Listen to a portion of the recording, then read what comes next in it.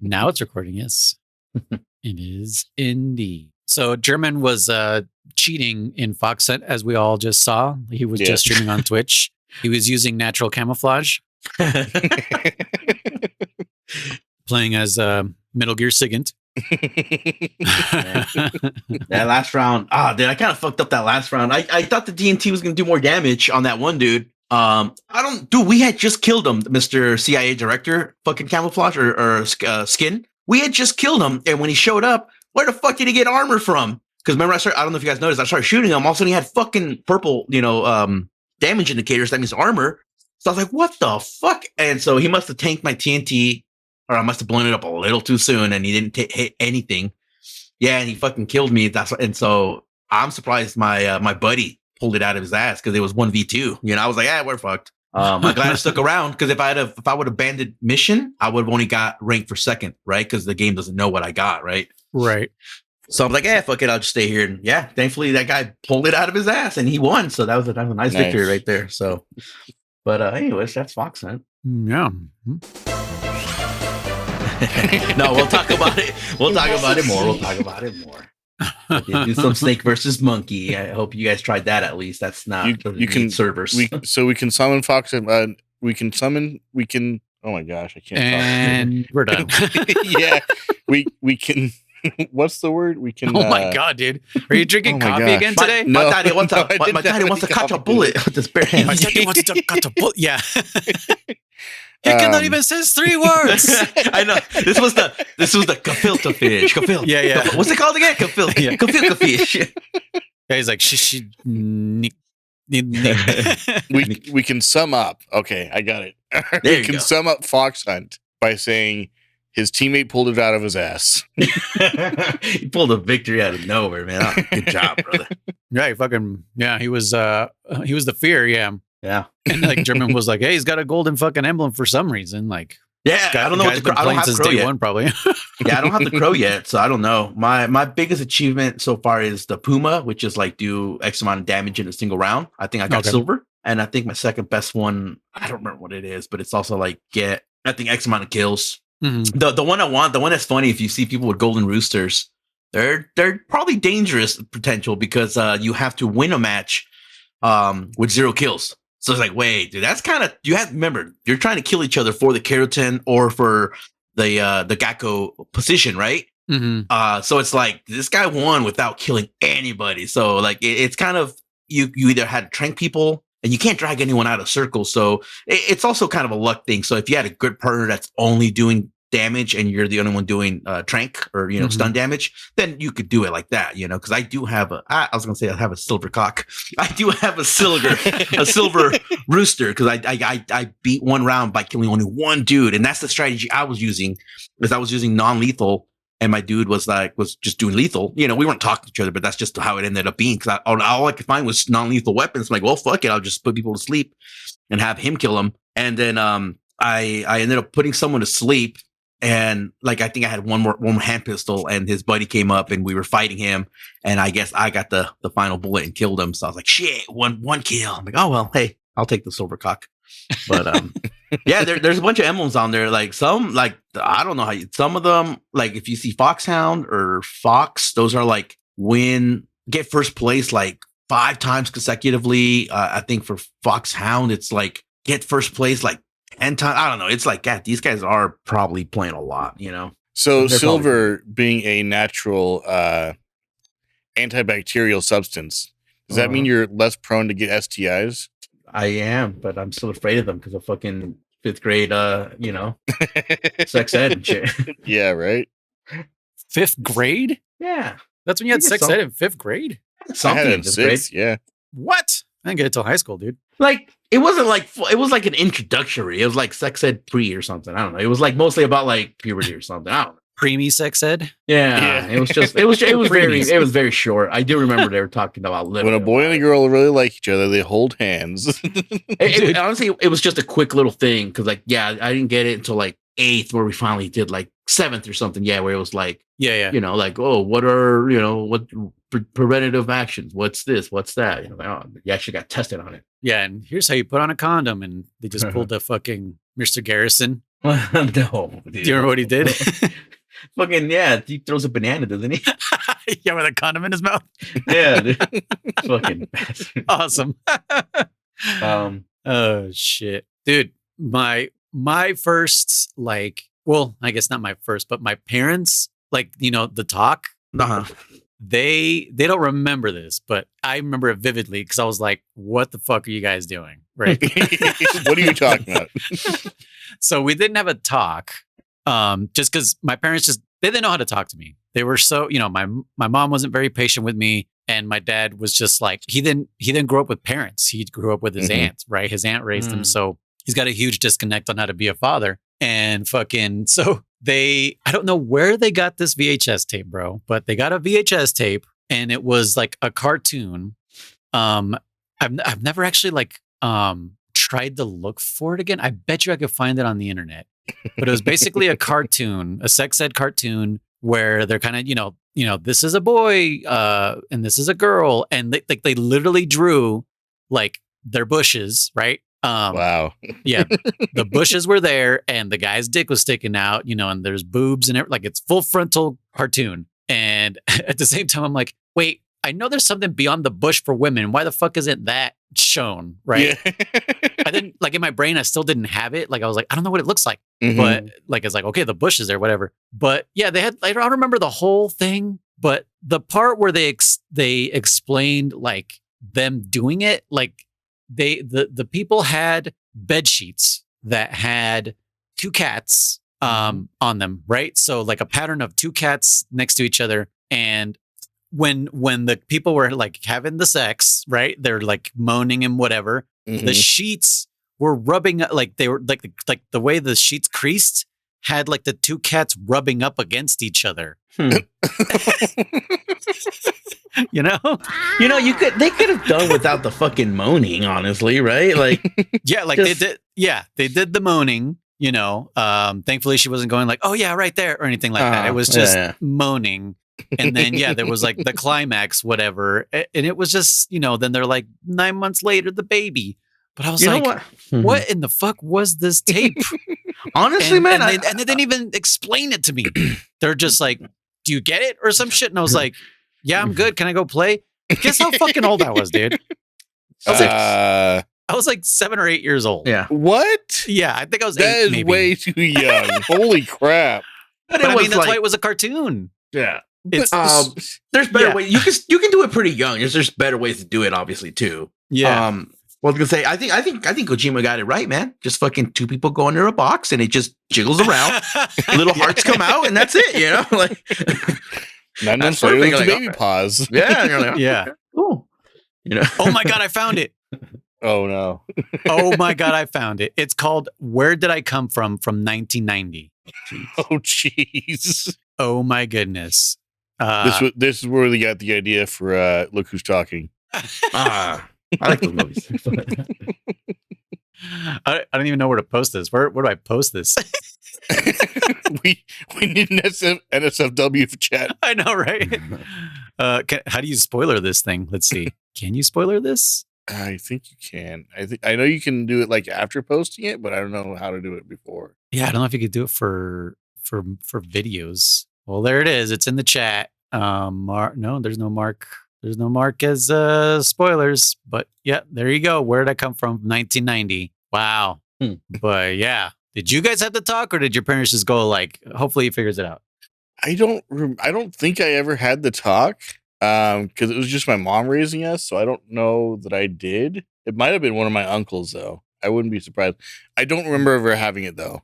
So okay. I had a talk saying I was young. Oh, dude, I was actually honestly maybe about your age. Yeah, I was either 6 or 7 for sure. Because I remember the apartment building that we were living at when we had a talk, and it was I was extremely super innocent / dumb. They're like, and it boiled down to this: is like, hey, like, question, does your thingy ever get long? Huh? Does it ever like? Yeah, I've ever noticed it get long. I'm like, I don't think so. When you're saving the mamacitas? Yeah, I know, right?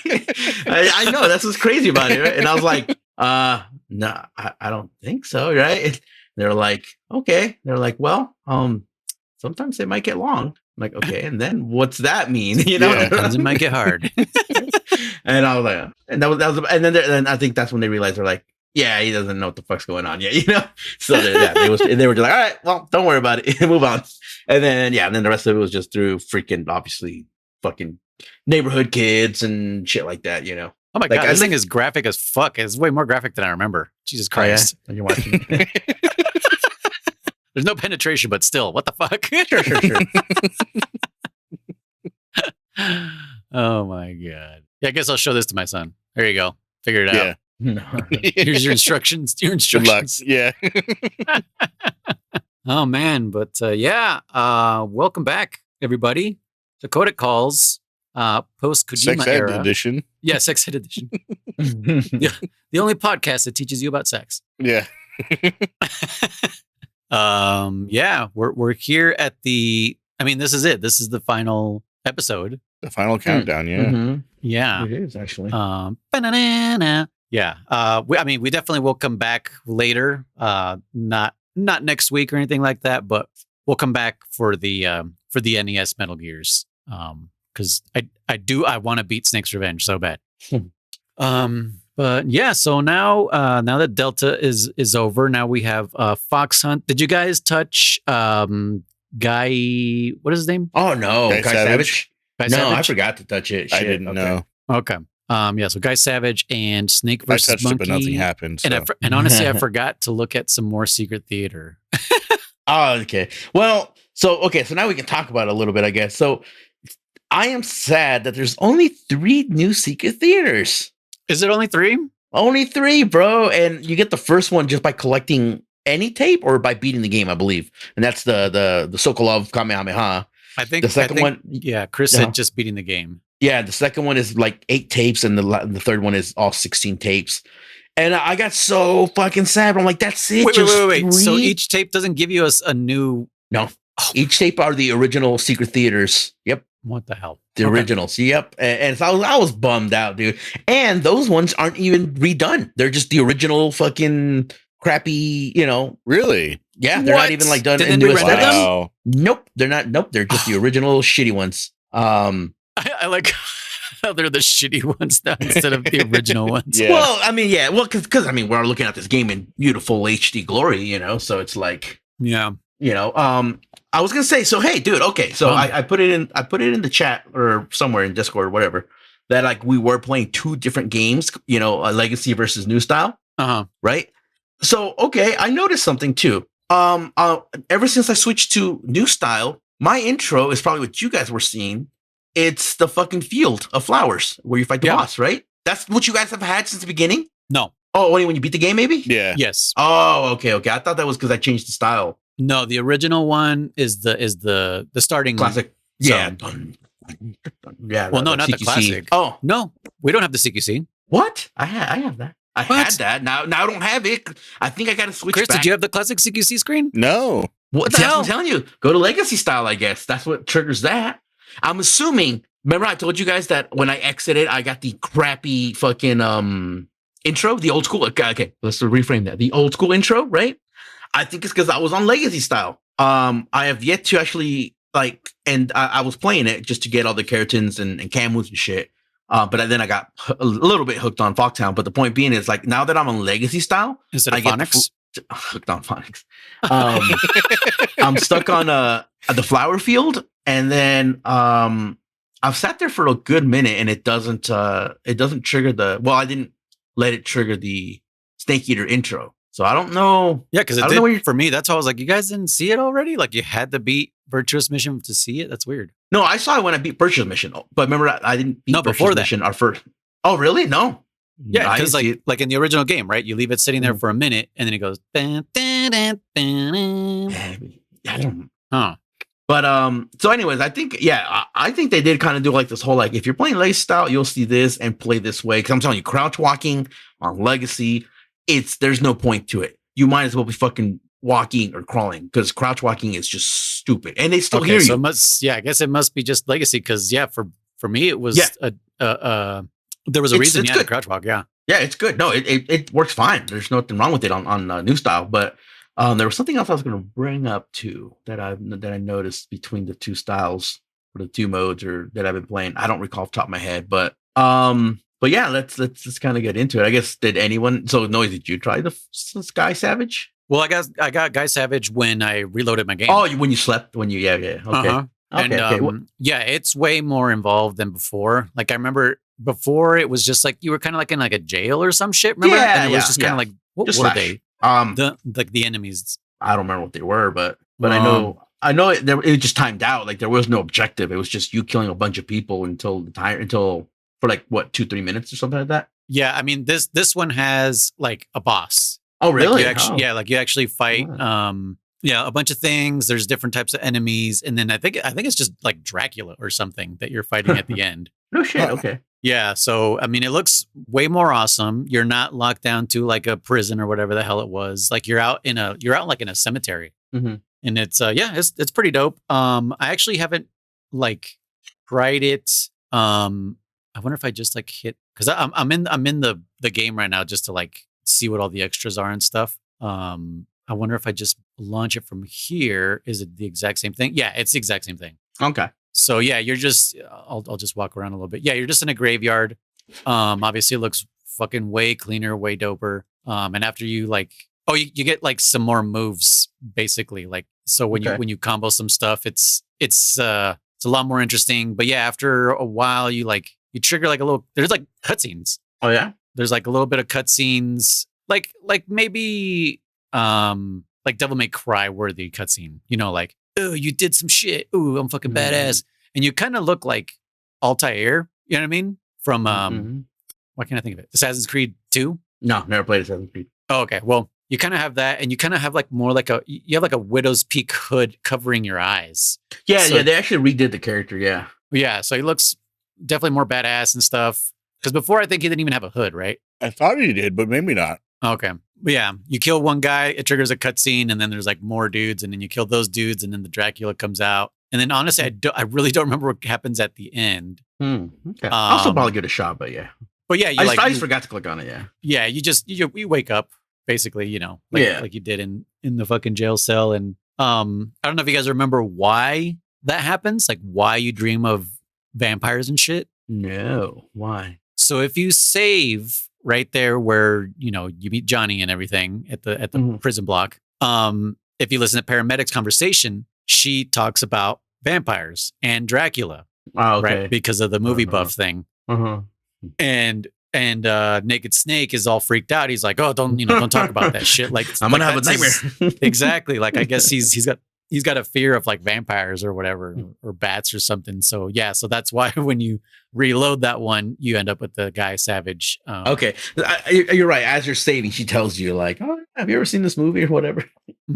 Yeah, that's right. And I think she'll only say that when you're there, right? She won't give you that movie anywhere else, right? No, nowhere else. Yeah.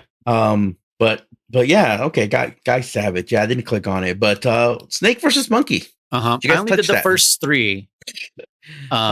Yeah, so I got gold on those first 3, and then I realized I had to feed my son, so I stopped playing. I was like, we need to eat. But that was early in the morning. I played the first 2, and I didn't even place. So wow. Well, now that you got to play it, though, what do you think? I love it. I enjoyed it very much. It's funny. It's goofy, right? Yeah. Did you notice you get like all the different poses you get when you're fucking grabbing the monkey? I did see that, yeah. They're so fucking hilarious. There's sometimes he'll do like multiple poses in one. Really? I don't think I've gotten that one. Oh, that's when you like if you get like within a certain AoE, like you'll grab multiple monkeys. Oh, that's right. Yeah, that's what it was. That's what that trigger. Yeah, I noticed that, which I was kind of useful for level 1, where it was like, oh, I was able to hit 3 or 4 of them, and they're dazed, and I jumped in there like, I like his little finishing pose too when he finishes. Yeah, that shit's like he gets all excited. And shit. Yeah. There's one pose on there I do want to talk about. It's 100% a tribute to Michael Jackson and Bubbles. Did you guys notice that one? His ape. Yes, his fucking chimpanzee, his bonobo or whatever that was. Yeah, like he's like literally hugging it, and they're both looking towards the camera, like smiling. And I was like, dude, that is 100% Michael Jackson. I thought it was hilarious. I only did the first one. Two. I did the first two. I like the idea of Snake versus Monkey. I do think it's hilarious. I just can't find myself to play them. I don't know why. I'm just like, I don't want to fuck these ass. I don't know. I just don't want to fucking capture these dumb monkeys. But I want to know what you get as a reward. So I'll just fucking Google it, I guess. But yeah, I didn't really play much of Snake versus Monkey. But I do appreciate they brought it back. I still hope they give us fucking Snake versus Bomberman. I hope they fucking finally, next year they're like, you guys get to play each other's crap now. Oh yeah, that's right. Because we got the collectible guys out there are the Astrobot. Yep, we got Astrobots. Yeah. Yeah. There is some like secret reward that I did not find. Because it's not the Astrobot thing. Because I thought that was like, if you get the Astrobot, you get like a secret reward. But no, it's something else. I don't know what it is. Really? Yeah. Fuck, I'm fucking trying to play right now. My controller's not working. Is it for like something you can use in game? Maybe. I don't know. Like if only, Rope. Well, I was gonna say I was gonna look it up, but I mean, I thought maybe if you knew that you were just trying to. No, I mean, yeah, go ahead and look it up. I'm trying to get this damn game going so I can fucking capture some more monkeys. But yeah, well, Apes. I'll look that up real quick. Snake versus Monkey secret reward. Hey, look at that Google auto search or auto field or whatever it's called. It says, and I'm disappointed. You get secret reward, banana cap gold. Oh, that's all you get, I guess. But what is that? What is banana cap? Because I've been getting regular banana caps. What the hell does that mean? Like it's camo? Yeah, I'm assuming it's just a camo because like you can put a crocodile, right? Damn it, just beat it. You get the banana and gold banana. I was expecting to unlock the monkey mask, monkey gun, banana camo at least. No, it's just banana cap. That's it. That's what they're saying. Huh. I got the banana camo when you beat the game, right? You get that one. Yeah. That one's new. I don't know if that one's in the original version noise, but it gives you it makes everything makes every food tasty, right? What does? The banana camo. Really? I did not I believe know that. Yeah. If you go, when you beat the game, you got a shitload of camos. By the way, speaking of, I wish for New Game Plus, especially in this day and age, there was a way to go in there and turn off some camos because, like, I don't want to go through this fucking giant list of like, moss and flacken and DP, and they're all like greenish. I'm like, dude, can I like just pick the one green I like? Like I don't need 6 green ones on my screen. But there's other ones on there that I forgot all about. You have the grenade camo, which makes grenades infinite. You get the mummy camo, which makes any injury that requires bandage, prevents any injury that requires bandages. So you'll still take damage, obviously. You have the banana one, which again, on this game, it says makes everything tasty. I don't remember if it was in the original. I could look it up in a minute. Then you also there's one camo that makes oxygen. You don't need, I don't know if you don't need oxygen or your oxygen is just twice as long when you're underwater. But yeah, these are all unlockables. You get a Santa Claus one, doesn't do shit, I believe. But it's definitely some extra camos that I know we didn't get in the HD collection. Yeah. So that was kind of nice to see those. But again, like going through them, like in your New Game Plus, you can definitely use them if you were really trying to just, I don't know, fuck around, especially with like the pain or something like that. That's the only time you would ever really use the underwater one or even the grenade one, right? Just sit there and spam grenades on his ass, right? Mm-hmm. Trying to think if there's other ones. I could have sworn there was one that if they shot you, like you blew up, but that must just been my imagination because I didn't see anything like that on here. I must be thinking of Majora's Mask, the Majora's Mask bomb mask. Is what I'm thinking of probably. Yeah, Snake versus Monkey. Like I said, unfortunately, that I'm kind of disappointed that the reward isn't anything better than just the banana hat gold. I guess. How do you get the mask then? Is it just available, or is it? Oh, the monkey mask and the I think those are DLCs. Oh, you got to buy them. Yeah, bullshit. That's bullshit. Do we know if you have to fight the fucking Metal Gear monkey, or is that just like aesthetic? Is that just there? Has anyone tried it? It's the next one, which is the one I was going to try to fucking do, but my goddamn controller's not working. But I guess I'll do it with fucking mouse and keyboard and see what the deal is.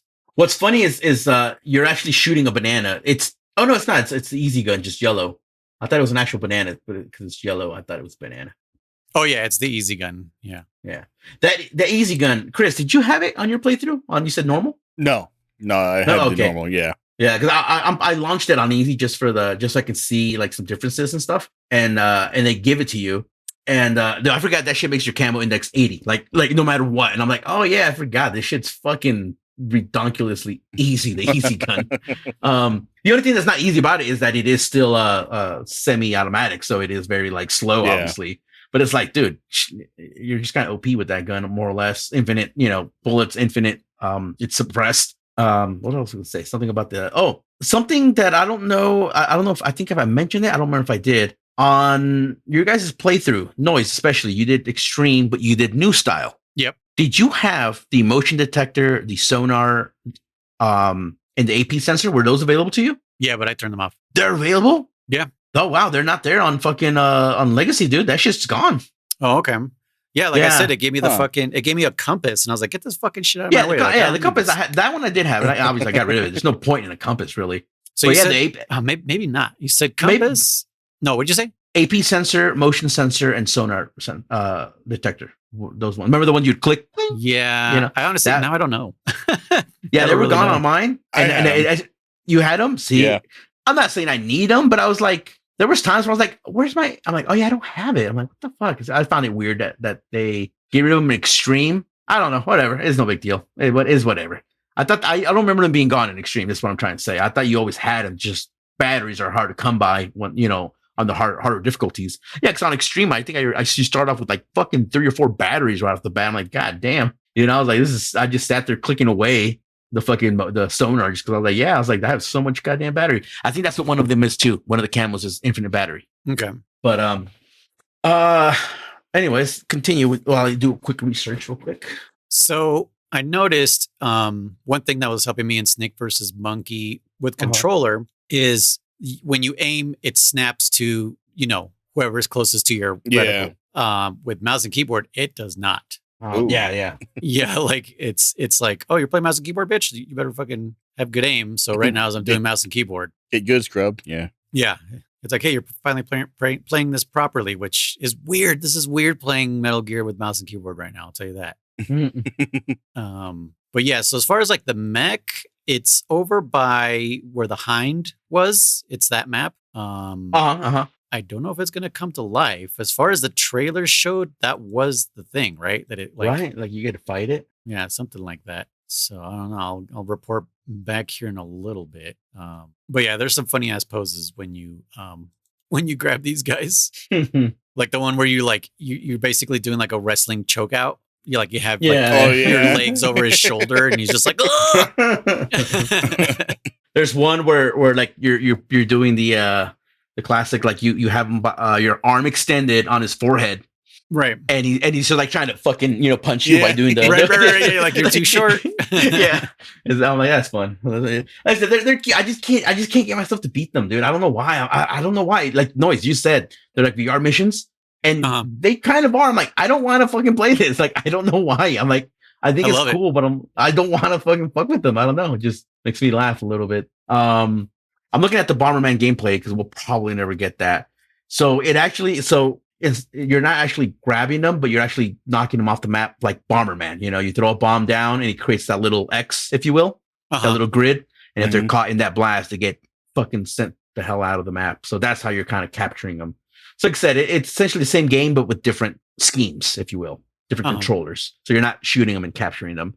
But I wish we'd get it. There's no probably later. 2025, man. There's no reason to fucking have shit like this, dude. Again, in launch, there's no reason to not have crossplay. There's no reason not have crossplay. That too. I thought it was crossplay. There's no reason not have crossplay. I think we all did. I'm all for like, like remember Soul Calibur, right? Where it was like, the Vader fucking, and Yoda thing. Yeah, and Link, right? They're like each one gets your own.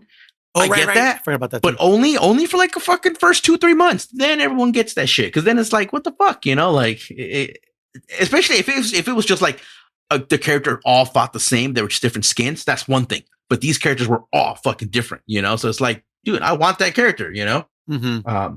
So even I'm gonna bring up a big taboo, fucking Call of Duty.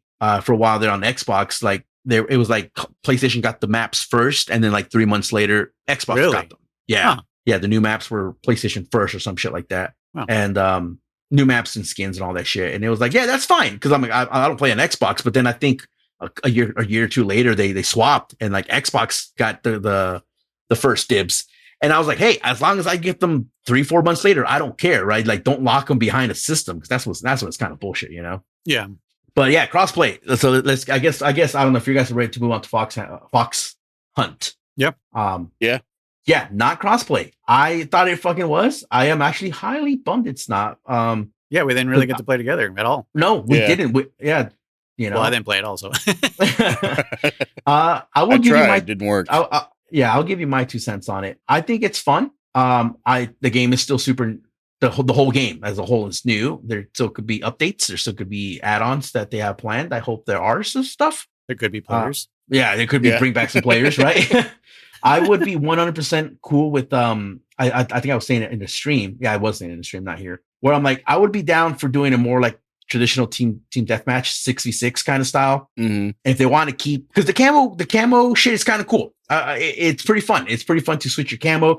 You believe it or not, in the trailers, I was like, there's no way that like you're gonna fool someone with this camo, dude. No, when you're fucking playing and you're like actively trying to capture the Gakko or find ammo or whatever, you don't see that motherfucker laying next to you. You know, you don't see that guy wearing obviously the banana suit. I would hope you'd see that, but sometimes you don't see like the guy wearing the rock camo against the tree because your brain doesn't see it. You know, you're like, oh shit, like I'm trying to find ammo or something, you know, or you're running from some other dude and you don't see that guy that's right next to you.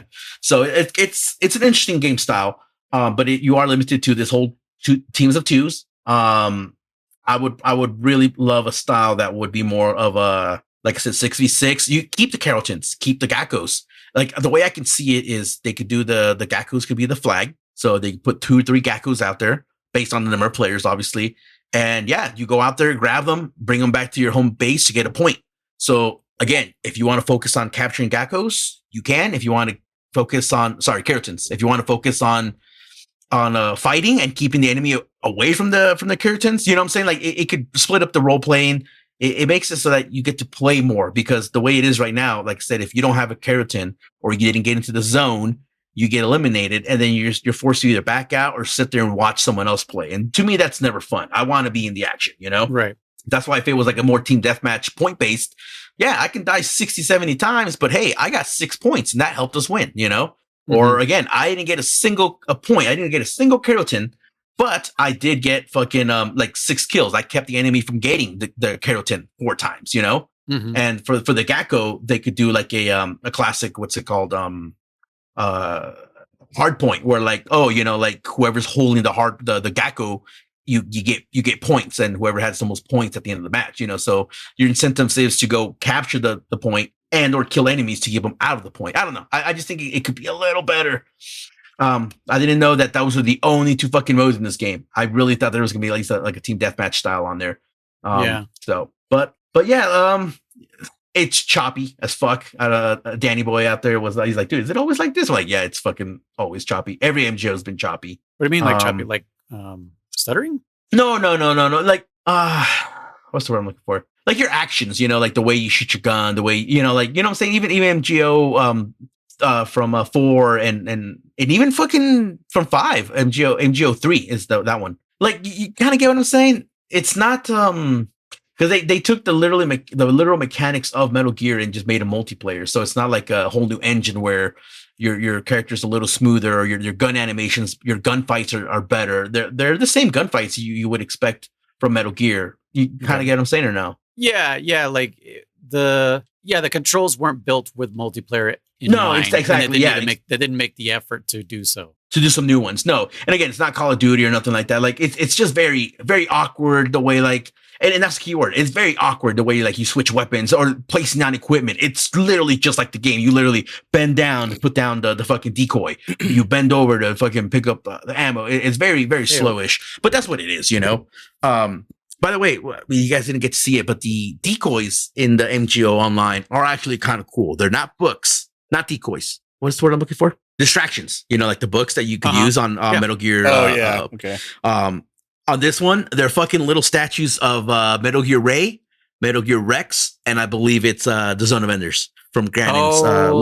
Fucking god damn it, what was Rising? Rising had those? Yeah, Rising Revengeance had like these little hologram statues. The holograms of was it a Ray in them? I know for sure the chicks, But, I don't know exactly what it was, but but that's what I mean is that it wasn't magazines, it wasn't inflatables, it was little statues. Yeah. This one, that like those little statues, and they're pretty cool. It's funny as hell. You can see them, but like sometimes, someone places them in the right spot. You turn that fucking corner, and all of a sudden your character's like, ooh, and you just sit there and stare at it. It's fucking hilarious. They do have decoys where you can actually throw a physical balloon decoy of you that will mimic, I believe, whatever camo you're wearing.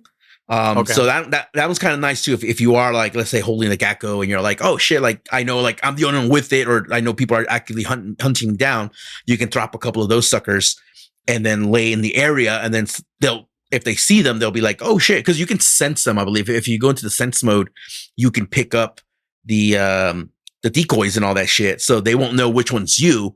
And if they shoot it, it is like a flash grenade. If they shoot the decoy, it'll blind them. So it gives you a chance to either get away or just still pretend you got away and stay there, So it's interesting. It's definitely an interesting game style. I just wish I could play with you guys. I wish I could play longer than fucking, 5 minutes sometimes. Cause sometimes you get fucking eliminated right off the bat. And you're like, well, I guess I'll fucking, you and your team member get eliminated instantly. Mm-hmm. Like you said, Chris, I sometimes have to wait also 5 minutes for a match to launch just to get eliminated in the first fucking minute, the first 2 minutes, and then back out and then wait another 5 minutes. I hate that. That's downtime. The thing though, is after 5 minutes, it just tells me like, nope, there's no one to join. Sorry. It kicks me out. Like I cannot physically wait longer. That's crazy, dude. That's just goes like, thanks for calling. Yeah, pretty much. Yeah. That's all lines are busy. Please call back again later. Like, cool. When? And you said you saw there was 12 people online or something like that? Yeah, it said like 12 people were available, and I'm waiting. And I'm like, okay, it's because it's doing matchmatching. Well, because they're already in a match. Because remember, the max you can have is 10 players. So Jesus. There was two people waiting. You should have stuck in there. Two of the people. I know. That's sad that there's only 12 people on Steam right now. Oh, shit. It's fucking nuts. Yeah, no, but freaking, but on mine, the longest I've had to wait was about 3 minutes. I've never actually got a timeout, but yeah, it'll be like, still haven't found anybody. I'm like, whatever. You just sit there and just practice your combat, fighting the damn target practice and all that shit.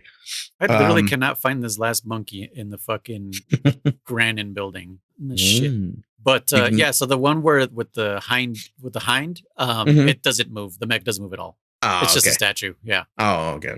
I don't even know what that would have been, but that would have been like a sick, like a metal, an ape gear. Yeah, dude, that would have been dope. Metal ape. But based on what you saw, Chris, on my gameplay, like, what did you think of MGO?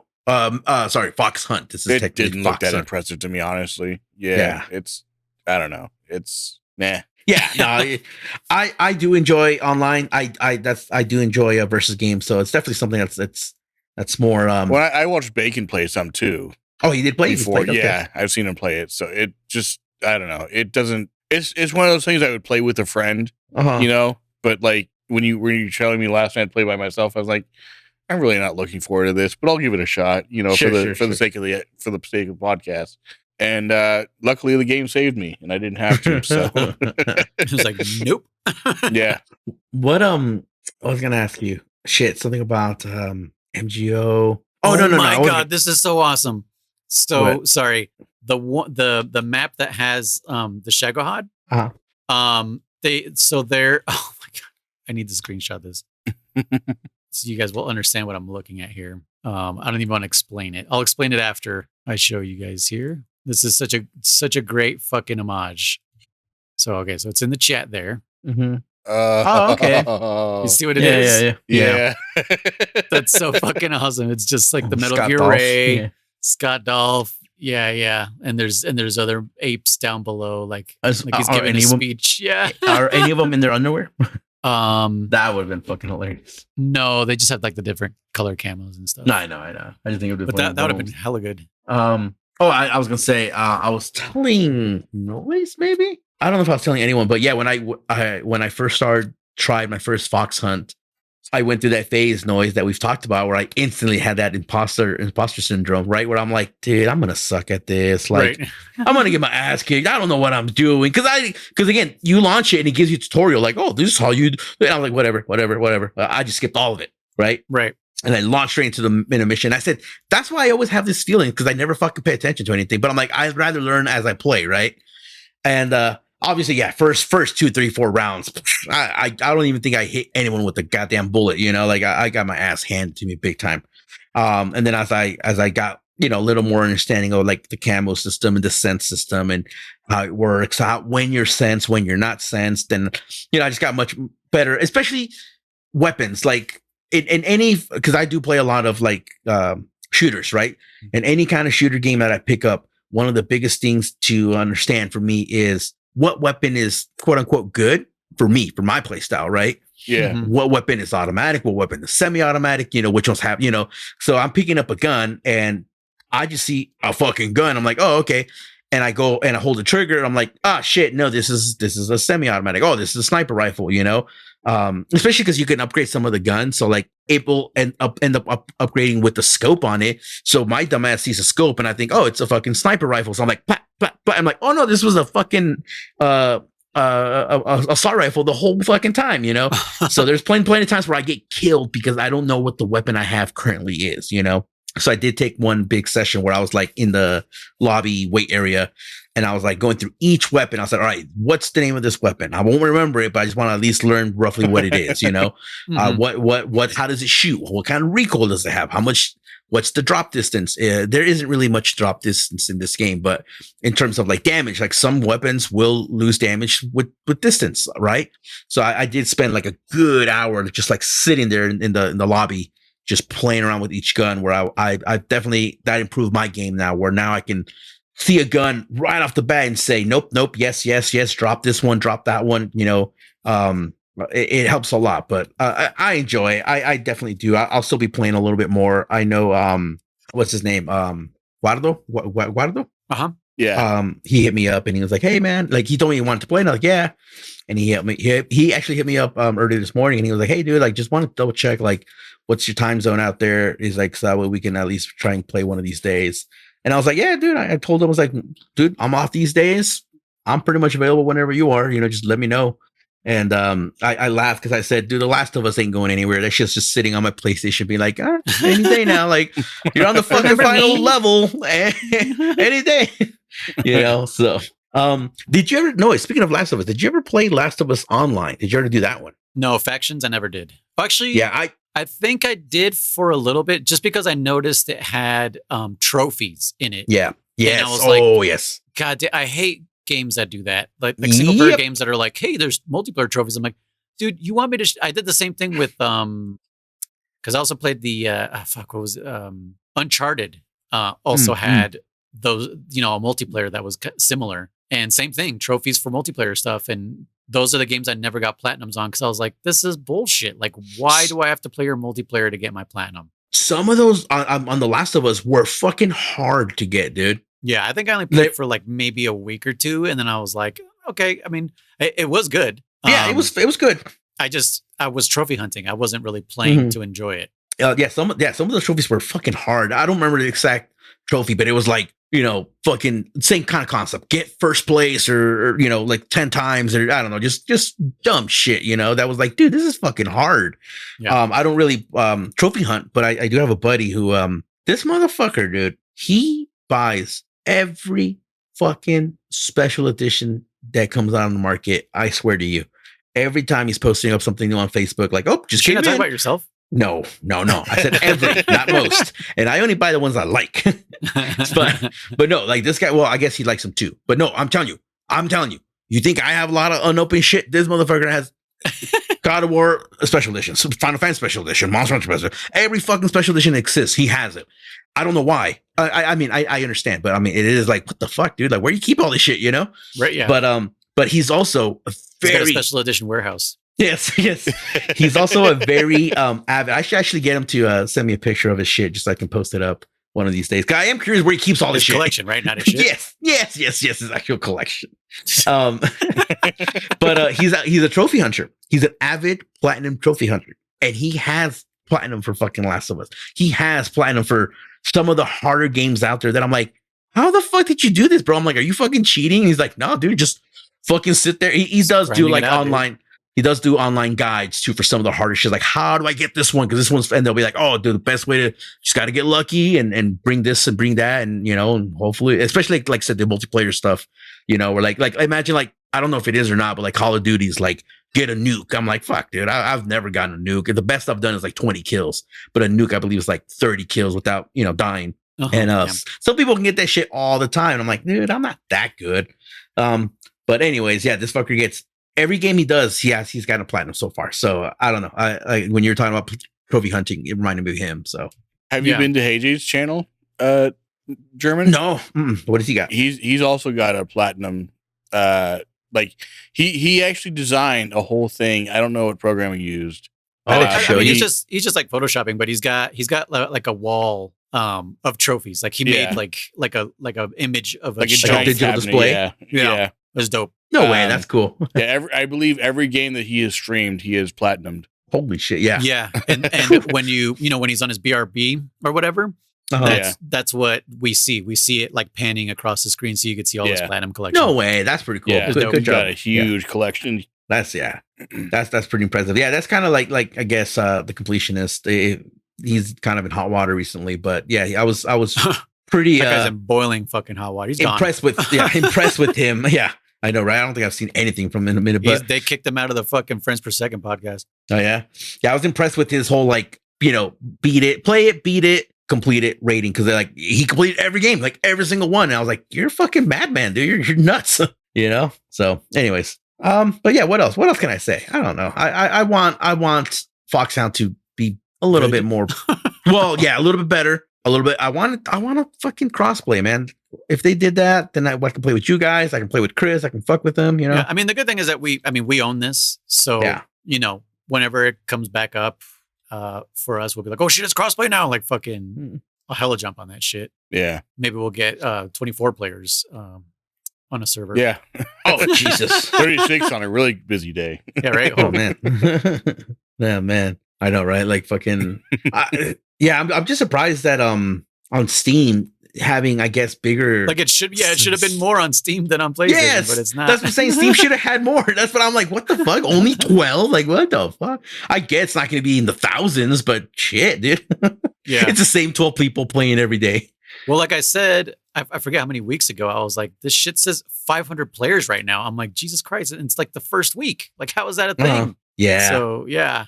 If they had rewards, and then for every level you gain, so you get XP at the end of every match, no matter what, based on what rank you got, what how many kills and shit like that, right? Every level you get 100 coins. I forget what they called it. I think it's called Fox Hunt coins or some shit like that. And you spend 100 coins to no. What'd you say? You spend battle points. Oh god, that's what we had to survive. Yeah. Oh, battle points. Yeah, that's right. Yeah, what are they in 5? They're fucking beats me what they're in 5. PB coins or some shit. Beats me, dude. Phantom Pain coins, yeah, PP coins. PP coins. What the hell is that? Hold on. There's so the last Snake versus Monkey thing is the boss is the field, right? The lilies or what? What are they? Daisies? Daisies? Okay, yeah. No, they're Flower of Bethlehem, isn't it? They're what? Oh, I think you're right. Star of Bethlehem, something like that. Something about Bethlehem. Oh, okay. But yeah, I just posted it. There's a fucking radio on a branch. I can't shoot the music. But no, but that's weird. For the ambient, Yeah, but that's so weird. Like, no. I tried shooting it because I was like, oh, is this the secret? But I guess not. But what was I saying? Something about the coins. Yeah. No, you're fine. Yeah, you level up and you get the level up doesn't increase your stats or nothing like that, which is fine. I understand, because otherwise, the people who have been grinding would just be demolishing you. But you use those coins to get a loot box, literally a loot box of camos, skins.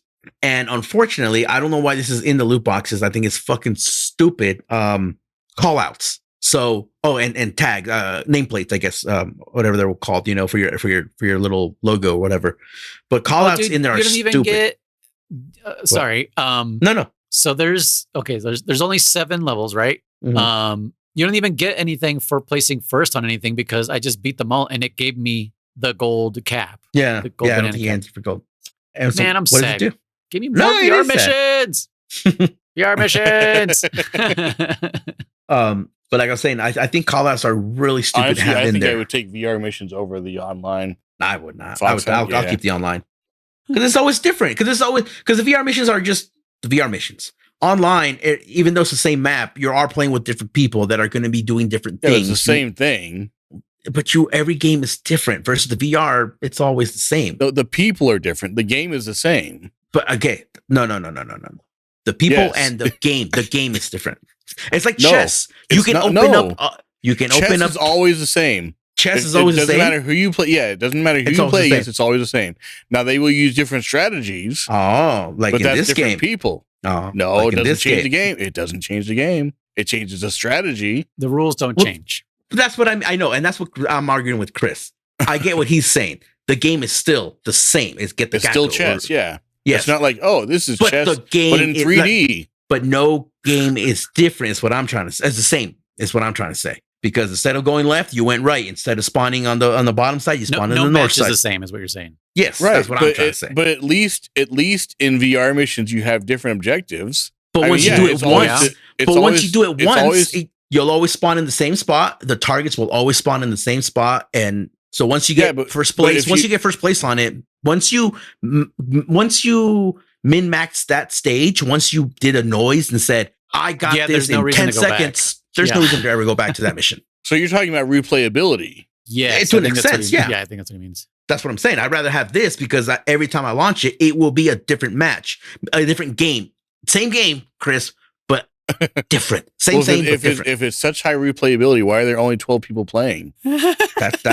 That's unfortunately not my fault. I think I'm the only person in the world also that will go back to VR missions. Like, I don't think anybody else who have ever seen that the Snake versus Monkey doesn't have replayability either. Like, which one? No, I'm done with it already. I don't even care about getting first place now because now I know that I'm not going to get anything for it. Yeah. I mean, at least when I did VR missions, which sucks that I did it on the PS3. That doesn't give me any kind of platinum. It's like now I have to do it on Master Collection. But yeah, I don't think there's anybody else in the fucking world that got Master Collection and was like, ooh, VR missions and did all 300. You know what I mean? Mm-hmm. So yeah, I don't even think VR missions has replayability either, unless you're like me. Replayability. So I know what Chris is saying. Like, if they gave you like 500 and they were all special and unique, I would take. Remember the ending of the VR missions, the whole like, who was the suspect, who's the murder victim, and all. I love that. That shit was fun. I will take 100 of those. I'll take 100.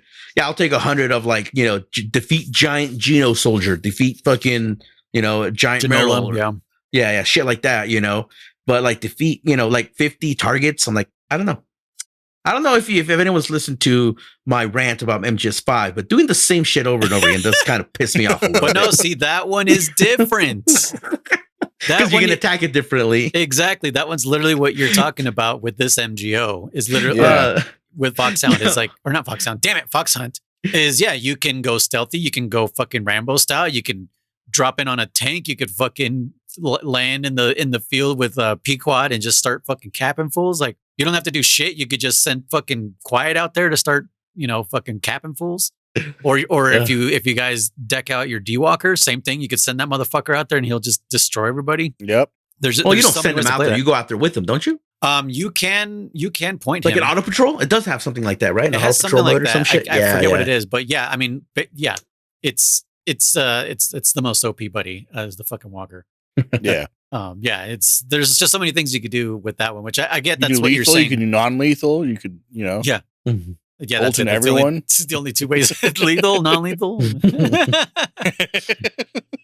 But yeah, I get what you're saying. Well, you can do semi-lethal because you can injure them and then Fulton them. That's true. You can, or you could just not Fulton them. You just shoot them in the kneecaps like Terminator. Like he'll live. Or do like German that one time and just torture them. When he was experimenting and then he died. What was he experimenting on? You were trying to like something about like getting them to, I don't know, I don't remember what it was, but you kept shooting them in the hand and ended up bleeding out after like 3 or 4 times. Oh, yeah. It was towards, I was done. I was like, I'm going to fuck him. No, they would just bleed out. That's what I was doing eventually. I would just shoot them with the sniper rifle in the fucking foot or something. They're like on the ground, like, I would just keep going, like, whatever. He died. I don't care. I didn't kill him. I didn't kill him. Bleed out. Right. I didn't kill him. Gravity. Blood loss did. Yeah. I created the hole, but whatever.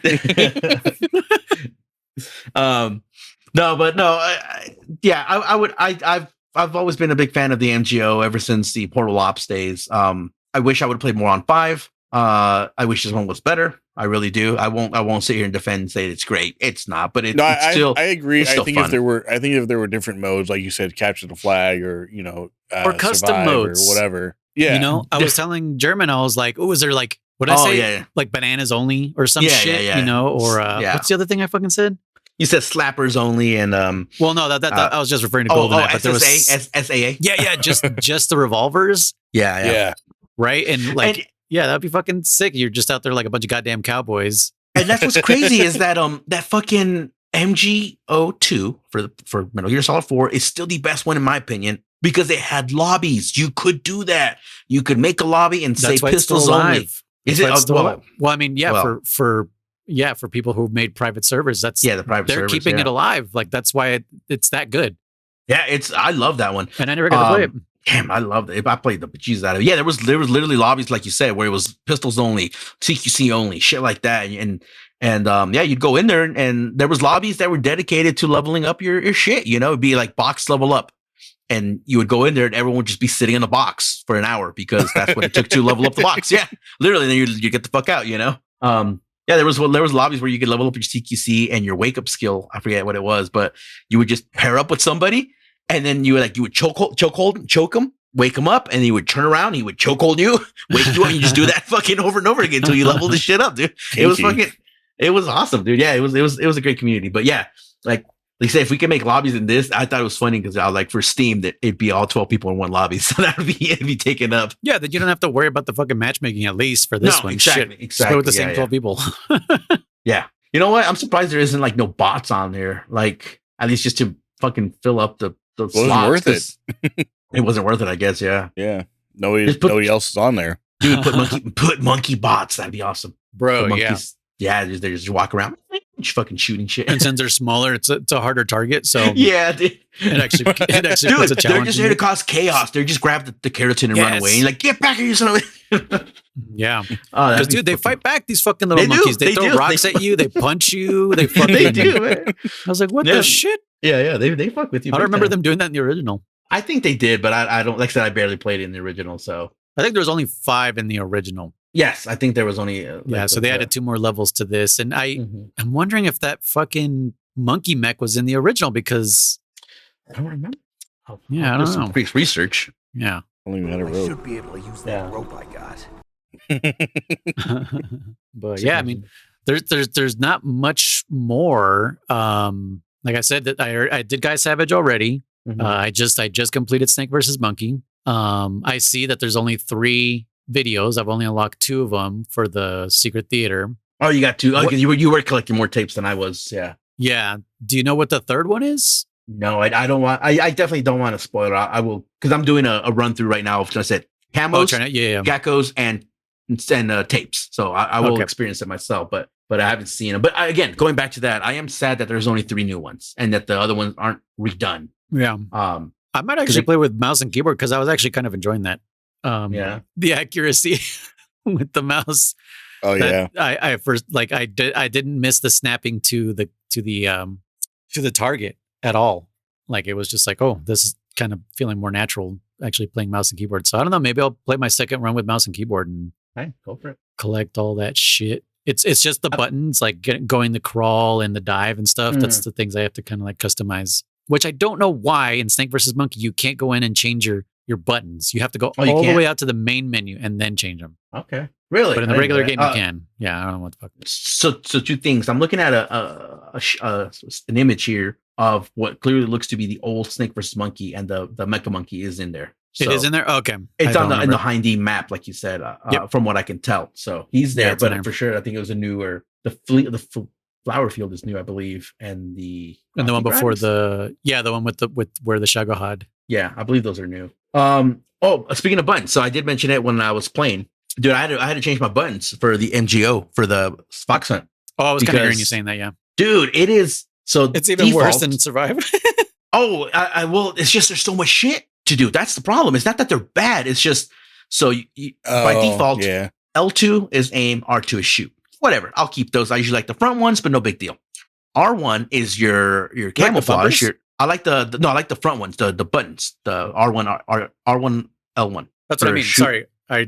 Sorry. I'm now calling them bumpers because of fucking Xbox controllers. But Xbox, yes. Yeah, bumpers versus triggers. Yeah. Or yeah. I used to like the bumpers when it was PS3 because the triggers weren't shaped like triggers. Mm-hmm. They were so slippery, kind of. Like I could never shoot right, so that's why I did the front ones. Mm-hmm. But since PS4, I've gone to the triggers, so I haven't gone back. But it is quicker because you don't have. There's no distance. Nope, there's no distance. Now you can always change. This one you can change the trigger sensitivity, and it's already like all the way up. So yeah, you barely touch the trigger, and it's good to go. It's like whatever. So that's why it's not the end of the world for me. But it's L aim, R shoot, and then R1 is your camo, your AT camo, and then R1 is your senses, right? And you're like, okay, all that shit you need, all of that shit you need to play, and then you have left on the D-pad is your item menu. Right on the D-pad is your weapon menu, right? And then fucking use an item is click L3, click R3 is something. I don't remember. The point is, I was like, this is fucking killing me because if I'm trying to like switch weapons, I got to take I have to use the claw. I straight up still have to use the claw to get to the D-pad, right? But because like I would use the D-pad, my trigger finger to then go to left or right on the D-pad so I can switch between items or weapons. But now I'm not on the aim button anymore, right? And that's use the middle. At the point I was like, I'm switching this shit around. And I've been doing much better since I switched it around. But also it's still killing me because I did develop a little bit of muscle memory. So there are times where I'll be like trying to switch my camo and I'll be like, pushing the L1, which I moved that to be my weapons button. And I'm like, God damn it, no. And then I'll be like, how do I fucking, I'll push R3 to use the item. And R3 is now L3. And L3 is now my camo button. I'm like, God damn it, no. So I did switch them around, and I had developed a tiny bit of a muscle memory. But I don't know how anyone can play Fox without switching the buttons or having extra, like the back paddles, because I said, left and right for your items and weapons. It does not work when you're actively trying to fight somebody, Yeah. And I mean, it sounds like they're like the modern controls, right, Chris? It sounds like the way he's describing them. Yeah. So it sounds like it's the left and right. That, but definitely the left stick and right stick. What the hell did they do? I think they switched your shoulder. I think so. Stick. Yes. Yeah. Really? Okay. Well, like I said, and can't think of what left stick did. I kept clicking it, wanting to sprint. Because I wanted to sprint and I fucking couldn't. Use the sprint button for sure. No, but except, but then you don't have the AT camo in the game, so that's why L1. What was L1 for you guys? Stock. That's what it is. What is? Yeah, stock. Yep. But that's L1. Yeah. In Fox Sun is your camo, so that's what's changed for sure. Too. Okay. Yeah. I was like, what the fuck is it? Yeah, it's still stock in the legacy style. So, but no, like I said, I enjoyed it. I'll still play it some more. I'll be playing it on. Like I said, I plan on playing with Juego. What's his name? Guardo. Juego. And fucking call them Lalo if you want. That's it's the same thing.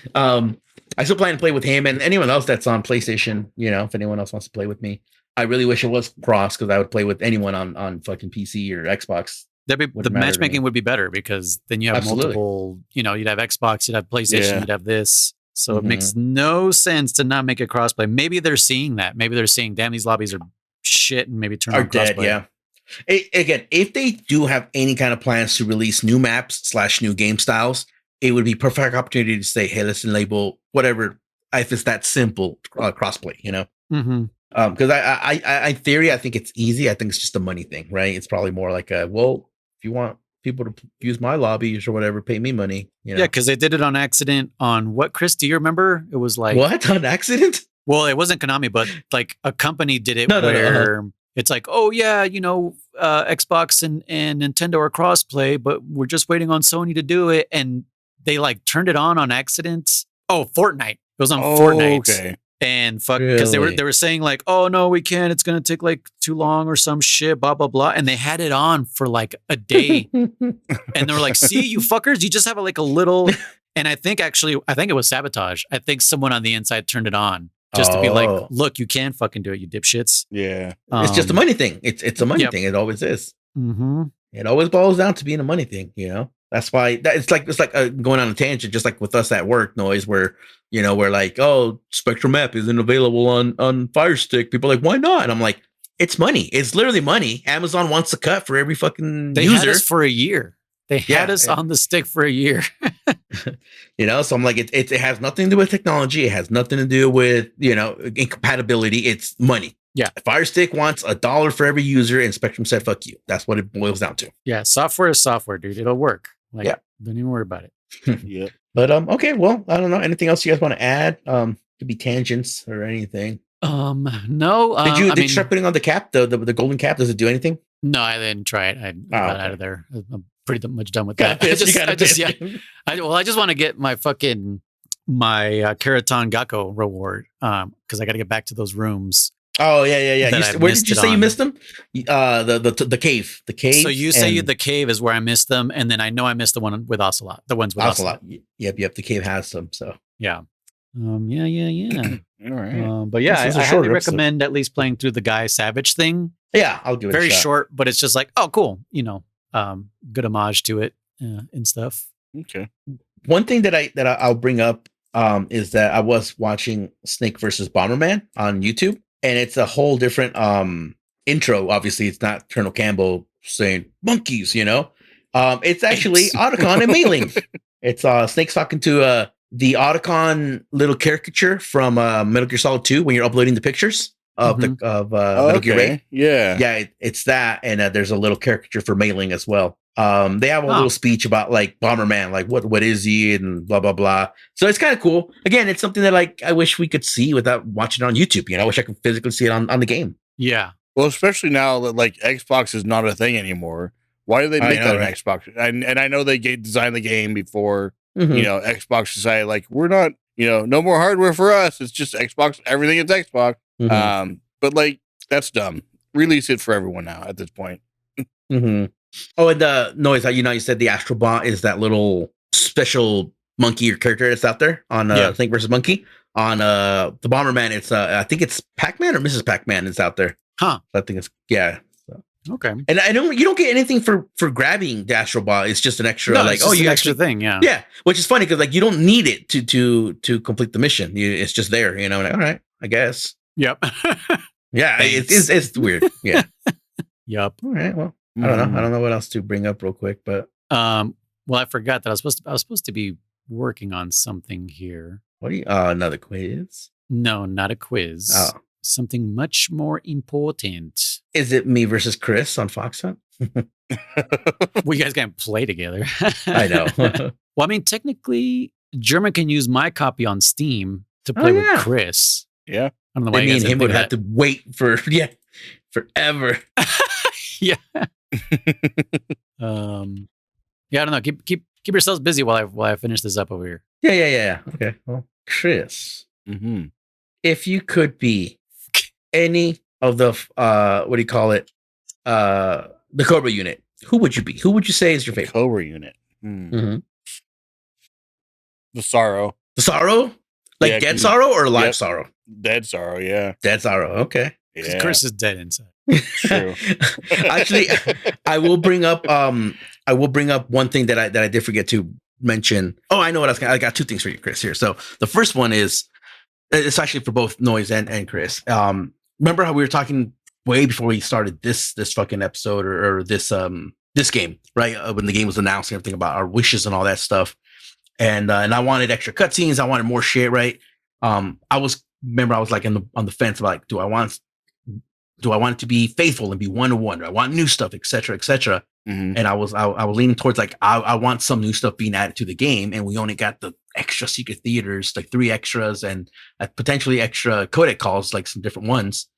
But it brings me back to something I mentioned when we played Snake Eater the first time. And that is that I kind of wish the bosses had a more of a phases instead of just how they currently are. The only one who actually has any kind of phase is fucking the Pain. He starts off regular, throwing his shit. You do half damage to him. Then he takes off his mask and he starts doing his bullet piece, right? Second phase. The Fear doesn't have a phase. He's just the Fear, just does the shit, just jumps around. Yeah.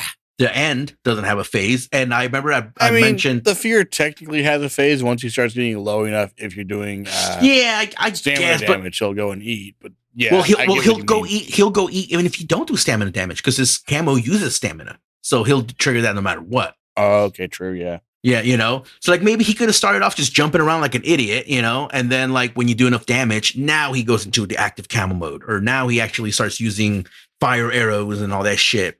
More poison arrows, different attacks, just I don't know, just switch him up a bit.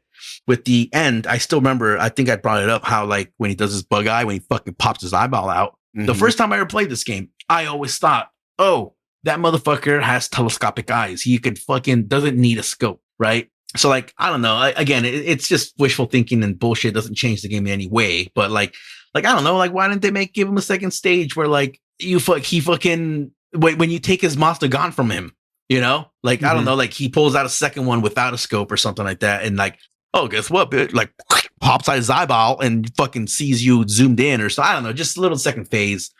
The fear, I don't know. I guess whatever. Again, I just wish they would have changed the bosses up a tiny bit. Now I did notice. Noise. I don't know about you, Chris. I'm gonna ask you the Fury. I could not hear his footsteps. I could not hear him chugging along the hallways like I did in the HD version. I can hear him breathing hard. That's what was giving him away. Chris, I heard him walking. I couldn't tell how far away he was. Okay, but I could hear him walking. Yeah, and I remember hearing him walking in the HD versions and the original version. Right, I remember hearing like the kind of like what's his face, Vulcan Raven, right? Where you can just hear him chugging along. Yeah. So I remember using that to be like, oh, he's over here, he's over there, and shit like that. I don't have the motion sensor or the sonar or nothing like that, but you could also use that to be like, blink, and see where he's at or whatever. Or when he was moving, you'd be like, oh, there he is. He's to my left because he's the only thought that's moving. Yeah, in the stream, dude, like his armor, his steps were almost non-existent. Like they were you couldn't almost hear him. So I did notice they changed that up. But Chris, I remember I'd asked you were going to bring something up about this game, and you said you wanted to wait till we were done with it. And I told you that the only reason I would potentially buy it for PC was for a specific reason. You'd asked me what it was, and I told you I'd wait till we were done with it. Do you remember what you were going to bring up? Oh yeah, I said it, that this game was not worth $70. Oh, that's what you're going to bring up? Okay. I didn't know that's what you said. Yeah. So I think it's funny because I was like, you're like, oh, you're like, what would you why would you buy it for PC and shit? And I think it's funny as hell because I'm like, dude, the only way I would ever buy this for PC is because, and I told you it was what was it? It's not even a guaranteed, right? I was like, there's still a potential, like maybe, right? Yeah. And it's mods. That's the only reason I would almost maybe buy this game, because there's one mod that I would really, really want if it doesn't already exist, and that's a endless fight with the boss. I want no timer. Take away the timer. Take away the timer. Fucking make her harder, make her regen life. I just want to have an infinite battle with the boss. I just want to sit there and CQC her, and she can CQC me till the end of time, dude. And that's not a guarantee. That's why I don't know if I'd buy it, But no, like, or even mods where like when you CQC her, like quick time events, like, oh, triangle, circle, square, and if you fuck up, she fucking knocks you out, like for that boss, like they did add a little extra, but I want to go even more beyond that, I want like it to be like a fucking 10 prompt CQC with her, like the cinematic version of the CQC, right? Where it's like, grab your arm, twist it. Nope, I backflip. Nope, I got you. I want that in the actual battle with the quick time events. If you get all 6, 7, 8 successful, you knock her down. If you don't, she knocks you down. And I want that forever. That's the only way I would buy this game on the PC, is if someone modded it where I can fight her, forever. Okay. Because we all know how much I love. I got a question for you, German. What? So Cobra Unit versus Foxhound. Ooh. Who Which would Foxhound? Which Foxhound? From MGS1. MGS1. Okay. Yeah. Who would win? I think I gotta give to I'm just throwing this out of my ass right off the top. Foxhound. I'd give it to Foxhound. Psycho Mantis is already, pretty strong. He could really fuck with a lot of people. The Fear, I think what do you got? You got fucking Vulcan Raven could probably take out, obviously, what's his face? The Fury. Especially if it's like in any way similar where like he's fucking holding the Vulcan cannon, no one would really stand up to that, but let's just pretend, flamethrower versus Vulcan cannon. Like, yeah, fucking Vulcan cannon, Sniper Wolf versus the End. Oh, Sniper Wolf, because he'd be fucking staring at her tits all day. Do you remember that secret theater where fucking Deanne is in love with Eva, and he's always tagging along next to her? You guys remember that one? Oh yeah. Okay. He falls in love with Eva. I think that was pretty funny. But yeah, that's my vote. I think Foxhound from MGS1 would take it. What about you? I agree. Yeah, Okay. I think it would be a little closer than that. Okay. What do you think would take out who? Well, I think that the Sorrow would have a huge advantage over Psychomantis. You think so? I think so. I think you're potentially right there. I know for sure Psychomantis would have a huge advantage over the other Cobra units. Yeah. But against Cesaro himself, yeah, I think Cesaro. Because I was imagining like deathmatch style, but if you're imagining like 1v1, one match at a time, that's different. Yeah. You're Deathmatch, I think I still think that original Foxhound would have it. But I think if it was like a series of 1v1, it would be a lot closer. Who do you think would like I'm thinking about it like Bleach style, like 1v1, right? So who do you think would take out who? Like I already paired up two snipers. I already paired up Vulcan Raven I don't think the end would lose to Sniper Wolf. You don't think so? No, just because of his camouflage. But it depends. It does depend where they fight, because if they fought in fucking the snowy fields, the end can't fucking photosynthesize there. He's fucking screwed. Right. Let's put him somewhere neutral then. Let's put him inside a well-lit building, with windows or whatever. Okay. I still think the end has it. You think the end has it? Huh? Yeah. He is pretty quick for an old guy. I'll give him that much. Yeah. Well, his flash grenades, if she's looking at him down the scope and he flashes her, well, okay. More ways than one. If she flashes him, yeah. Did he get stuck in the because even in our fight versus Sniper Wolf, like she just ran back and forth. Yeah, and that's a mechanical feature though. You got to admit that, right? Yeah, but what about Twin Snake's cutscene Sniper Wolf? Now, if she's into old guys at all, she won't let him go that easy, right? She'll hunt him down. But what about? Okay, hold on. Who's the Fear fighting? The Fear is fighting who? Fucking Decoy Octopus. Yeah, what is Decoy Octopus's skills? Roll have computer skills. Not skills. Camo, but like. Well, I guess you could put Fear against Liquid Snake. I don't know. I guess. Or would it be the boss versus Liquid Snake? Oh, dude, no, man, boss versus Liquid Snake. The boss has that easy, man. She'd fucking school that guy. You think so? Because Liquid Snake was better at CQC than Solid. But Solid Snake was weak at CQC, so I mean, yeah, that's true. I don't know. It's hard to say. And and with that said, the boss is better than Snake, I would argue, which is not saying much, but than Solid Snake. Yeah. Oh, okay. But again, I was gonna bring up the old factor in there, but it's also like the concept of I told you, I don't remember what Codec Calls said it, but that Snake said that he technically learned it but refused to use it because it was Big Boss's technique, right? So like Liquid learned it and knew who Big Boss was, knew his whole history and didn't give a fuck. He still continued to use it. That's probably why he's good at it, because he didn't say like, I'm not going to use this. He was like, I don't give a fuck. If it gets me closer to killing Big Boss, and so be it, right? Yeah. Mm-hmm. But I think the boss would have it, dude. I think the boss would have Liquid. I really do. There's no way. She's my bae. There's no way she would lose to that fucker. No way in hell. But yeah, no, like the fear. Again, you would have to tag him up with it'd have to Decoy Octopus. Yeah, and we didn't see shit about Decoy Octopus. His biggest skill was being able to imitate anybody, including their blood, and that'd be it. So that's kind of suck. We got a message here. Maybe Ocelot actually. Oh yeah, I forgot Ocelot is. Oh, so it can be he is Foxhound versus Fear. Yeah. Okay, I like that better. Ocelot versus the Fear. Old Ocelot, right? Old man Ocelot. Yeah, Ocelot. You think Ocelot has it? I think so too, because he is very good with that revolver. He can not bend bullets, bounce bullets, ricochet bullets. Yeah, he can ricochet bullets. Yeah.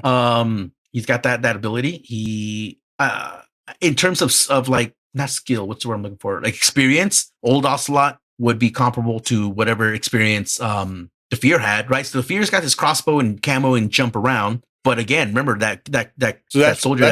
That's what I'm thinking. How would Ocelot counter that? Counter his, basically being invisible. Well, again, how did Naked Snake do it? You kind of still just see him. You see the thermal goggles. Well, you don't have to use them. What if you didn't have them? You can do it by just seeing the ripple in time. No, the ripple in the I know in light distortion. Distortions, right? I'm imagining him fighting in the woods, and I'm imagining Ocelot ricocheting bullets because Fear needs a direct shot at you for his bolts to hit. Yeah, Ocelot does not need a direct shot at you. But Ocelot's only ever ricocheted off of metal. I know bullets that's the thing. Like bullets wouldn't ricochet well off of wood, right? That's the only problem there. So there would be metal trees. That's what it had. It had to be metal trees. Metal trees. Okay, and then of course the boss fight: Metal Gear Rex versus Shagahad. Oh, fucking Rex! Yeah, Shago has the speed clearly, right? But in terms of firepower, yeah, it had what the stupid Eva versus Meryl. Eva versus Meryl. Oh, green Meryl. Ooh, Meryl from MGS1, yeah. That's like Greenhorn or whatever he called her. Green, yeah. Oh, Eva for sure. Yeah, I was gonna say Eva. I think Eva. She's got that broom handle sweep, and she's definitely not green. She's killed people for sure. Well, and even experienced Meryl relies on SOP. She does. Let's assume neither of them has a gun. Let's just fist fight Eva. Oh, I don't know. Eva was still Eva's a trained killer. Yeah, she's a trained killer. She does say she was trained by the Patriots. Even though we don't really see much of that. I mean, what's her name was trained too. She just was new. She was Foxhound. She's technically just Foxhound too. She was just new to from training. I would have to say that it is no weapons, like a CQC battle only between them. It is the flip of a coin because we know Eva was trained by the philosophers, and that would include even close quarter, not CQC directly, but like fist fighting and knife fighting or whatever, right? Mm-hmm. But since we don't really see any of it, it's hard to tell. Now we do know she can take a punch. She gets beaten by Volgan all the fucking time, right? So we know she's got that hardiness in her. Meryl is a soldier. Who would Volgan go against? Volgan would go against Solidus? No, Solidus is not in that game. You know what? The only thing I can think of then would be like Volgan would have to go against Volgan versus Liquid. How about that one, real quick? Okay. Volgan versus Liquid. Who'd take that one? Fuck. I think Volgan. I want to say, that's a good one. Volgan versus Liquid in a fisticuffs Liquid. I think Volgan would take it. Yeah. Volgan versus Liquid with guns and whatever, like no limits or whatever. Volgan has this power, his electric and his Because anytime Liquid tried to bring out his AK or whatever, he would just shoot it and pop all the bullets, right? Yep. I think it's close as well, but I think Volgan would probably have that one. Yeah, it's a good one. That's a good one. Hold on. I didn't finish reading this comment here by Bigsby. Hold on. Someone else read it because I'm fucking stupid. No, you guys are getting a lot of these messages near the end of Metal Gear Journey. But I wanted to thank you guys for an incredible amount of laughs and content in general. Looked for a Metal Gear podcast a while back on a whim and randomly, and luckily found you guys way back on your second Codec Call episode and have been hooked ever since. Awesome. Cool. Fuck, perfect timing, I suppose. Y'all have done amazing work. Oh, dude, thank you. Yeah, you're pretty good, brother. Thank you for listening. Again, we never expected any of this to happen. What was crazy is that not that we're done and we're disbanding, but it's crazy that it is the end of this and our Discord has never been more active, than in these last couple fucking weeks here, right? But yeah, we ain't going anywhere. But thank you, Bigsy.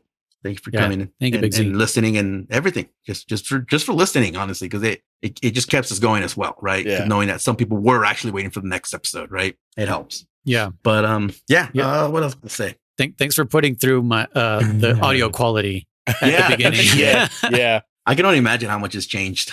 I listened back and I'm like, oh my God, German was on his phone and the first episode, I think I was, right? Yeah. Yeah, I think the first 5 episodes or something, you were on your phone and it was just like, well, I mean, at least I can hear him. I'm like, that's all that matters, I had to get that through my head. I've said it a bunch of times, don't be a perfectionist. Just try to get something done and finished and out there and eventually the quality will, it'll follow basically. But yeah, thank you so much, Bigsy. Episode 2, that's wild that you even found us that early, because that's when I was like actually paying attention to the numbers. I was like, oh man, is anyone even listening? Like, but yeah, it was the tangents and the arguments made it work. Yeah. yeah. Some of those get crazy, man. I was going to bring up something about the boss, and I don't remember what it was. The Cobra unit. I did have a question. Yeah. Or no, I don't want you to lose your thought. Go ahead. No. I don't have a thought, so go for it. Okay. So, because you guys were saying, Foxhound versus Cobra unit, I was interested in what are they called? Dead Cell versus what were they called in Ghost Babel?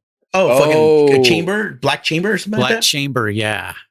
Oh, Black Chamber, I think, dude. Pyro Bison, fucking Slasher Hawk. I think they got it, dude. Yeah. You got Vamp is good. Fortune with her stupid little thing. Now, okay, does Fortune have her thing or not? That's the question. She does. She proved it at the end. Oh, she does have some kind of. And remember, they have Solidus. He's the leader of them, I guess. AKA Dr. Ock. Yes. So they have Solidus, Fortune, Vamp, Fat Man. There's just 4 of them, right? Yeah. You know what I would love to see is Solidus versus the guy from Rising Revengeance. Nanomachines. Yeah. A senator? Oh, the senator's taking that one, dude. Oh, yeah. He would absolutely destroy Solidus. Yeah. Yeah. Jesus. Yeah. That one. Yeah. But that's not fair. I mean, he's got fucking nanomachines, son. Like, dude, I mean, he was fighting Mecha Raiden that has fucking instant healing and shit, So yeah, it's kind of Solidus wouldn't even be able to handle that version of Raiden. Like, no fucking way. Yeah, no shit, right? Yeah, Solidus got pwned by that version of Raiden. Yeah. But going back to that one, who does Black Chamber have or whatever? I keep wanting to say Chamber Pot. Slasher Hawk, Black Arts Viper. Pyro Bison, Marionette Owl. Oh, Marionette, yeah. Oh, that's right, yeah. And that's it, right? There was just 4 of them, so it's 4v4 when you think about it. Because there was what's his face that wasn't part of it that you fought. Who was it at the end? Oh, General something. Yeah, you fought somebody else. I remember, but I can't remember. No. You fight Viper twice, right? But wasn't there someone else? It's been a minute. I feel like there was somebody else that you fought, but I guess not. Well, yeah, that'd be a good 4v4. Because Pyro Bison's a maniac. I would love to see him versus Vulcan Raven. That would be a good fight. Or him versus Fury too. I don't know, Flamethrower. Oh yeah, they both kind of yeah. Just throw them all in there, make it a death match. But if it was Pyro Bison versus the Fury, they'd just be like shooting at each other. Like, are you flame retardant? I'm also flame retardant. What are we doing here? Let's go get a beer. I know, right? Like, I love the smell of burning flesh. Yeah, me too. Then why the fuck are we fighting? It's like, I don't know. All right, here's one for the fight of the century right here. Yeah. Did you feel it? It was like, did you feel the fury? I was like, God, I was like, that's something Chris would say. God damn it, Chris. I don't know why. I was like, fucking Chris. The fight of the century. Colonel versus Zero. Campbell versus Zero. Yeah. Campbell, I mean, Zero is a... Zero's old, Campbell's a limp. Or no, sorry. In their prime? The technical term was Campbell's lame. Yeah, there you go. He's lame. So Campbell was a Green Beret, right? Oh, right. Uh-huh. And Zero was a SAA or whatever, Secret Service. SAS, is that what it is? The British secret, whatever it is. Yeah, they're equivalent of like special forces, basically. Yeah, it's a Green Beret. I don't know. I don't know. In their primes, it's me. I have no idea. We have no real. I want to argue. Then I don't know why. I want to say it would probably be Campbell, just because Zero seems more like good on paper. Like he has some skills, but he's more capable of like leading a mission versus Campbell has actually been in the trenches more in my thoughts, I don't know. I think Zero, because Campbell's been out of the field longer than Zero. Campbell was taken out in portable ops as far as like being out on the field and fighting. Yeah, but we don't know what happened. Well, immediately after that, he got healed. But we're assuming too that they're both in their prime and they like neither of them have been out of the field for too long. Oh, okay, that's I don't know then. Yeah, it's unknown. It's a big flip. Now, who has the better leadership? How about that? That's one thing we can say. Who provided the better support for their respected Campbell trooper? Yeah, Campbell for sure. Yeah, even though it hurt him to like lie to Solid Snake, yeah, he still came through in the end. Mm-hmm. And he came back when he was no longer a colonel. That's true. To make sure he finished the fight. And that's true. Protected Rose from the Patriots by hooking up with her. Do you know what day it is tomorrow? I remember I was pissed about that. I was like, it broke my heart. I was like, Campbell, what the fuck? What are you doing? I was like, what the fuck, dude? Up, bro? I was seriously pissed. Like, dude, Campbell, you lost so much respect. I was pissed. I was sad. I was like, Raiden could have killed himself. He could have fucking like murdered himself. He tried to multiple shit, times. He's like, I'll fucking do this. I'll take this mission. He literally was trying to fucking die. Jesus. Oh, I know. No, but I mean, like, he could have just easily hung himself or some shit. Yeah. No, I know what you meant, but I mean, like, he literally did try to kill himself multiple times. Yeah. Like, fucking, Yeah, like, I'll take fights and shit. Yeah. Jesus, yeah. But leadership, I think Campbell does have the better leadership as far as we can tell. Because I still am up in the air on whether or not he knew that the boss's defection was a ruse initially. We know at the end, or at some point he knows the truth too. But like, did he know right off the bat? Did he know during the beginning of Snake Eater that it was all a ruse? That's one thing I don't know. But did Sigint? Who's better, Sigint? Oh, going back to Sigint. Okay, hold on. Remember when we were trying to figure out Peter Stillman? Peter Stillman. Oh, dude, I was gonna bring up something about Sigint and fucking what's his name from Chris from Metal Gear Solid Survive. Chris. Chris. Yeah. Good luck. Yeah. Chris ended up being good luck, but I was like, oh shit, is this Sigint? Is this why he's so smart? Totally forgot that. Oh yeah, wait, no, he's a completely different person. Yeah. These are kind of cool questions. Yeah, these little versus death battles. Yeah, let us know what you guys think. Let us know if we're wrong. Let us know who would be the ultimate special forces, right? Right, yeah. Like who would be in your Fox Sound? Here's one I haven't brought up, and that's the only one that's left. The BBs. Yeah.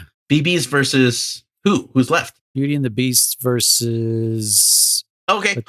Beauty and the Beast versus Skull Unit. Oh yeah. Oh. But who? The female or the I would males? say both. I would say both. 2 and 2. 2 female, 2 males. Or whatever. 4v4 or whatever. 4v8? 4v8 I think would be a little tougher. I think 4v8 I would the skulls, dude. The skulls would yeah. fucking demolish them. Like 4v8, yes. No, I mean but 2v2, no. 1 versus 4 BBs would fucking win. No, skulls. Yeah, no, you can take them out with CQC. What BB can you take out with CQC? All you have to do is like pull out your camera, and they want to get out and fucking model for Not you. when they're in their suit. The skulls don't have cameras. That's right. No, I guess they're in their suits. When they're fighting, when they're in their fighting mode, I give it, if it's 4v4, whether it be 4 dudes or 4 chicks, I give it to the BBs. Well, the 4 chicks are underpowered. They just snipe. They do just snipe. So the male ones, they have fucking the rocks. They lob those rocks. Those rocks are strong, but they are also very weak to explosions. And what do half the BBs have? Explosions. They're very weak to turrets. Yeah. They're very weak to people saying rage. God. No, the skulls are very weak to fucking machete to the face, Yeah. I'll drop I give it to the BBs. I give it to the BBs because of the technology and their fucking their firepower, right? Because you guys have the fucking the rocks, and they got the armor, and they have like machine guns they pull out or whatever. But the BBs I just think their agility, teleport.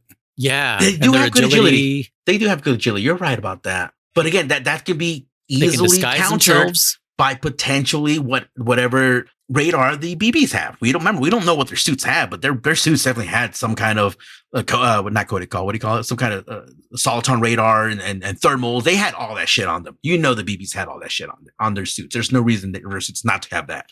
Raging has aerial coverage and missiles, and if Raging can bring in her fucking little puppets, that will help bomb them with But if Raging can bring in her puppets, does that mean that the skulls can use as zombies? If there's soldiers around, sure. But again, a human soldier puppet's dead. Any fucking missile will take them out. Any bullet will take them out. You have Sniper Wolf, which has good speed. So the speed there is comparable for Skull Unit speed, and she's sniper, right? She snipes you with the fucking railgun, which would take out their armor. I'm a BB. That's my vote. Okay, but here's a question too regarding the Skull's ability to teleport. If they can teleport anywhere on the ground, do you think that includes in the air? Yeah, I think they could teleport in the air to To do like a drop attack, or you mean to like fight like one of the well, like could one of them just teleport onto the back of Raging Raven? And I would argue yes. I would argue yes. Why not? Okay, so that would take her out pretty quick. Yeah, I mean, again, I think it's also still like a potential like would she let herself have someone fucking teleport on her back, right? I think the sniper one would have a better chance because she can at least like blend in with the background. You know, while they're at it, why don't they teleport inside their ass and then just fucking, kill them that way, right? Fucking Chris. Well, I mean, if they could teleport anywhere, you could just teleport. They can only teleport places they can see, though. So not their ass. Okay, gotcha. Yeah. You know what that was a reference to, right? Yes, Ant-Man, yeah. Yes, okay, good. Yeah, everyone's like, well, why didn't just Ant-Man just go into Thanos' ass? That's such a funny argument. Like, good point, guys. Good point. But what about Quiet? Oh, Quiet. Who is she fighting? You mean The End or Wolf? Those are the only snipers we have, right? Yeah. Have it a three-way. Sniper Wolf. Oh, dude. No, if it's Quiet, Sniper Wolf, and The End, I think Quiet's got it. She's way more agile than all of them. She's got the octo cam, which straight up fucking turns invisible, right? What else does she need, dude? She's got photosynthesis. She sniped a guy in a fighter jet. Yeah. That was the most nuts thing ever. Like I say, she's got higher speed than The End, right? She's got fucking, I would argue, better camouflage than The End, better ability to get in better positions than Sniper Wolf. Yeah, I think Quiet's got that one for sure. Quiet would take them all out. This was kind of cool. I never thought we'd fucking talk about like which special unit would battles, be. Yeah, this is pretty fun. But yeah, what about we forgot to mention anything about Screaming Mantis. Does she have any advantage? I think Screaming Mantis would be the weakest one there.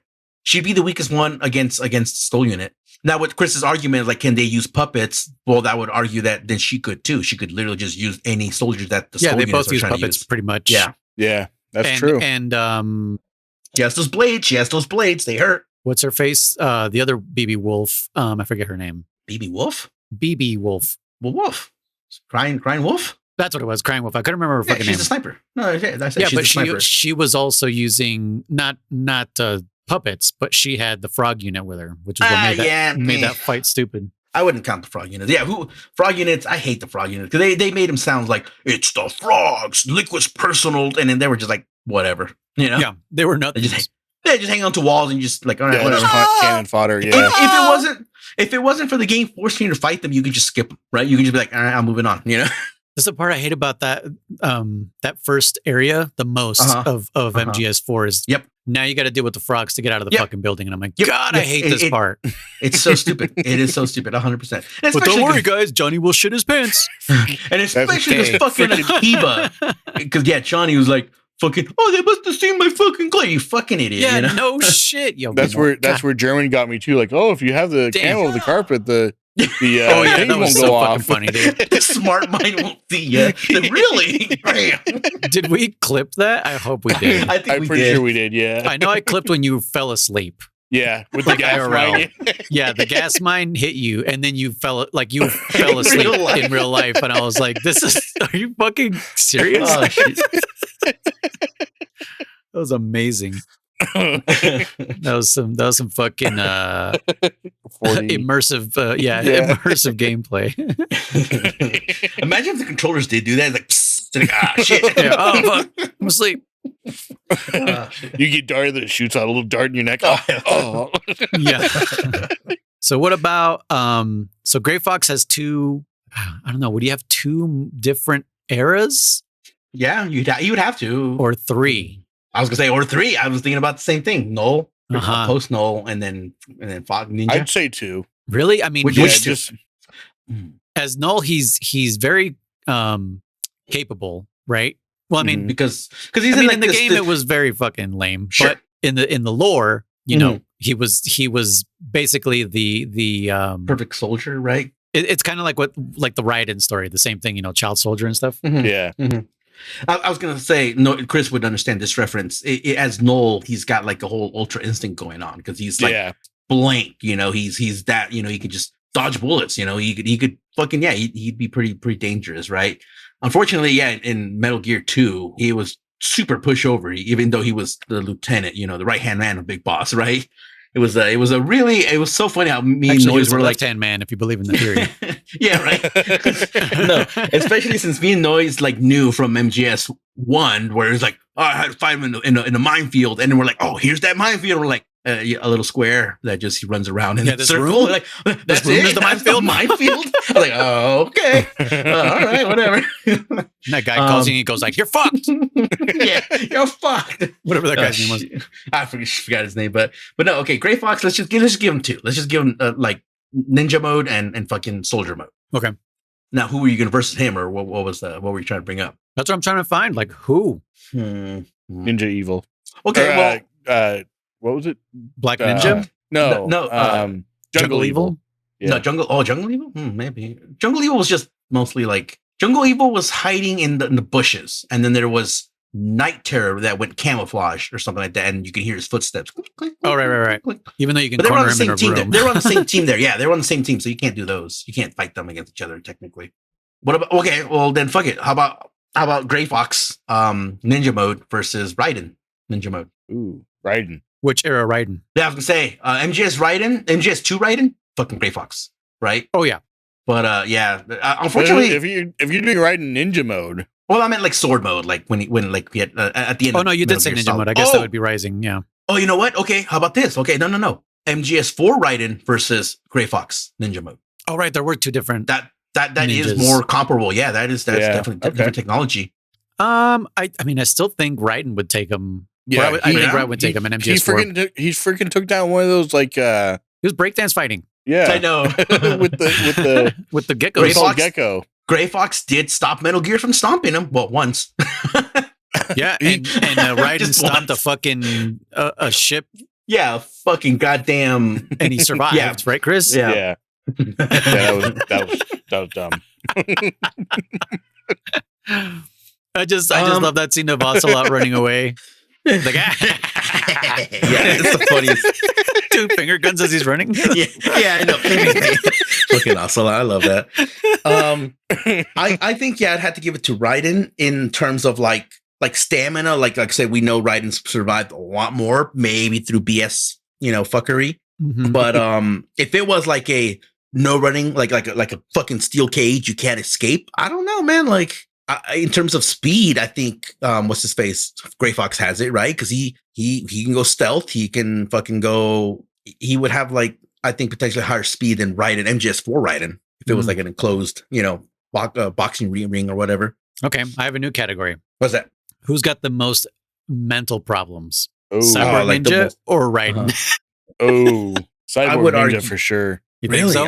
I was going to say ripped apart. I mean, but Raiden's also been true. ripped apart many times and put back together. By the end, I'm saying by the end. By the end, yeah. Okay. I mean, Frank Yeager has the whole trauma of being the one that killed fucking Naomi's parents and then adopting her, so he's always got that fucking trauma, right? I mean, but Raiden has Do you know what day it is tomorrow?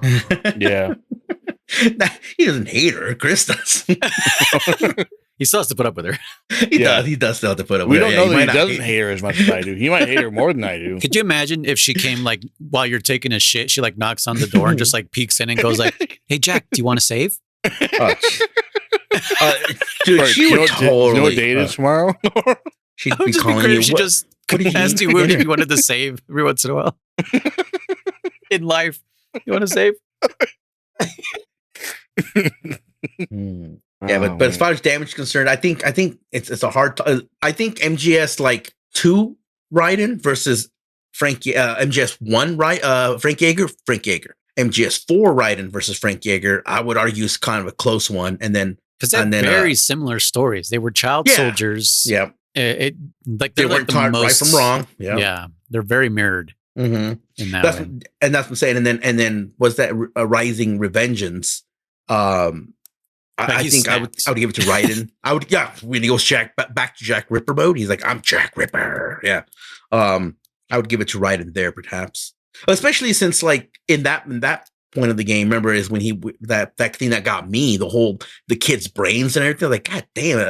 It still gets to me. I totally forgot about that, dude. Yeah, it's because we know, like, in real life, there's child human trafficking and organ trafficking and all that shit. But these fuckers were like, oh, we just want their brains so we can make them into fucking soldiers. Like, God damn, that's fucking evil, dude. Like, Jesus, man, Yeah. Okay, yeah, but speaking of Monsoon, or not Monsoon, what were they called? Desperado. Desperado. Desperado, yeah. We have God damn it, Monsoon. We have Sundowner, and that chick that I always want to say, no, don't say the word. It sounds like menstrual. Yes, don't say that. What was her name? Material. Was it just Mistral or something like that? Mistral. There you go. Was it Mistral? Okay. Yeah. Mistral, Monsoon, and Sundowner. Against who? I don't know. Good question. Against okay, how about them versus the BBs? I guess because they're both like newer age. Oh, dude, no, they would win. Yeah, they would win. Yeah, you're right. They were fucking tough as hell. They were definitely like they were actually really good bosses. I really enjoyed them a lot. I thought they were really, really uniquely done. I wish I could play that game in fucking VR. I wish I could play boss rush on that one. Yeah, fucking Rising Revengeance in VR would be fucking sick as shit. That'd be crazy. And then that leaves the Senator obviously versus everyone. Oh, dude, The Senator. That fucker's killing everything, dude. You guys got no chill, dude. No chill on that motherfucker for sure, dude. But yeah, I mean, Peace Walker versus Metal Gear. When it comes to Metal Gears, it's usually the newer version is going to take the cake, right? Usually. Nope, because Ray lost to Rex. Yeah, usually that's the word that I use there. Yeah. Anything with a Rex head will win. Okay. Well, I was gonna say, hold on. The newer stuff, right?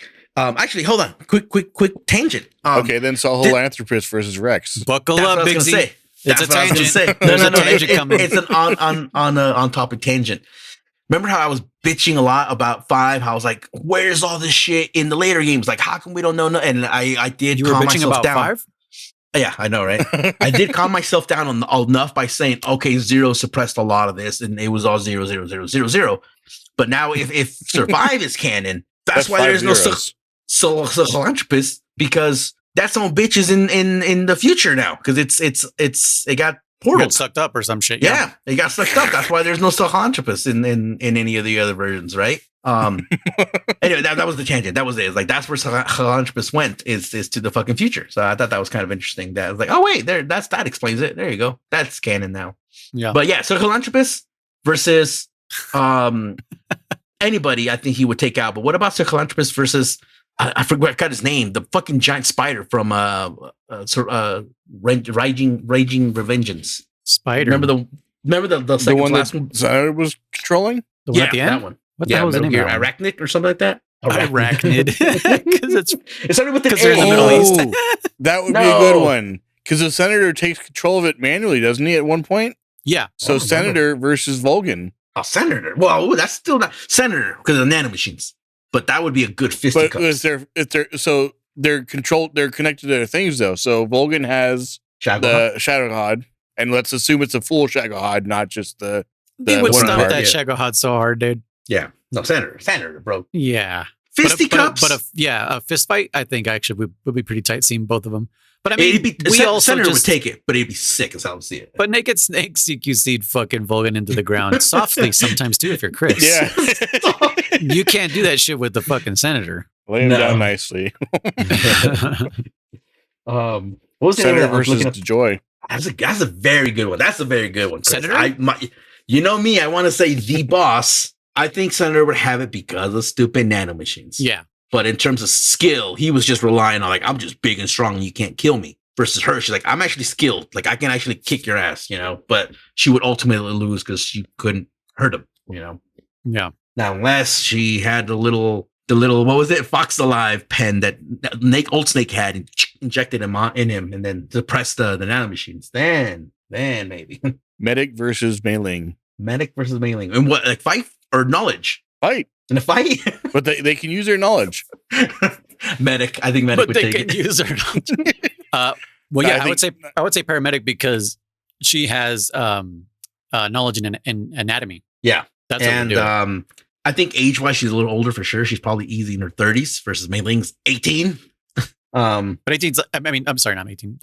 Mei Ling's tiny compared to her. And she's tiny. Yeah, for sure. Paramedic's got at least 20 pounds on her. Small doesn't always mean disadvantage, though. They're more agile. Excellus. It was called They're more. Excellus. What do you mean by they?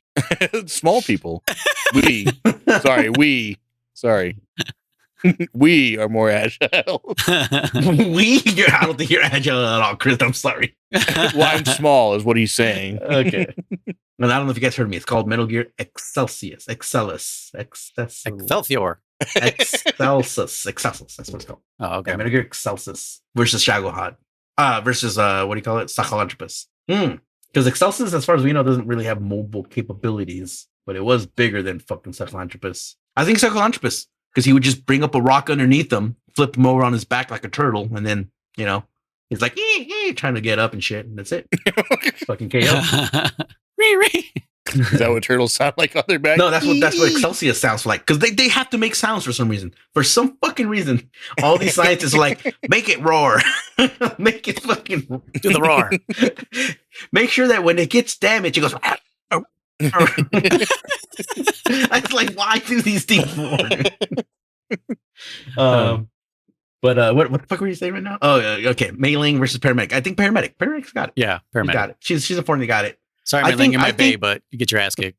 I think Paramedic also has the potential to have some kind of like training, like to be part of Operation Snake Eater and to be part of whatever, unit she was prior to this and all that shit. I think she was probably SAA as well or something like that, but she has some kind of combat training. Very basic, but some kind. Versus Mei Ling, she probably had none of that shit. She just got by on just her tech savvy. Yeah. So if it's tech savvy, well, I don't know. Mei Ling in MGS4, she was able to hold her own. Against what? She didn't do shit. She had soldiers fighting her, didn't she? Oh, Mei Ling. Mei Ling? No, she was on the fucking boat. Yeah. Did she shoot people? No. She shot people. She didn't fight anybody. Well, I mean, all right, fair enough. I think the more fair fight would be Rose versus Paramedic.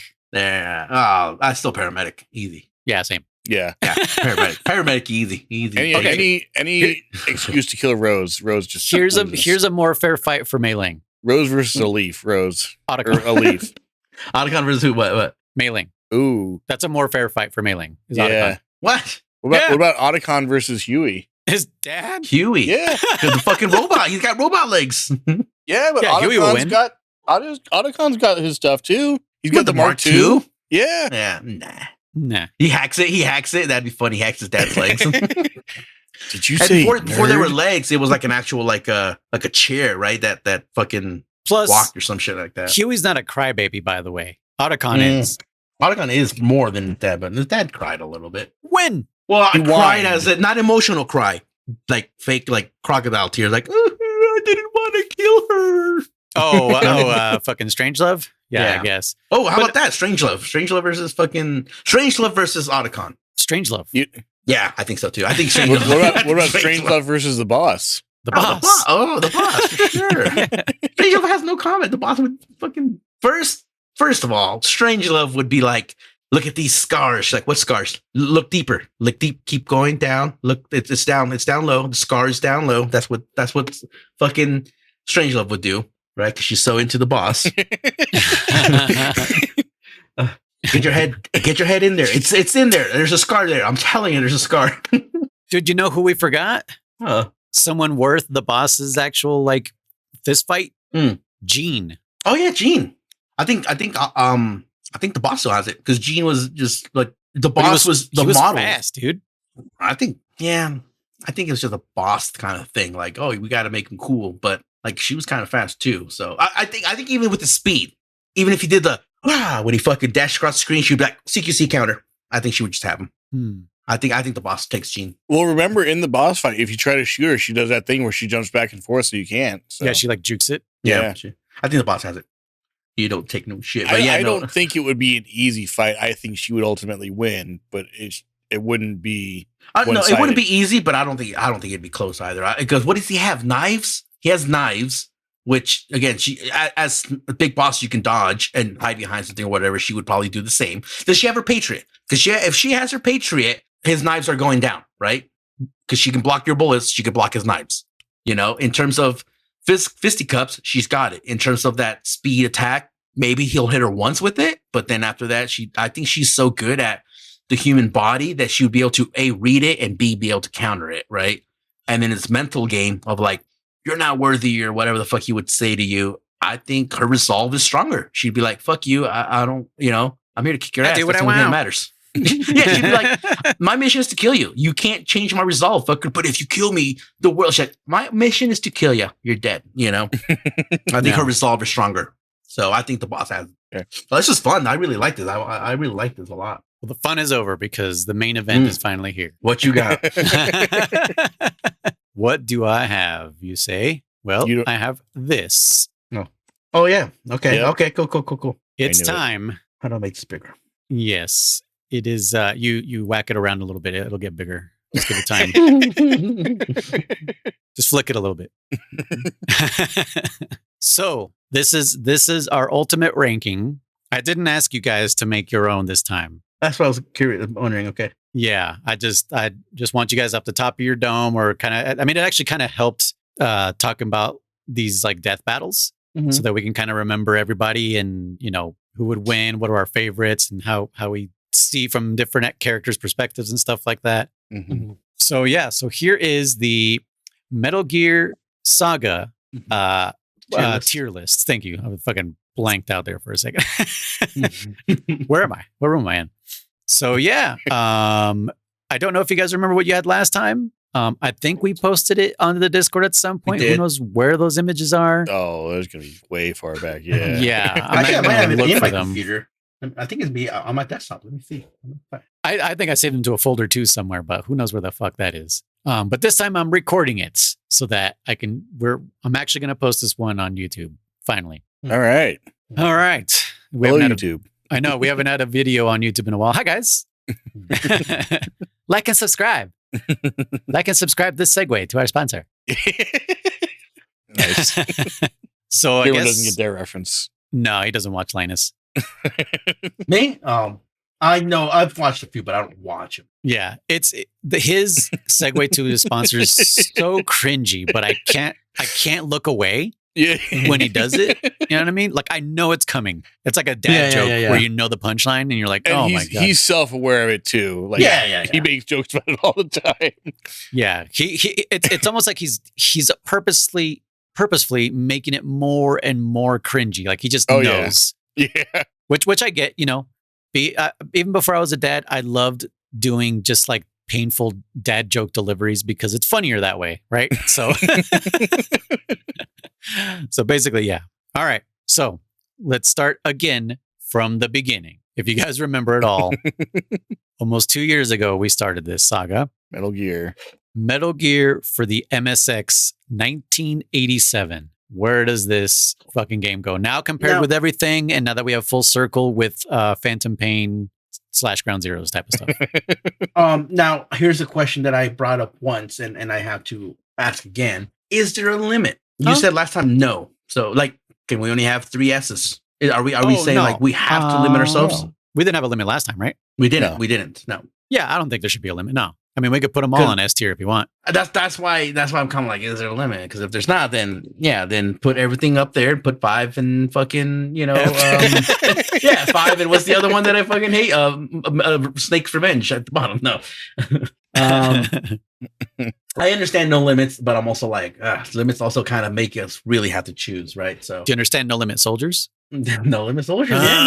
Nah. I like them. I actually still used to listen to the music every now and then. Right? Or just that, not their music. That one song that was good. That's it. Make them say, that's it. Yeah, that's the only one. I feel like that's the only good album out of all their shit, right? I think because Master P, even the follow up to Master P's Ghetto Dope, he did, what is it? The Last Dawn was still, I was like, okay, there's like 2 songs here that are all right. Like the best thing I think Master P did was fucking rescue Snoop Dogg from Death Row Records. And then Snoop turned around and now is the owner of Death Row Records. It's fucking insane. Like what a full circle. Anyways, yeah, that's for our Death Row Records podcasts. So and we'll rank all the artists that were on that at one point. They had like 30 fucking people at one point on that label. Yeah. All right. So going back to this. So Metal Gear. MSX. I think. I mean, it definitely deserves to be high, but I don't think it's an S. Okay. I think it's an A or B because it's obviously flawed, but it's obviously like the prelude, and it did so much for not just the series, right, as being the first game, but like gaming as a whole, right? Where where it was like, it just launched a whole different style of playing, right? And even if it wasn't the first one, because someone could argue like, oh, well, technically this game on the Atari did it first. Like, but like, was it known? Did it actually catch traction? That's what I was gonna say. Yeah, like the other most known stealth game would be Wolfenstein, or sorry, I think it was called Castle Wolfenstein. Castle Wolfenstein, okay. And that was on the computer. I think it was like a DOS type of game, and it was top down, and it was about moving around slowly and stabbing Nazi soldiers in the back. So like you said, Metal Gear wasn't the first one, but it definitely like brought it to the mainstream. Castle Wolfenstein. I mean, the IP ran out for Castle Wolfenstein so early that id Software picked it up and did their own first person shooter with that, pretty much. They called it Wolfenstein 3D. Yeah. No, but like I said, just as a whole, like the game is flawed, but it's still, again, the whole swapping key cards and all that shit. Again, limitations, possible even lack of insight, being like, oh yeah, we should make this more streamlined. Again, it could have been either or, but like I said, I personally put it like at high B, like a B plus, A minus. I agree, B plus, because the music was amazing. The gameplay was, the twist was good too, right? Obviously, it was like, oh shit, your commander is the fucking leader the whole time. Yeah, it was fun. But like knowing how to do certain things and the fact that you had to guess on a lot of it, there's a lot of guessing. Like, definitely brought it down. So I'd say a high B. Yeah, I do think it's funny that like I was going through this in my recently in my head, because usually I'll go through a lot of our episodes, even though I don't listen to them, I remember what was said more or less. And I remember how like you were asking about the dark room with the flashlight. I was like, oh yeah. I was like, I'm like, I never found the flashlight. You're like, wait, how'd you do it? Did you do it blind? I'm like, I could have lied and said yes, but I'm like, nah, I fucking went around, dude. I went the long. I didn't even walk in that room. I forgot that room existed. I went the long way. And I think none of us found the scorpion. None of us crossed the desert, right? None of us had the antidote. Right, we all had it, but none of us used it. I think, right? The antidote? Yeah, wasn't there? No, I just died. Oh, you died? Oh, so you didn't encounter the the scorpions? Yeah. Okay, no, I didn't even encounter the scorpions. I think, or I don't remember. But point being is, I agree with Chris. There was a lot of like guessing, and the fucking walls that have no clue whether or not you can bomb them unless you punch them. So there is a big time, like if it's your first time ever playing it, you're punching every fucking wall, hoping they go. Yeah. You're like, oh, I can bomb this one, Oh, damn. Especially in that little maze area in the center. Yep. Fuck. Yep. That's with the dogs chasing you. Yeah. Damn. But yeah, it's a good game. I mean, I accidentally found, because you were supposed to find the bomb suit there, but I also found something else extra that I can't remember. Yeah, just because I punched through two walls and I was like, oh shit, an item. Oh shit, another item. I'm like, what the fuck? I don't remember what it was. Maybe it was like a parachute or something. Who knows? But yeah, I mean, I agree. Yeah, solid B for sure. It got us started. It got Kojima started and his team and everything, and put stealth games on the map. Changed gaming forever. Yeah.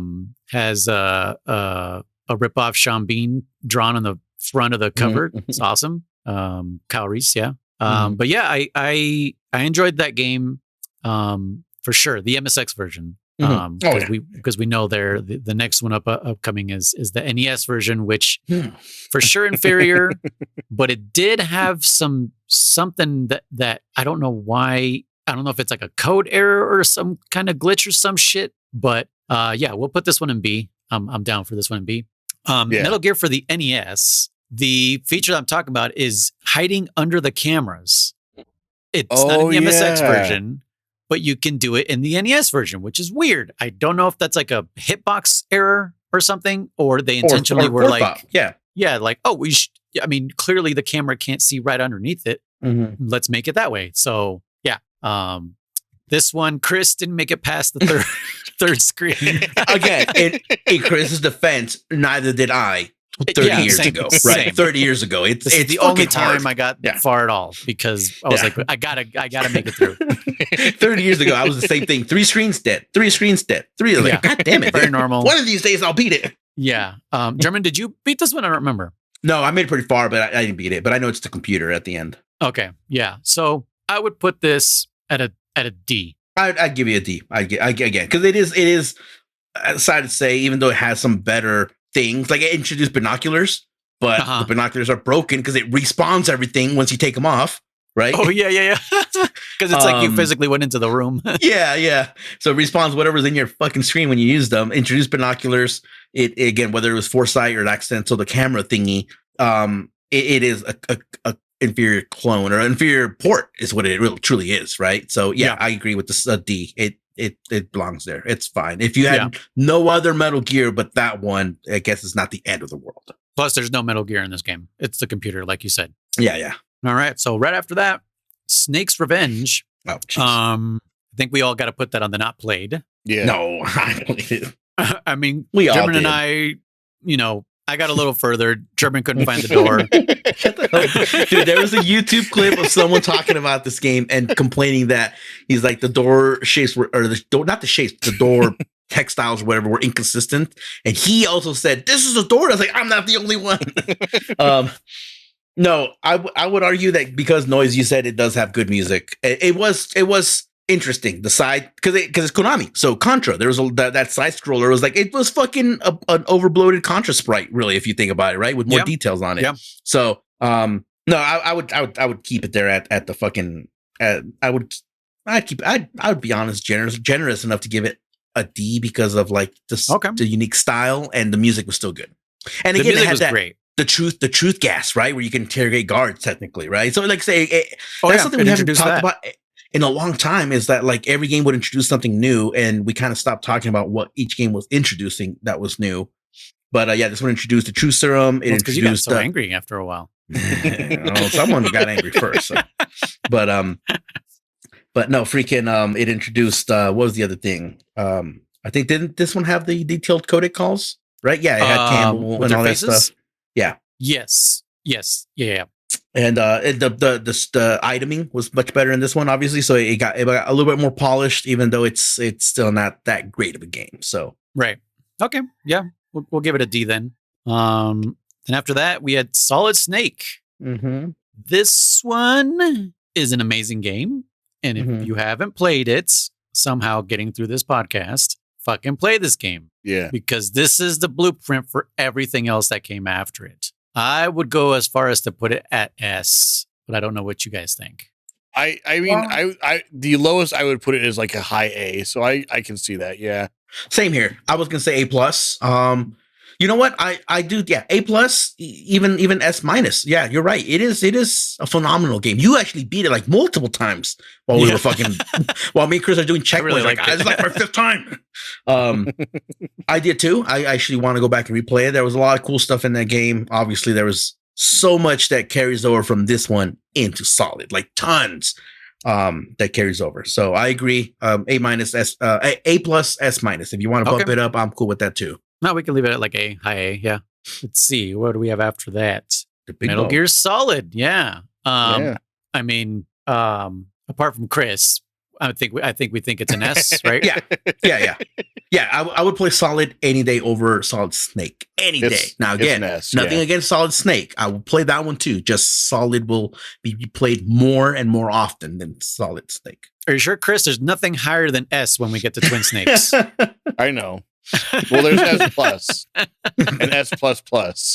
And then no, you forgot SS+. No, SSS. No, SS. No.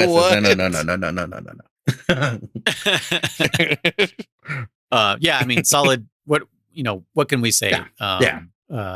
It's. I would like I said, it's almost everyone's first introduction in reality. Almost everyone, because there are some people who's like, I played the original back in the day, but in terms of like our age group, most of us started with this one. Most of us played this one first. Most. Yeah, and I mean, this one again changed the video game industry forever because of the cutscenes, because of the movie aspect. Yes, and the voice acting. Back to that. the whole movie. You know, like I said, to me, that's what I loved about it. I was like, I'm playing a movie is what it was to me, because Mario to me was always just Mario. It was a fun game. Yeah. But the story was just kind of like in the background, save the princess. It was mostly stomping Goombas, beating the levels. This one was, there's a whole narrative going on, and the progression reveals more and more and more, right? So that's what, to me was such a good game. Yeah, before this, we had like the Resident Evil games where the voice acting was fucking not great, you know. Even those ones, they did have like in-game cutscenes. You know, Resident Evil had in-game cutscenes, but because like for the most part, video games at this point, their cutscenes were pre-rendered with no voice acting. Oh yeah, right. Like Final Fantasy, there was no voice acting to these cutscenes, and they were pre-rendered. So yeah, this was like the full package. This was like, yep, this is a movie that you're playing, an interactive movie, and changing what happens. Technically, it was definitely like a pick your own adventure, because the whole torture scene, whether or not you gave in or not, right? Yeah, and changes then secret dialogues and stuff like that. And secret dialogue, exactly. Yeah, just so much to it. Not only that, but like the AI of the soldiers and everything like that. Like you didn't have a lot of games with that kind of stuff. Whose footprints are these? Yeah, where they would just actually have them chase you around and around. Just the books. Yeah, just the books. It's classic, right? Yeah, yeah, dude. Fucking, where's that button? Who? What was that? This one? Yeah, what was that? What was that noise? Yeah. All right, yeah. So S tier for sure for MG Solid. Yep. I like that I still have this in this tier list, but S tier for VR missions, right? Let's go. That's yours. No, I get it. I would definitely drop this down to a C, to be honest. I love it as just like a little side thing. Yeah. It's not really its own game in Japan. It was part of Integral, which is kind of like the substance to MGS2. And yeah, there was just not much reward for completing it, just that you did. Yeah. You know, so that's what I would say about VR missions. It's a good way to bone up on your skills, though, because it does teach you some things that you can use in the main game. Yeah. Again, if I had more of those special mystery ones and stuff like that. I wanted a lot more of that. Yeah. Or I the want ninja way ones. more There's of only 3 ninja ones. Yeah, 3 ninja ones. Yeah. Some BS, dude. I worked so hard to unlock them, and it's just like this. What? There's 3 missions, and they're in the same spot, and you just do the same thing. Fuck this game. Oh, is it? Yeah. All right. From here, the first hidden gem, Ghost Babel. Yeah. Dude, Ghost Babel. That's high A at least. Yeah, it's A for sure for me, right? As well. Yeah, it's right there. It's hidden gem, super fun. It sucks that it's stuck on the Game Boy. Yeah. Good game. I think a bunch of our viewers said they when they posted up their tier list, I saw a lot of people had not played for Ghost Babel. I was a little surprised. I'm like, it's very good. Give it a shot, 100%. Yeah, do not sleep on that game. It is fucking great. The dialogue is great on there too. Like I didn't even mind fucking reading it. You know, I was like, I will read this. Yeah. You know, what happens to Jimmy was a good story overall. Uh-huh. Whether or not it's canon or whatever, you know, it's a good story. It was good. Good boss fights. We think? Again, we made it our own canon though, right? Like it was like a VR mission for Jack or something. Mm-hmm. Yeah. Because of the way that ending happens. And not just that. Well, yeah, and then you have the whole freaking the digital graphics for 2, right? Where you're like, oh shit, 2 really changes up how you see 2, right? And it kind of lends itself to Ghost Babel being another VR mission for him, right? Right. Mm-hmm. Yeah. All right. Yeah. But after that, we've got another super fan favorite, a game I played a bajillion fucking times. Same. Mostly because of damn dog tags. MGS2. Oh man, that one. This one, I'll get yelled at if I don't put it. Yeah, for me it's an A too. Where were you put? Yeah. Well, I was like, well, the fandom crucify me for not putting it in S, but I think A. I think we've talked about this. Whether it's a a bullshit complaint or not, like the tone is just way different. Like you said, Chris, noise, the whole orange of the shell, just it kind of doesn't contrast well with thematically with earlier the Tanker or even MGS Solid, right? Like it's a little too. I don't want to say like I wanted a dark game, because then you get the whole Twilight Princess concept. But it introduced obviously a lot of cool mechanics. But I think it's solid A. I played the shit out of it as well, but I think it needs to stick in the A because boss fights were lacking. You know, in my opinion. That's just an opinion, a solid opinion. Solid. I mean, it is pretty solid opinion. Yeah. I agree. I definitely did not like that you played as Raiden the whole like 2/3 of the game. Like I said, if they had switched back and forth, if they had switched back and forth, it would have been a lot more interesting. It definitely would have been S tier then. If I was judging it based on a certain someone, it would be like C or lower. But I will take that out of the equation because you don't have to call her technically. She's in there, but yeah, I will take that out of the equation. I will try my best to forget about her and be fair. And I will say like a very high B or a low A. So I'm good with A. Yeah. Okay. Next. Yeah. Sorry. Hold on a second. No, I know. I thought you were stalling on purpose. No. Why? What's next? Oh, it's not. Yes, my favorite. The twin snakes. You guys go because I'll just agree with whatever you guys put it. I will be fair, and for me, I know where Chris is going to put it. I will give it a high B, low A because I was actually going to say the same thing.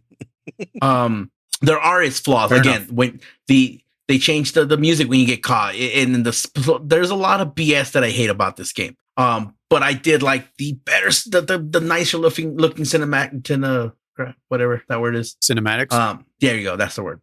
And the and again, I didn't mind that Snake is doing backflips off of missiles and shit like that. That to me was like cool. Like it just solidified that he is a solid ass character. I got it. But see that like me completely disregarding the anime stuff. I don't like the way the 3D models look. Everyone looks fucking thinner or some shit. Like they squished them from the sides. Everything looks weird. Yeah. The rooms look smaller. You know, do you think it's a GameCube issue? Do you think if it was done for PlayStation, it would be? I don't know because it's the same engine as 2. So why the fuck didn't they just use like similar models and shit? Like I really don't understand. The camera's too zoomed in, so everything just feels strange. Like you said, the music just bugs the shit out of me. Do you feel like Noise Pliskin from MGS2 would say that is not Solid Snake? Yes, absolutely. Yeah. No, that is not Solid Snake. Absolutely. No, yeah. So yeah, okay. I'm good with it at B if you guys are good with that. I'm good with that, yeah. Yeah, I'm okay with it at B. All right. And then the Granddaddy MGS3. Especially after learning that I can just hold people up and throw them on the ground. S tier for me. Same S for me. MGS3, yeah, definitely S. What else can be said about it, right? Yeah. Even with Delta now, like you still hold it that high up? Yeah. Well, yeah, because it still doesn't change 3. Like if I had to pick between Delta and 3, well, obviously, He's choking a little bit. I like the nicer models. A Keraton in your throat. I like the nicer characters of the Delta, obviously. But someone was pointing out that because they didn't re-record any lines, some of them are delivered and the model doesn't fit, like, in my opinion, the new faces, right? Yeah. And maybe that doesn't fit, but I've seen the boss's expression a million times for the like, I've never talked so much about myself. Thank you, Snake. That old rendered boss is engraved in my brain versus this new one. I'm like, she looks weird, saying that line. But again, I played it on Legacy style, so yeah, I think 3 still holds a better light. I'll play 3 over Delta probably. I agree. I know I'll play. If I had the ability to play 3 on my PlayStation 5, I would play that right now. Do I have that ability? Did you not get Master Collection? I did get it. I couldn't remember if I got it on PS5 or not. You can. I didn't remember. Dude, there's so many fucking releases of it. I remember we talked about it, the collection, the Master Collection. I don't even know which one I own anymore. I did. So yes, I'll probably go back to playing that one. Okay. Anyways, yeah. S. All right. Acid 1. Oh, that's right. Okay. Yeah. So this one has 2 problematic areas. Oh, sure. Well, not just areas, but controllers too. Yeah. But beyond that, it's a good game. It was, yeah. Storyline. Found the new addiction. Oh. Yeah. No, I already had it from Acid, but it was I didn't know this one was that good too. Yeah. That's what I'm sorry, Acid 2. Because I only played Acid 2 first originally. Oh, right. Oh, yeah, okay. Yeah, so I already knew I liked it, yeah.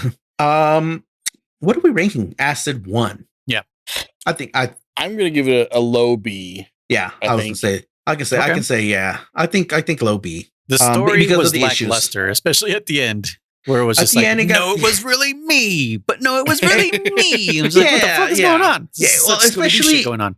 Well, not just that, but especially with the whole the dolls were introduced from the fucking beginning of this goddamn game. Yeah. Just to turn out that they were nothing. It was whatever that girl was, the senator's daughter, whoever the fuck was on that plane, you know? Nano like- machines. Yeah, it was kind of like a big FU.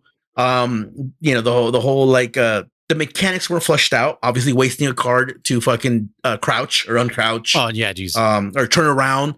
All that shit, noise, not knowing you could fucking feed food to the guns. Just thinking you had a fucking Man, that would have made that game a lot counter. easier. You got instructions. You got to feed the bullets, dude. And I was like, But, what? From the gun? You got to feed a gun to another gun? That doesn't make any fucking sense. Just thought you were fucking gonna waiting to override it. counter. Just waiting for them to counter. Yeah. No, because it does make this like, I don't want to get rid of my AK, so I'm not going to. And you're like, no, you're feeding it the ammo. man. You're feeding it the ammo. You're like, oh, fuck. But you're still giving up that card. Yeah. But Yeah. you're not over. Like, let's pretend, like I said, you had the M4 and the M4 with laser, and you had the M4 with laser equipped.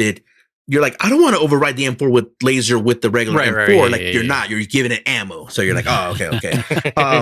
But no, like I said, other than the mechanics, You're I doing a did like the Pokemon Go, story. you're turning into Pokemon candy so you can feed it to the Right. other Yeah, Pokemon. yeah, grinding it exactly, down, right.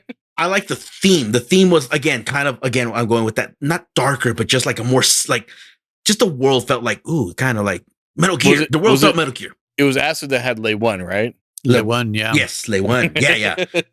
Yeah, you know. So yeah, I think it's fine there at a B for sure. Oh, and that's right. I discovered my my fire technique. Like just set one on Yeah, fire and let just them all set touch each everything other. on fire. Yeah, that's right. Yeah. Yeah, it was That final missing. boss fight. Yeah. It's a real strap, bro. It was great. This one was missing bosses, though, right? Oh, the You had boss. The last boss Le- was crazy. well, no, yeah, well, you had Le one twice, and Right. then you had The clown or whatever the Fucking- fuck it was called. Clown, which you fought him twice as well, and there were both times there were Teleco. Right? Yeah, because the first time was Yeah. the game board, and the second time was Yeah, that which room I- where she clones herself. I wanted more game board. That God damn it, I want more of that. Yeah, but anyways, yeah. So and then that was it. Because Who the was colors final boss? mattered, right? What were the colors? Yeah, colors mattered. Red was attack up, blue was defense up. I think like green was healing. Green was it healing or was it? I thought it was something else. Dude, maybe we should something make else. a real game board based on there that. was Yeah. right. Oh, dude, I would. Yeah, I'm down. Let's design it. Dude, I would. Codec So Calls that game, presents Acid, the game, home game. that game needed a PvP for sure. Dude. That Yes. could easily be card based too. Exactly. No, Let's just I print mean out those that- cards, dude.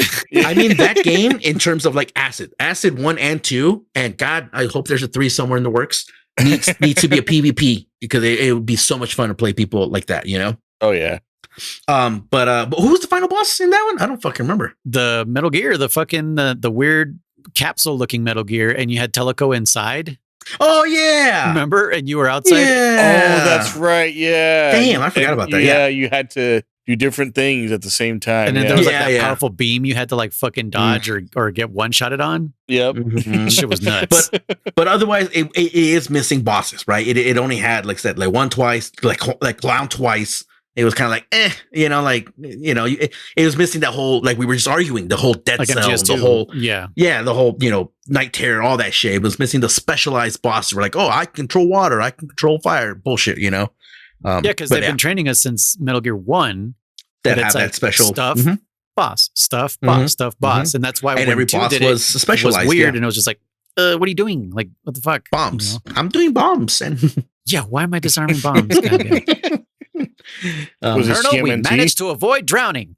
I did realize during our little death battle, we didn't pick anyone from Acid. We completely skipped over Acids, but that's okay. Yeah, we'll we come back totally to that. did. Yeah. Okay, and then Acid 2, a game I still haven't finished, but I did enjoy. Much more polish on this one. Yeah. You didn't waste cards. Physics. Yes, Figgle The jiggle twice physics. twice the Figgle Jizzix. Yeah. Better yeah, controllers, obviously. Yeah. Better, A lot better of quality of life improvements overall. quality of yeah. life. More paced out bosses. Better bosses, in my Yeah. opinion, right? Because you Oh, had, yeah, you had that the too, first dude. You had the first dude, which was like, oh, whatever, just a brute guy, whatever, no big The deal. gorilla guy that You were throws his hands out. Yeah. You were supposed to fight him using angles, is what you were supposed to do, but none of us did that shit. I cornered him in an angle. That's for sure. He never fucking got out. But then you had, the fucking Gulab, the guy that drank napalm and shit, right? Then you had the weird Chinese dude that was like on the ceiling. Remember? You had Venus as well, right? You had Metal Gear. Yeah, like it felt more like a Metal Gear because these were bosses that you were like, oh, thematic. I'm the weird boss. I'm the fucking fire boss. I'm the strong boss. So very much better. I don't like the aesthetics. I hate the bright yellow screen. I hate a lot of the bright colors. Kind of hurt my eyes, but I still like it better than 1. Obviously, I will put it at a B+, A-. So wherever you want to put it in there. I'll put it in A. Yeah. I liked the aesthetic. I liked it more because 1 was so drab. Yeah, 1 was so drab. Yeah. This one had a little bit more of the cell shading. But I get what you're saying. It is abrasive for sure. Like the Metal Gear is purple and green. It felt more like Neon Genesis or some shit like that. Oh yeah, that's right. That Metal Gear was but it was still fun. It was still fun. But yeah. So you're thinking the same, like A or B? Yeah, B+, A- in my opinion. Yeah, I think A. You think A? Yeah. All right, Chris wants an A. Okay. Just because of the quality of life and improvements. It did elevate a lot of things. And the better pacing, like you said, with the bosses and everything. Like it was, and the missions too. Yeah, it was leagues better. Yeah. So if anything, guys, just play Acid 2. And it had what you guys never did, noise. I'm surprised all the missions, how each mission had like an elimination mode, a sneak mode, a special mode, where like these were VR missions. These were like eliminate these guys with using only 1 card, eliminate these guys using only. I think it's because we discovered heroin, and that was like a better addiction than what you were going through. Like you had some problems. Yeah, dude, those missions. There's still some that I'm like, dude, I grinded this game. This was your Metal Gear 2, basically. No, this was my Metal Gear 5. You mean?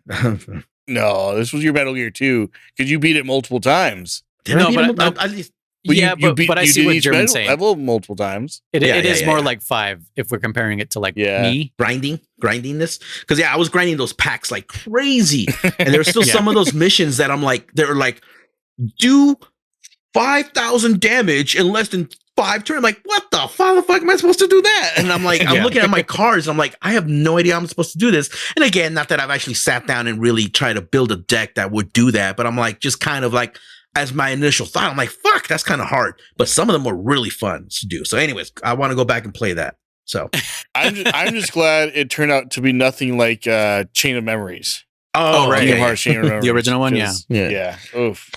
And like I said, and who? Okay, hold on. A quick tangent. Who would win? Teleco or fucking what was her fucking face? Venus? Swallow. White swallows. Yeah, Teleco or White Swallow. Yeah. Again, White Swallow. Swallowtail. Swallowtail. Jesus. But wait, who's Swallowtail? Isn't that Teleco? No, Swallowtail was Teleco, yeah, or Venus. No, it's not. Right? Not Venus. No, Teleco was Swallowtail. Swallowtail is Teleco. Right? Teleco is Swallowtail. Yeah. Okay. Versus Venus, what you're saying. She wears like a white suit. Are you saying Venus versus Swallowtail? Yeah. What the fuck? Isn't that what I've been saying 3 times? No. I said Swallowtail versus Teleco? No, he did say. He said Teleco. First he said Teleco versus Venus. And then for Venus. Okay, whatever. And then someone said Swallowtail, but I was like, isn't that the same fucking person as Teleco? So Venus versus Teleco. Whoever. Venus. The one from one. Oh, Venus, yeah. You think Swallowtail would be Venus? I don't think so. I just said Venus. No, I was talking to Noise. Oh, I didn't pick one yet. Oh. What fucking yelling at me for? I thought you said Swallowtail, definitely. Okay. No, you said Swallowtail, whatever. Like saying like just the one from one. He's saying like move on. Yeah. Okay. Just all right. God. No, Venus has it.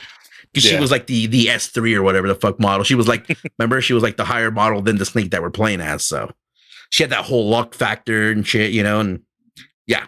She responds to what are those the sticks to find water? Yeah, the fucking dower. Yeah, the dowser. Yeah, dowsing rods. Yeah. Yeah, she's definitely I forgot about that. Oh yeah, we're almost there. Yeah, Jesus. I can feel it now. and I'm like literally trying to find this thing, and I keep getting further away, and I'm like, God damn it. No, I'm not trying to prolong this. I'm just trying to find the fucking square where this thing is. That's when Jesse washes in. What are you playing? Yeah. I know, right? Jesus. Or walks in as fucking Takoyami's like turns around, snake. Joink, joink, joink.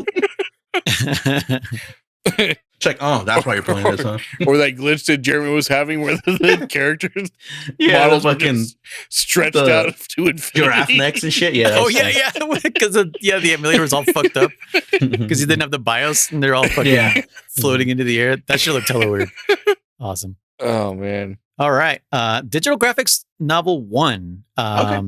You'll notice 2 is not on here because I forgot about it. So we'll talk about that when we come up to it. But I'll artificially put it on here later with Photoshop or something. I mean, digital graphics 1. It's not a game, obviously. Right. Well, the first one was, remember? Because they had like... Yes, without voice acting. Yeah. The first one had no voice act. Well, the game version had no voice acting, but it was interactive. And you got a lot of backstory of where the ship, which was really awesome back in the day that I got into. You know, it is an A, in my opinion. It's fun. It's interesting how they still fuck with you on the Psycho Mantis part.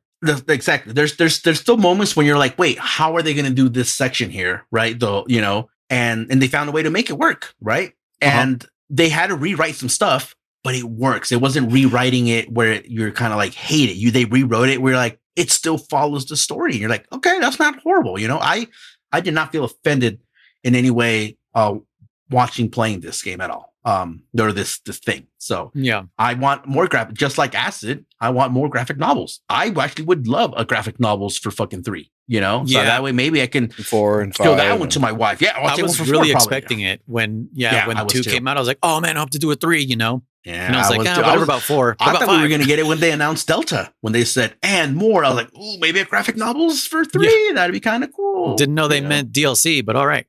Yeah, I know, right? But yeah, graphic novels, for anyone who hasn't seen it, it's really good.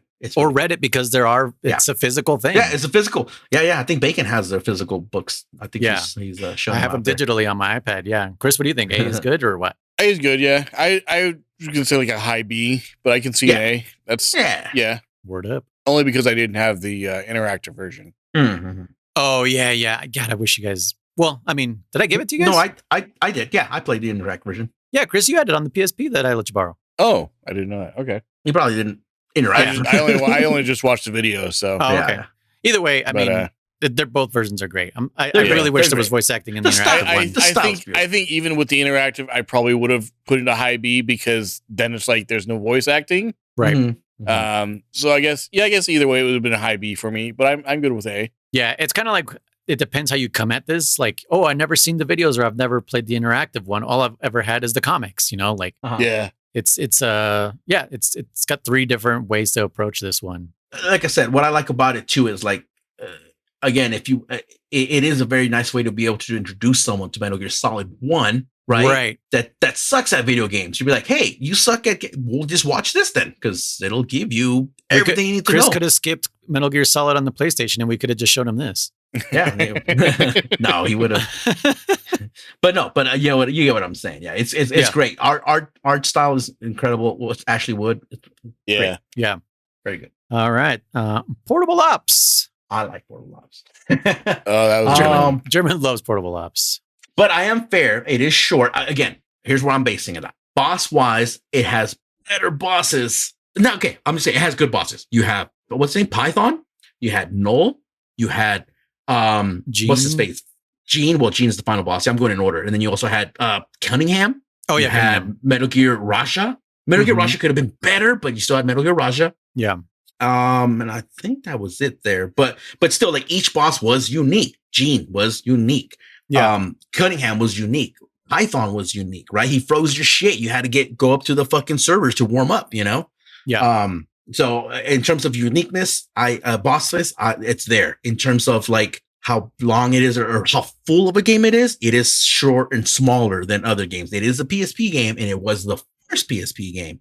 Well, the first, Metal Gear-esque PSP game, right? Right. That wasn't a card game, right? Yeah, exactly. So again, kind of like Metal Gear 1 for the MSX, it paved a lot of roads for Peace Walker. Oh yeah, this changes the entire series.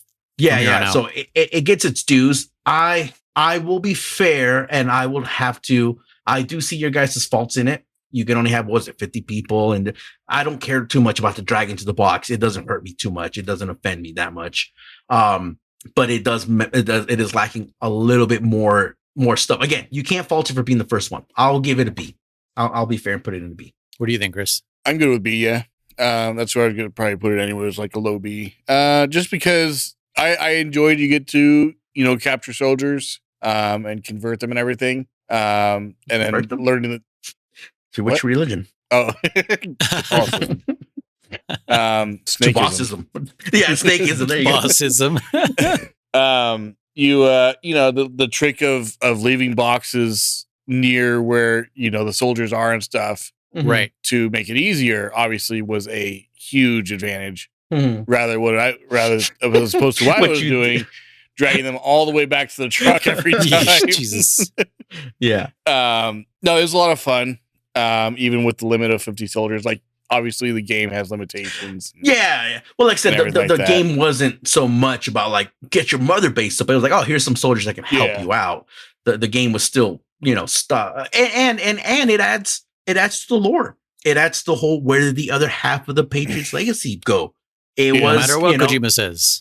Yeah, right, exactly. It adds to that lore. So that's why, like I said, I like this game. If they could remake another, I would love them to make Peace Walker and Portable Ops, right, as one game and make them, good. Yeah, I'd love that. Yeah, that would be sick. Anyways, yeah. No, I mean, I'm down for that. B's good. Like you guys said, it lays the tracks. It's just really slow and the controls are shit. I fucking clawed that shit. I think I clawed that motherfucker, dude, all the way through. Yeah, I think that's my only complaint. I think that's my only complaint is that it's slow and the controls suck. But other than that, I agree with you with the bosses. Now that you kind of put them that way, because I know you're comparing it to Peace Walker, where Peace Walker, all you're doing is fighting Metal Gears, and in this one, you're fighting people, which is what the normal Metal Gear game is about. Yeah. Like fighting people and then a Metal Gear. So you're right that is missing in Peace Walker. Some humans to fight. Yeah, some human element. Yeah. But yeah, I'm down with it being a B. And then after that, I don't think you guys actually put any time into this, but Portable Ops Plus. I didn't put any time into that. Yeah, I think you would have liked it because it's literally like all that extra shit that you were doing on Acid and Acid 2. So I mean, I would put it at a C just because I played a couple levels, I think, but it was interesting. I also think that German would have loved it. Yeah. I should go back then. I'll give it a shot. Yeah. And unlike how you were saying, like I think Chris was saying that you always start in the same spot and the goal is here and blah blah this. Portable Ops is not like that. It starts you off on a map and your starting position is somewhere completely fucking random. So I thought that was pretty cool, and I think they added the Soliton radar, I think, to it because you could like see where people are. Yes, I believe so. Yeah. And it's got Old Snake in there. Yeah. That's the costume. And you can play you can pretty much play as fucking anybody in that goddamn game. You can play as Campbell, fucking paramedic, Sigint. German, you can play Sigint. German's like, I'm going to install it now. Natural camouflage. You could play as fucking Zero. You could play I already said, Old Snake. Who else? Fucking you can play as Noel. I believe you can play as paramedic. Yeah, fucking everybody. I think you play it, dude. I think you can play as fucking Venus as well. There was something. Yeah, there was something. Oh, about that's right. Yeah, it's connected to Acid 2 somehow. Yeah, with a save file. It's like a save file or some shit like that. Yeah, and I remember I got bummed out because I was like, "What? I don't fucking have it," and I think it's because I didn't beat the game or some shit. Some probably. Yeah. All right. Yeah. So for the next Konami, give us Peace Walker, Portable Ops Plus, and Portable Bam. With better graphics. Unreal Engine 5. Yeah. And while you're at it, give us fucking Metal Gear Solid 3 digital graphics while you're at it. Yeah. Just you got time. Yeah. What are you doing right now? Are you making Metal Gear Solid 6? You're not making Metal Gear Solid 6. You want money, right? You guys fucking want money, right? Make this shit. Like money? All right. And then one that we didn't play, but we did watch a playthrough of. Were you guys okay with Portable Ops on C? Because you guys didn't really play it. Portable Ops Plus? Because I'm okay with it there because it wasn't like it was VRs, right? It wasn't it's like kind of like VR missions, yeah. Yeah, there's no ending to it necessarily, right? So I'm okay with it there. I should have played with it more, but I think I was just kind of like bummed out because I knew what was coming. What do you mean? Well, for me, I knew that we were gonna get it to Peace Walker eventually, and then fucking 5. I think I was already dreading it since at that time. We were so far away from that too. I know, dude. I was like, I fucking hate those games. Anyways. All right. He was already raging. Yeah. All right. Well, mobile, we didn't play it, but we saw No. gameplay of it. I still And we haven't know found a a way little to bit of play it. it. Yeah, we know a little bit of it. I mean, I guess the only thing we can kind of rank is the story, right? Is that And the mechanics, right? Because they had that whole like getting camo. Like, right based from your on camera. Yeah, from your Like camera. physical camera. Yeah, yeah. Mm-hmm, On Oh, the that's phone. right. Yeah.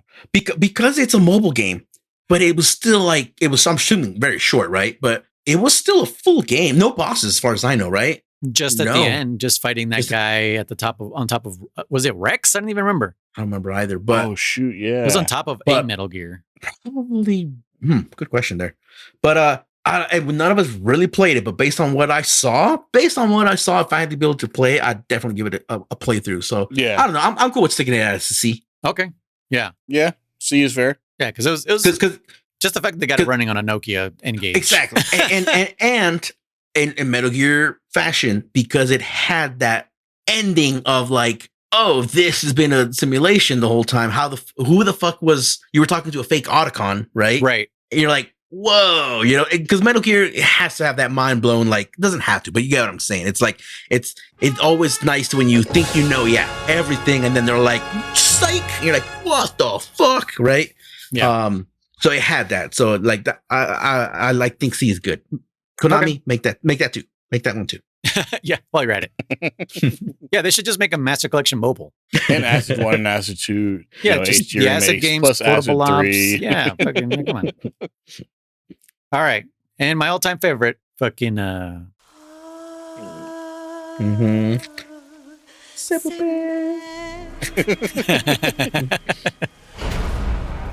right, you guys go. You know where I'm gonna put it.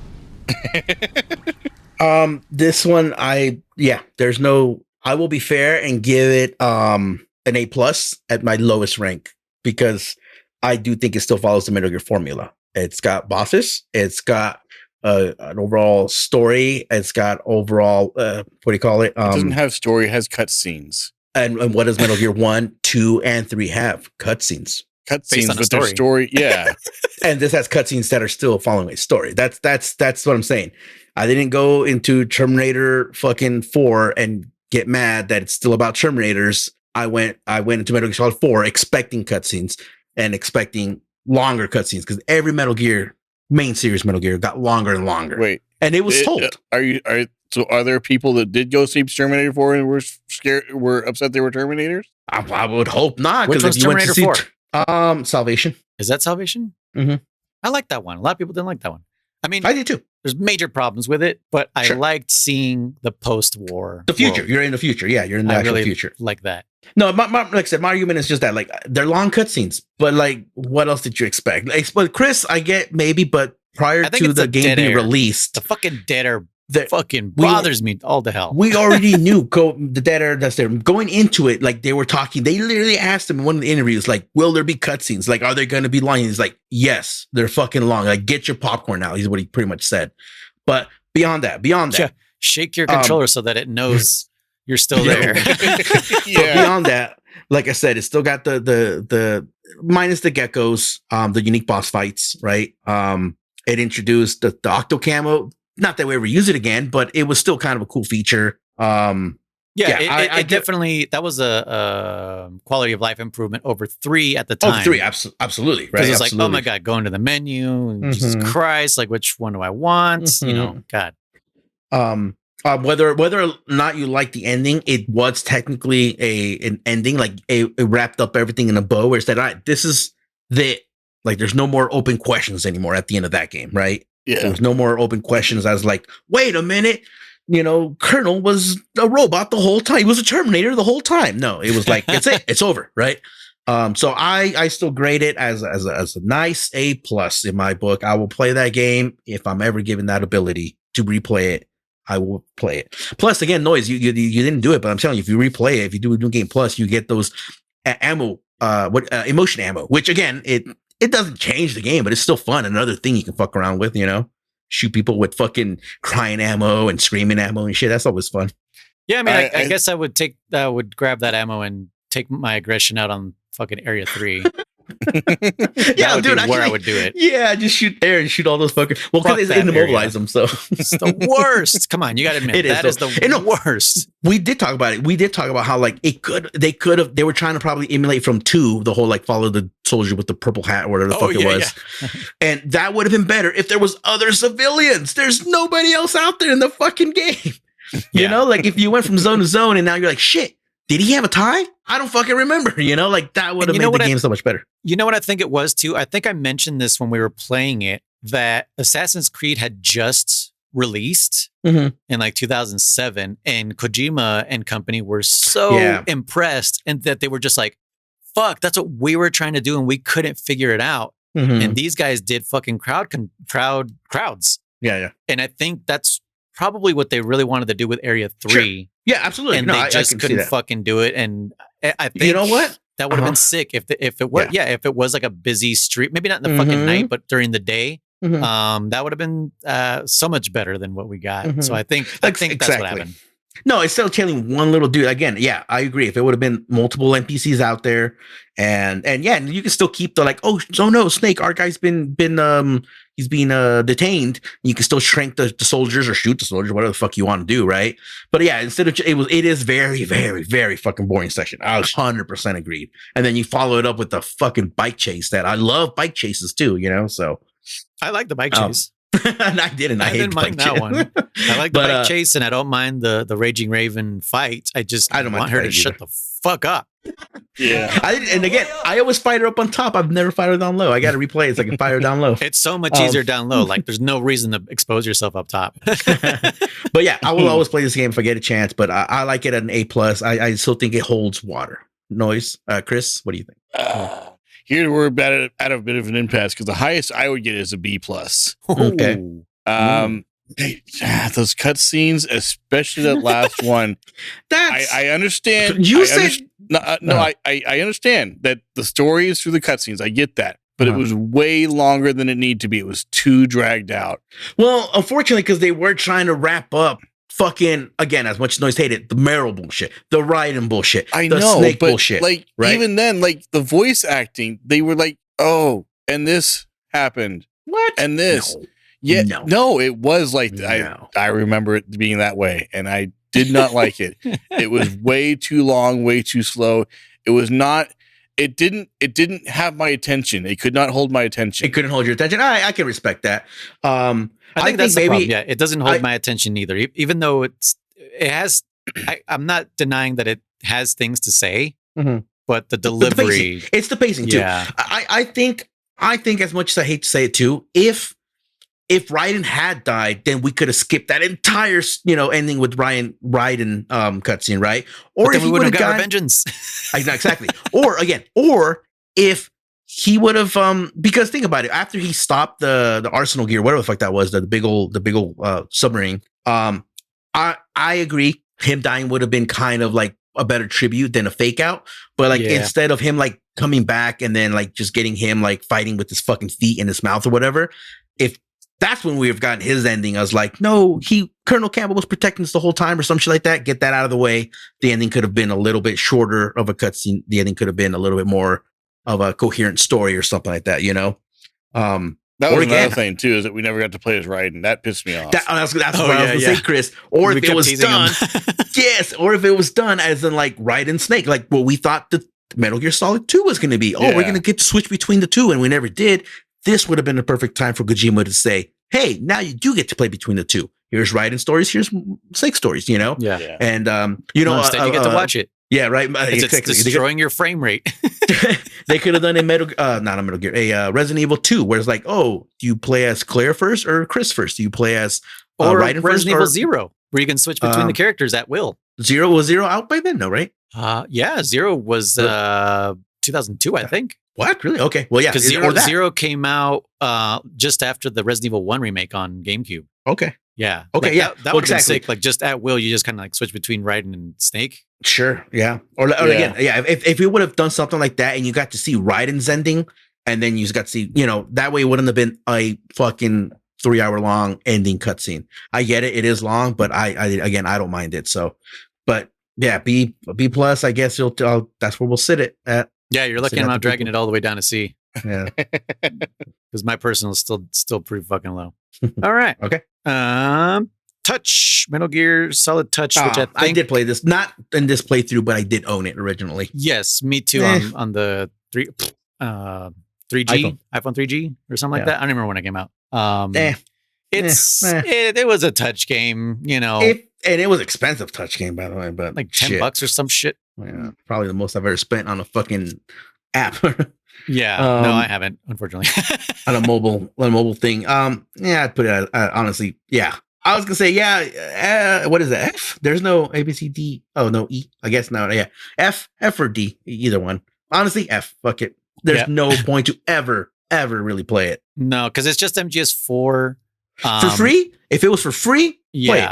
If it's available right now, there's probably a way to emulate it somewhere on the internet, and it literally is just like point click. You know? Yeah. Anyways, the start of German's favorite saga, Peace Walker. Oh, wait, no, sorry. What's supposed to be after that is Digital Graphics Novel 2. Oh, actually, that was supposed to be before Touch, but yeah, Digital Graphics Novel 2. I think A as well. I really did like it a lot. The way the pacing goes, the way the story goes. Right. It's like a lot more in graphics too than all those we did bullshit in the game. Codec calls kind of like got consolidated into a coherent narrative. Yeah, we got to see some like kind of like from Snake's point of view, like conversations that we didn't get to see in the game where it happened in the graphics, stuff like that. So I like it a lot. I actually really want to rewatch it. I put it in A. I'd give it a nice A. Okay, Chris, you agree? I can agree with that. Yeah. All right. So pretend I'm dragging an image and I'm putting it in right A. There. I'll do that in post. All right. Again, the 5 saga, Peace Walker. German, let us have it. No, I like Peace Walker. Controller wise, I'm going to keep controllers. It phenomenal controls. Obviously, to what Portable Ops did, made it better. A much better base. Now, I don't think it would be an S. I would give it an A. Okay, hold on. Well, Chris hasn't said anything yet either, so I'm just moving it. I'm making. I know. I'm moving it around. I think if I had to be fair with it, I do like it. Would I ever replay it? Unfortunately, I did try grinding it this time. I was trying to get all the chips, and goddamn, some of those chips are just it's all random if you get them, and that's what kind of sucky. It's loot boxy, What chips? Beating the chips to build your Metal Gear Zeke. Oh right. Oh yeah. They're fucking hard. I was trying to complete it. It's going into these Metal Gears, especially the extreme ones, and fighting it for a good half hour and calling in, supply after supply after supply after supply just to have a chance of getting the platinum. Is it just the highest? I think platinum was the highest chip. It got a little tedious and repetitive, and otherwise it is missing a little bit of soul for me, a little bit of that human element. So I think A for me. I think A. How is it missing the human element? It does have the boss's AI, doesn't it? But I'm not talking about like the boss. I'm talking about like the story with Paz and Kaz and fucking, what the fuck is his name? The guy who kept escaping every goddamn Valdez. Yeah. No, I meant human bosses. Coldman, the Hot Coleman, the human bosses in that element. They're not bosses, but I mean just like the story of all these people. No, I know, but that's what I meant by human element. Like when I was fighting, bosses, okay. Yeah, when I'm fighting the pupa and the chrysalis and the cocoon, I didn't care. Versus when you're fighting Noel or Gene or anyone, you kind of like at least understand why you're fighting them, right? This one was just like stop a machine, okay, The only one would be Peace Walker that you're like, oh shit, I gotta beat the boss's AI, so that's the only one that's there. But yeah, and so Paz. And Paz, you're right. You do get that Metal Zeke fight, which again, I didn't know about it until fucking someone told me that about Valdez, because none of us thought that to look at our own fucking mother base. Yeah, he was in fucking the training room. Son of a bitch. Fucking asshole. Very unique, but it was also bullshit that like eventually the game didn't say like, hey, Snake, go check. He didn't escape. He might be here, like kind of like a Psycho Mantis. Like if you couldn't figure it out, the game would just be like, fucker, plug your controller into port 2, right? Yeah. Or if your port 2 didn't work, it would be like, oh, you see those statues, shoot those statues. That was what we needed for the Valdez escape scene. It was like, hey, it's been like 7 missions since you have tried to look for them. Maybe you should look around Mother Base, But yeah, I think it's an A. It's fine for me. I won't argue an A. Okay, I'm good with A. Yeah, I enjoyed it a lot. Capturing the soldiers, building up your base and everything was a lot of fun. Obviously, that was one of my favorite parts of that game. Yeah. Mm-hmm. You love the Fulton because you I love the Fulton. Absolutely. What's funny about this Fulton is you can Fulton anywhere. Yet fucking 5. They have to be outdoors, right? Yep. Oh, that's you get the wormhole. The wormhole, yeah. But it was a lot of fun. Gameplay was good. Storyline was mostly decent. I enjoyed it a lot. So it was good. I enjoyed it. I'd say A. Yeah, no, I'm good with that. I thought it was excellent. I would love to put it in S, but like you're right. It is lacking human bosses. And yeah, I didn't like the Peace Walker fight. I like the Paz Zeke fight more than the Peace Walker fight. I like Peace Walker. Zeke fight pretty good because there's a human in there, right? Well, I just think because it's more varied. It's like a real Metal Gear fight, and the fucking Peace Walker one is just like this. Hey, with that stupid magnetic thing is just like annoying as shit, and it's just this lumbering idiot of a fucking mech. She does the Attack on Titans, charge at you. Yeah, okay. No, I like Peace Walker fight actually, because I did think there was a little bit more variety to Peace Walker versus Cocoon, Chrysalis, and Pupa. I know Pupa's got the la la la, and it's cute and all, but at the end of the day, it's just turrets and missiles and the electric. Cocoon is just a shitload of missiles and turrets and fucking a flamethrower if you get and a chainsaw. There's a fucking chainsaw on the arm. Yeah. Chrysalis was the most annoying for me. I hated Chrysalis, but again, it was just yeah. And to me, actually, they are all technically kind of unique. I would argue the most similar ones would be Pupa and Cocoon, but even those were different because Pupa has mobility and Cocoon doesn't. Right. But yeah, I didn't mind Peace Walker, but I do like Zeke too. I do like Zeke. And then you get the bubbly anime song while you're fighting her. It's funny. Right, that's just all right. On to a game that I kind of played. I tried to emulate it. It's got awful controls. Our friend from Canada can confirm this game might not be worth fucking playing. But maybe one day, if I ever get my hands on a physical copy of this thing, I would love a physical copy for my collection. MGS 3D. None of us played it. Yeah. Well, not really. Anyways, I will tell you this much: it has an awesome collector's edition that was released in Europe. I would love that. It has like a canister, like a drinking canister, with like a cloth kind of covering. It says Metal Gear on it, Metal Gear 3D, I think, or whatever. That's cool. Yeah, the European collector edition is pretty dope on that. I think that's about all I have to say about that one. I didn't pick it. Why didn't I pick it up when I had the chance? I don't know why, actually. I don't know what state of mood I was in. So that I was like, I'm like, I'll skip it. I think this one requires the Circle Pad Pro. C-Stick, the Circle Pad Pro? Yeah. And I actually don't have it. So if that's why, then yeah. I only have the original 3DS. I never bought the XL or the Pro or none of that. Yeah, I only had the XL with the Circle Pad Pro. No. So I was there was an attachment you could buy, right? Like there was something you could attach to your original one that gave you that Circle Pro, well, that's what I mean. A mock. Well, that's what the Circle Pad Pro is. You attach it to your. Oh, okay. But then you had the XL with the Pro? Yeah. Oh, they made that? Oh. I think that's the only one they made it for. The Circle Pad Pro, I think, was only for XL. No, the Circle Pad Pro was for the original because then the XL had it already built in. No. Let's look it up. We'll keep going. I have my XL right here. I can look at it. Yeah. Hang on. Let me grab it. Circle Pad Pro for 3DS XL. But I think it's also for the regular. There must have been a regular one. They might have made one for that one. You said maybe it was only for that one. But there was one DS that had a little nub that was technically the. I think that started with the 2DS. Yeah, the XL has a circle pad. You think so? And then maybe like the new 3DS, right? Because then they started doing the new 3DS. Yeah, that's right. The new. That's and the new 3DS XL. That's what I had. The new 3DS XL. That has a little nub, right, Chris? Yeah, a little. It has a nubbin, and the other one was just like a. Yeah. Yeah, I kind of forgot about that. Yeah, you're right. That's when it started. Those ones. Yeah. Okay. So I think from what I'm seeing, there was for original, and there is one for XL. So there is one for original. Okay, I don't remember what that one looks like. Here. Very similar. It just adds the little extra Joy-Con. Yeah, Monster Hunter for you. Oh, Generations. No. Okay, cool. So yeah, you're right. You're right, Noise. I think I needed that one, or if whether needed it or it made it better, I was like, I'm not buying it. Yeah, because I was holding out for a better 3DS, and then the better 3DS came out, and then I was like, I'm not buying it, and I just never did. Yeah.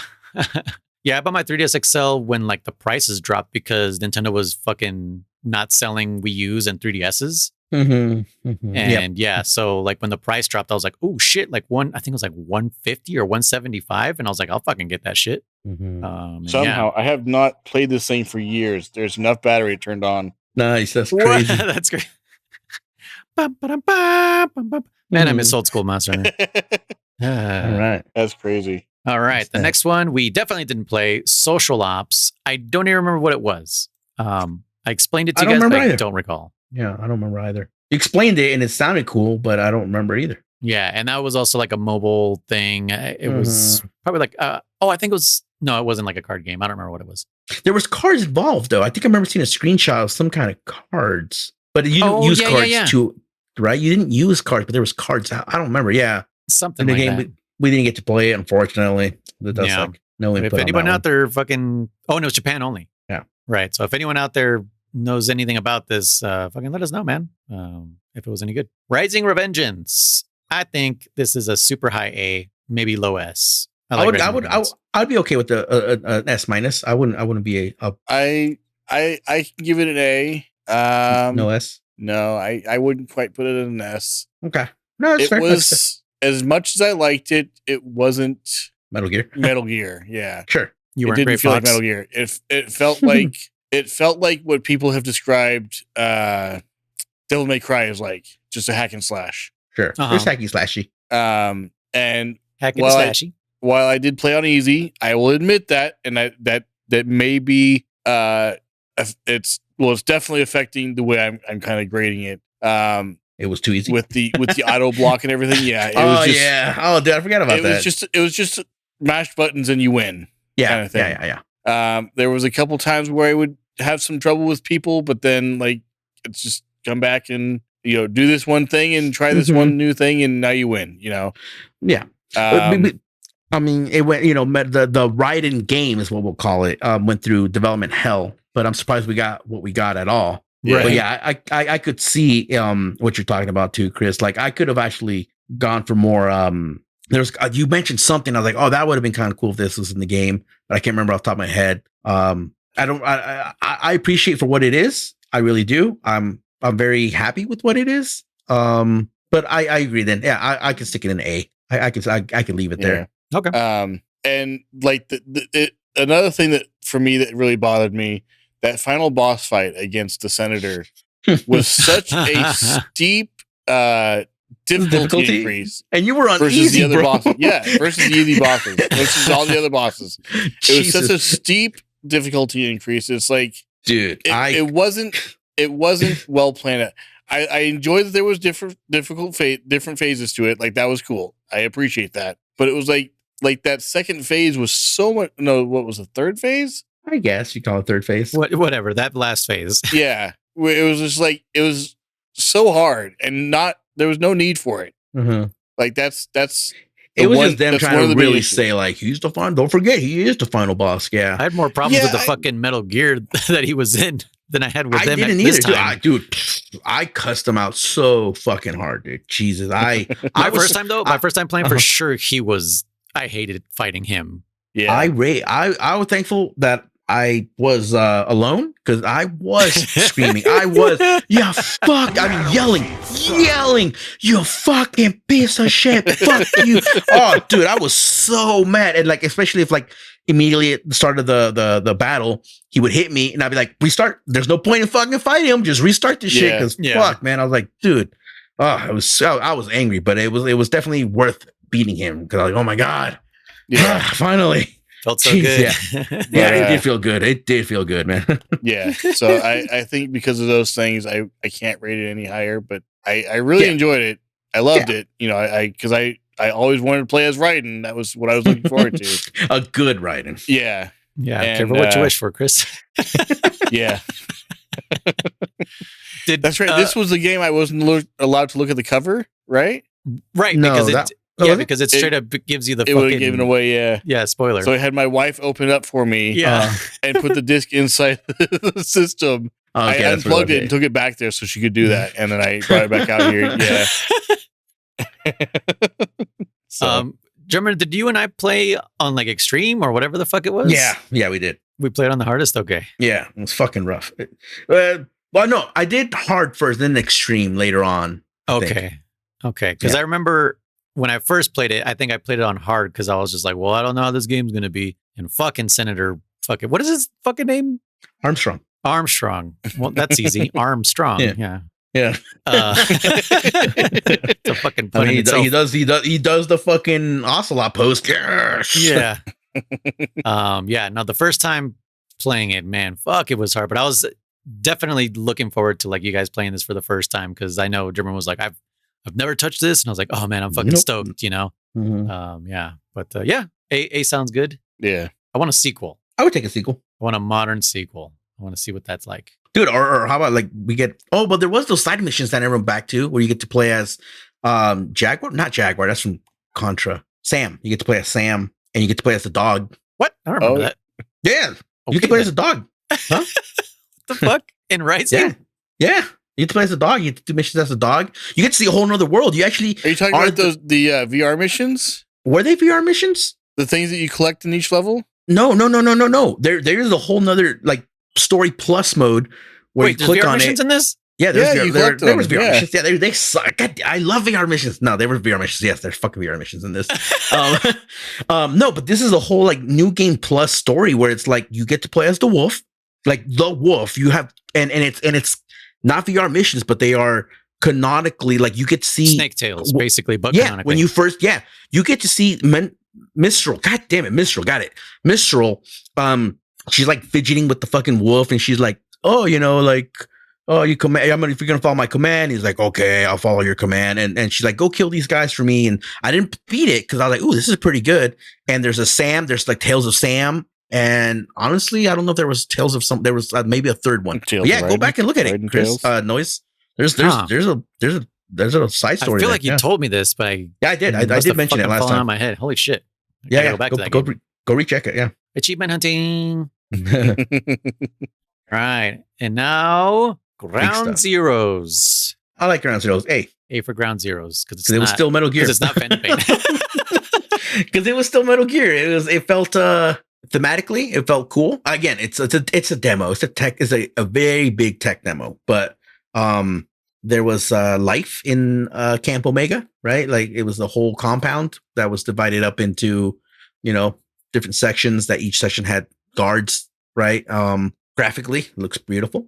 It sets the tone for what the next game was gonna be, which was the dark, Paz getting blown the fuck up, No one remembers Chico. Yeah, I was gonna say I know Chico was there, but like he also blew up in that blast. Sorry, Chico. Yeah, he fucking got blasted.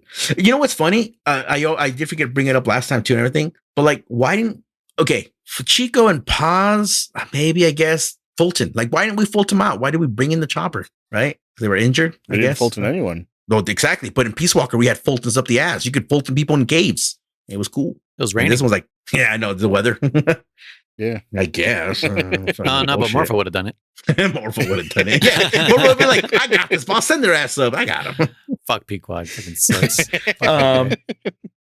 But no, I do like this. I do remember saying like, oh my God, if this is just a tech demo, the fucking full game is going to be epic. So I like it. It's fine. It's an A. I will say I will play this over 5 anytime. I would go as far as to give it an S. Okay. Yeah. Just because like for such a small map size, they really did a lot to utilize what was available. Mm-hmm. I mean, all the submissions, finding all the patches, side missions, all the tapes and collected tapes, the different ways of doing it. There was no linear way of doing it. Mm-hmm. You didn't have to get Chico first and then Paz. Mm-hmm. You could rescue everyone at the same time, mm-hmm. and I thought that was cool. Mm-hmm. It was very open world without it being an empty world, Yeah. So, I mean, German, you always talk about like, oh, it's open world, but there's, so much space between everything. Well, this was open world. Yeah. But it wasn't so open that there's like all this empty space. No, that's what I'm saying. Like the whole Camp Omega was lively. That's what I mean. You had the north, the south. You had the bunkers, the barricades. It was dense. It was dense. Yeah, there was the life. There was life there for sure. There's something wherever you went. Yeah. it felt like a camp, not a camp, a military base. It felt like the infiltrating Shadow Moses, right? Where like you're like, oh man, like which way do I go? I can go left, I can go right, I can go in the crawl space, I can go to the main door. When you can't do the main door, but you get what I'm saying, right? Yeah. Like to me, Camp Omega really hit the spot of especially since they did the deja vu mission of Shadow Moses, right? Yeah. To me, it hit that, right? It really hit that spot of like, oh man, how do I get in? It re-brought those memories back to me, being like my cousin going like, oh, you can go up to the top, there's a vent, or there's a vent down low, you know? And let's imagine that there was a way to fucking get into the truck in Shadow Moses and stuff like that, right? Like it just brought those memories back to me. So yeah, I do like this game. I hate to say game, but it's a game, but yeah, it's good. It's good. And you're Big Boss. Yeah. You know? So for that reason, I'd give it an S. Yeah, I'll take it. Are you Big Boss, or are you playing a memory that's been implanted? Don't start that. All right. Well, even if we are playing a memory or whatever, it's a mission that Big Boss. It did happen. Well, it did happen. Now you ain't getting to that boat. Well, what do you mean? Of course it happened. It happened to Big Boss. How do you really know that though? Like they could have lied to Venom Snake and said that that's how Chico died, and it could have been something different, you know? I guess I never even considered that. We didn't even say that when we were theorizing. Yeah, I know. That's what I just little thought about it. I'm like, wait, because you said or are we playing? I'm like, wait, as far as we know, this was a made up mission. Yeah. Fuck. Jeez. It can't be Metal Gear without leaving you with an open-ended fucking theory. Shit. Did Camp Omega really happen? Literally fucking just blew my mind. That also explained why it's not David Hayter in there. Right? Yeah. And well, like I said, and then the whole that one mission where Camp Omega gets blown the fuck up, right? So it's like, wait a minute. So what really fucking happened here, you know? Yeah. Conveniently, yeah. Huh. Okay. Well, Phantom Pain, German, right here, right? No, that's unfair. fair to me. Fair to me. I think I would put it at I swear I see, because I'm looking at it for me, as in, would I replay this? And I'm just like VR missions there. No, I wouldn't replay this. I wouldn't. So wait, so hold on. So replayability stops at C for you? Not stops at C, but C is kind of like a hard line, because you know it is a again like C. What's the one next to it? The wait, did you just say it doesn't stop at C, but it stops at C? No, I said it's a hard line. It's like a hard line means like it's a dividing line. Okay, it's a soft line. How about that? It's very soft. It's very flaccid. Okay, that makes more sense. I was going to say, yeah. C is like a. I guess if I had to play these games, that's where I would stick it. Okay, I say you have to, because I don't hate it. Okay, no, I fucking hate it. I fucking hate it. What if I find a mod where you can play as Sigint? Would you replay this game as Sigint? No, because it's not who you're playing as. It's the fact that there's nothing out there. The fact that's my issue. Remember, if you found a mod that made it, there were way more populated. Oh, maybe, yeah. Give me that mod. Because I think that's what Draugr was talking about, right? Was that he was like there was a lot more going on, like more people would pop up randomly and stuff. I don't remember. Noise was talking about the skull unit randomly popping up or something like that. Or sorry, Draugr. Somebody was talking about the skull unit. There was a mod where the skull unit would randomly fucking show up like anywhere on the map. Yeah, I think that was Draugr. Yes, that's probably it. That would have been dope. Yeah, again, control wise, it's fine. There's nothing wrong with control. We've talked about the storyline. It's kind of like a big like, like kind of like you were saying with 4, like does it hold my attention? This one was like, but what happens? Why did I rescue the scientist? Why did I rescue this prisoner? Why am I doing any of this? Is why I was questioning, because none of it really. Yeah, right. So that you can fucking. So you can fucking donkey punch people. But no, like I said, I think C for me is where I realistically will put it. I don't think it's a bad game, because control wise it's good. It just needed more. It needed more. Like Chris said, if it had, instead of little outposts, if there was like little Camp Omegas, add 3 or 4 Camp Omegas. Because even like the mansion is the biggest base you. No, the final one, 0. OKB 0. Yeah, the one where you it's got like those 3 sections where you can just beeline it and they just fucking all ignore you. You can just fucking drive straight through. No, yeah, you can do that. That's why when you said it, like, yeah, you can definitely do that. I think I've done that. Ridiculous. It's so funny. Yeah, that if instead of little outposts, if it had bigger outposts like actual little villages and shit, that would be kind of interesting. And I agree. I don't know. I don't know. But you guys go. You guys tell me why you want to put it up a little higher. And the highest I would put it would like be a B, I think. Okay. All right. Because I agree with you about a lot of the shortcomings. It's a very open map. It's a lot of it is not necessarily like repetitive, but it's similar enough that like, okay, go kill this person. Now go kill this person. Now go capture this person. Now go rescue this person. Now go rescue this other person. You know, it's they're not the same. There's definitely differences and everything, but it's similar enough that it's like it's another rescue mission. You know, it's another assassination mission, all that kind of stuff. Which you don't have to assassinate. That is cool because you can always just fucking take them, right? It was always funny because it was like, kill this person or bring them back. That's up to you, boss. Whatever you want to do. It's like, okay, we'll just tell the client we killed them and we'll keep them for our team. Yeah, that's right. That was always fun. Yeah, I think B is the highest I would put it. B is fair, I think, because as much as I hated, you know, Kiefer Sutherland as Snake and all that kind of stuff, he didn't have very many lines, so it didn't bother me too much. Yeah. Call me Snake. But like, I don't know, it was there was parts of it that I loved. I loved building Mother Base. I loved getting to develop all that kind of stuff. I loved capturing the soldiers and everything like that. I wasn't a fan of, like you said, the repetitive nature of the missions and everything and all that kind of stuff. I loved that there were submissions. I hated that they were, again, very repetitive, you know, and stuff. And it was just, I don't know. It was both extremes for me. I think it kind of evens out to a B. And I get why people do love the open world. Like you mentioned something earlier when you said like don't tell me what to do or whatever like that, something like that, right? To me, right? You're like, oh, don't tell me what to do or something like that. And that's where sometimes I do find like myself with video games is like in open world games when they're like, what do I do? Like whatever you want. I'm like, but like what do I do? Like whatever you want. Versus so you wouldn't if like they Minecraft said, then. not too much. I don't, not too much. Now I am that kind of person where they say like, hey, whatever you do, don't go over here. I'm like, why the fuck not? I'm gonna go that way now. You said not to go. Now I'm head stubborn. Whatever you do, don't dump your bucket of lava. I'm like headstrong. Mansion. And I'm whatever you do, find a way. Don't play MGS5. Not again. Don't play it again. No, like I said, I do think there's ways to make this game better.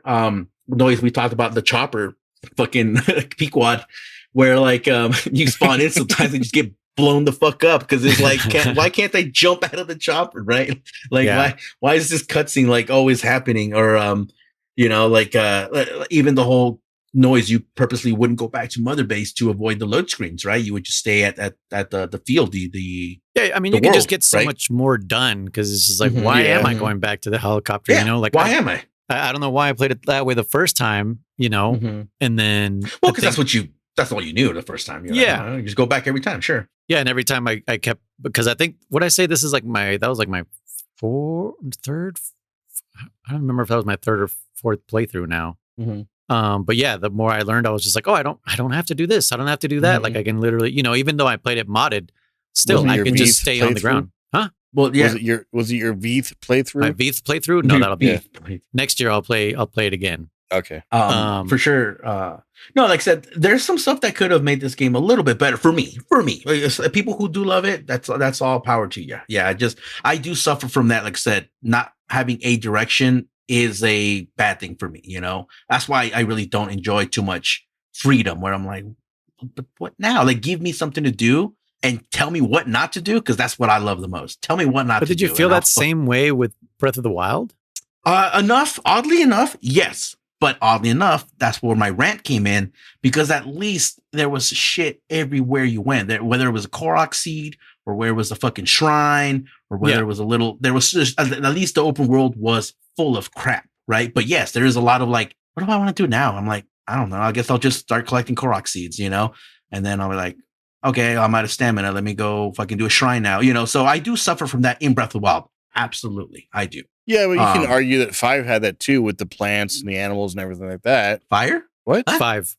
Oh, 5. Yeah. V. I thought you said 5. There wasn't enough of them. Yeah, maybe add more. Yeah, they could have added more to add more, because there wasn't that much Yeah. wildlife out there. I mean, it's been a long time since I've played Breath of the Wild, but that compared to this, they're pretty much the same as far as like, yeah, as far as things being spread out, yes. No, 5 had at least dozens of lakes, dozens. I mean, not 5? Hundreds. Or Breath of the Wild. Breath of the Wild. it had lakes, it had shrines, it had fucking caves, it had little battle towers, it had tons of animals. I think More Breath diverse of the Wild animals. learned a lot from 5. You think You I know learned a what lot from? Yeah. Maybe, yeah, maybe. Positively is what I'm saying. I'm not saying you're wrong. I think you're right. I think they saw 5 and were like, because it was a new generation of programmers and developers that came into Breath of the Wild, because it was like, we can't keep doing the same formula. Even though I was like, I'm fine with just doing fucking temples. Like, let's do that forever. I'm fine too. I was right? hands in the air. Like, who likes fucking linear Zelda? Me. Yeah, I'm down with linear Zelda. But the new generation was kind of like, well, everything's open world, and that's every game of that generation suffered from everything's open world. Let's do open world. Yeah. Metal Gear was also a victim of it. Yeah. And I think the biggest problem is that Konami wanted such a broad audience for this game, including Ground Zeroes, that the cross generational release is what held this game back. Probably, yeah. Because they wanted it on PS3 and PS4. And had they just given Kojima Productions free reign to only do PS4 and abandon PS3, I think we would have gotten a better, more complete game, a denser environment. Denser. No, because, they developed fucking Fox Engine just for this game. Yeah. Imagine if we would have been able to use it to its fullest. I agree. Yeah, because they had to make it scalable for PS3. And I think Xbox 360, I don't even remember. Or not 360. Was that era? Yeah, it was that era. Yeah, 360 and Xbox One. Yeah, that held back Fox Engine, I think. But yeah, no, I mean, if I could, I'd give this thing a fucking S. But because of all the damn shortcomings and things that happened, and maybe it is an incomplete game, and the thing that helped me enjoy this game a bunch, I've said 1,000 times, is the theory, because it makes the most sense for me. So, I mean, the lowest I would give it is an A. So what do you guys think? Okay. This thing is stuck between C and A. I'm cool with the B. Like I said, I was cool with the C. That's my personal ranking. But knowing what you guys bring to the table for this game, knowing what the game brings to the table, I'm cool with the B as well. Okay. I'd say high B. Yeah, I'm cool with the B there. I think right now, Chris. Oh, I was stretching. Sorry. I think if like what if you could eat fucking meals, like, cause what if you're like out there and you're like Snake Eater, that mechanic should have made its way back. Yeah, it could have been dude. It would have been so cool to be like eat more animals. They could have added a ton more. They could have added. We could sit here all day and say what they could have, should have done. Yeah. At the end of the day, it is what it is. Yep, we got what we got. I played it again. I put in my time. It's definitely, I don't think it's a game I will be playing anytime soon again, but I do appreciate what it's done, right? I feel like we need to print out like a year to date paycheck or something, or pay stub for German for MGS5. What do you mean? Like these are your earnings for playing MGS5 because you put in your work. I put in my work, and I still didn't even 100% this fucking game. But there's a lot of cool things. It just wasn't for such a massive game, and for all the wait time we had to wait for it, right? I think it did fall short. We didn't wait that long. It's 2015. From 2008 to 2015. Well, that's still long enough for me. Yeah, I guess. Well, that was 15 was Ground Zeroes, right? Because then the next 14 was Ground Zeroes. 14 was Ground Zeroes? I thought it was 15. Yeah. Okay, my bad then. All right. But either way, yeah. Still, yeah. Yeah. No, it's the longest we had to wait for a Metal Gear title. I was just talking to Eduardo about Kingdom Hearts. He just beat 3. And I was like, dude, I waited fucking 13 years from 2 to 3. And I was like, God damn, dude. Oh, yeah. I fucking went from being a high schooler, fucking, I guess not high schooler anymore, but still, I would just, you could call me, young still, very, young, to being like a full-blown adult by the time fucking Kingdom Hearts 3 came out. But anyway, that's imagine the poor sons of bitches that are waiting for Elder Scrolls 6. Yeah, right. Yeah. But the hammer ain't never gonna fall, bro. Yeah, but I mean, no one was waiting. Half-Life 3. No one's been waiting for GTA 6 though. Like, people keep fucking buying 5. Like the same thing with Skyrim. That's like true, they just keep fucking buying it. I'm one of them. I'm sorry. God damn it. And GTA 6, I would argue, is not so much a it's just a numbered entry, but it has no continuation. It's just like a bigger, better game. It's not like it's like, oh, I want to see how the story wraps up kind of concept, right? Because every single one is its own contained its own story. universe. So yeah, for the most part, yeah. But yeah, B. Let's leave it there and let's move on. German's like, let's move on to a better game, German. Hey, I'm like, it's not an S. Victory. All right. So in German's eyes, onto a better game. Survive. That one's an S, right? That's true. No. I think it could have been much better. I think A is fair. I'm good with A. This is no fucking. I would put it B. I was going to put it B, Chris. Really? Mm-hmm. I think A. What makes it an A? No, honestly, what makes it an A? It's a lot of fun. It is a lot of fun. Like I again, I get, and similar with, well, not similar to, I guess, opposite to Rising Revengeance. Mm-hmm. It's not a Metal Gear game, but it's a twist on a Metal Gear game. And now my question is, by putting it at an A, I know this is a commutative ranking. Would you say it's better than 5? Yes. Oh, wow. I think can't allow that. Yeah, There's no fucking way. No. It's just empty as 5. I do like it. I would put it higher than 5. I would. So if you want to slide it above 5, that's cool with me. But it's definitely a B because I don't think it's better than 4. I don't think it's better than Acid or Portable Ops for me. So that's why for me it's a nice B. This is a soulless game. This is a soulless game. I don't think it was soulless. I think it's the developers did good for what they had. It was a cash grab from Konami. Yeah. Konami was a cash grab, but there was a little bit of soul in this game. Not a lot, just a little, just a hair, just a little taste of. Captain. That's robots. You can't argue that. No That's soul. robot. Captain. I think, but despite all that, I think there was enough of a twist in the story Yeah, that I don't think a lot of people would have predicted. I didn't see it coming. I didn't either. No. But these Metal Gear games aren't about the twist. That's not what makes a Metal Gear game a Metal Gear game. I did say that the Metal Gears need to have that twist. Does Rising have it? No, but that's also the end of all Metal Gears. So Rising, for me, now I don't know who else thought this. For me, the twist in Rising was Sam was not the final boss. That's not a twist. That's not a twist, Chris. Okay, all right, that's just me. The twist would have been the twist. I mean, the twist is that you didn't know you were Big Boss while you were playing Metal Gear Solid 3. I was just gonna say just as well. I didn't realize I was Big Boss in Solid 3, so that's fine. That wasn't even a twist for Chris. That was a twist for the audience. The audience was like, "What the fuck? I do not know." The twist for Rising the big twist in Metal Gear Solid 3 was that I didn't know it was Big Boss. I didn't either remember that. So okay, no, the twist for Rising is that Sam wasn't actually a bad guy. That he was the whole time. That too, if he had defeated you, then he was going to take out Armstrong. Yeah. That was kind of the twist there, right?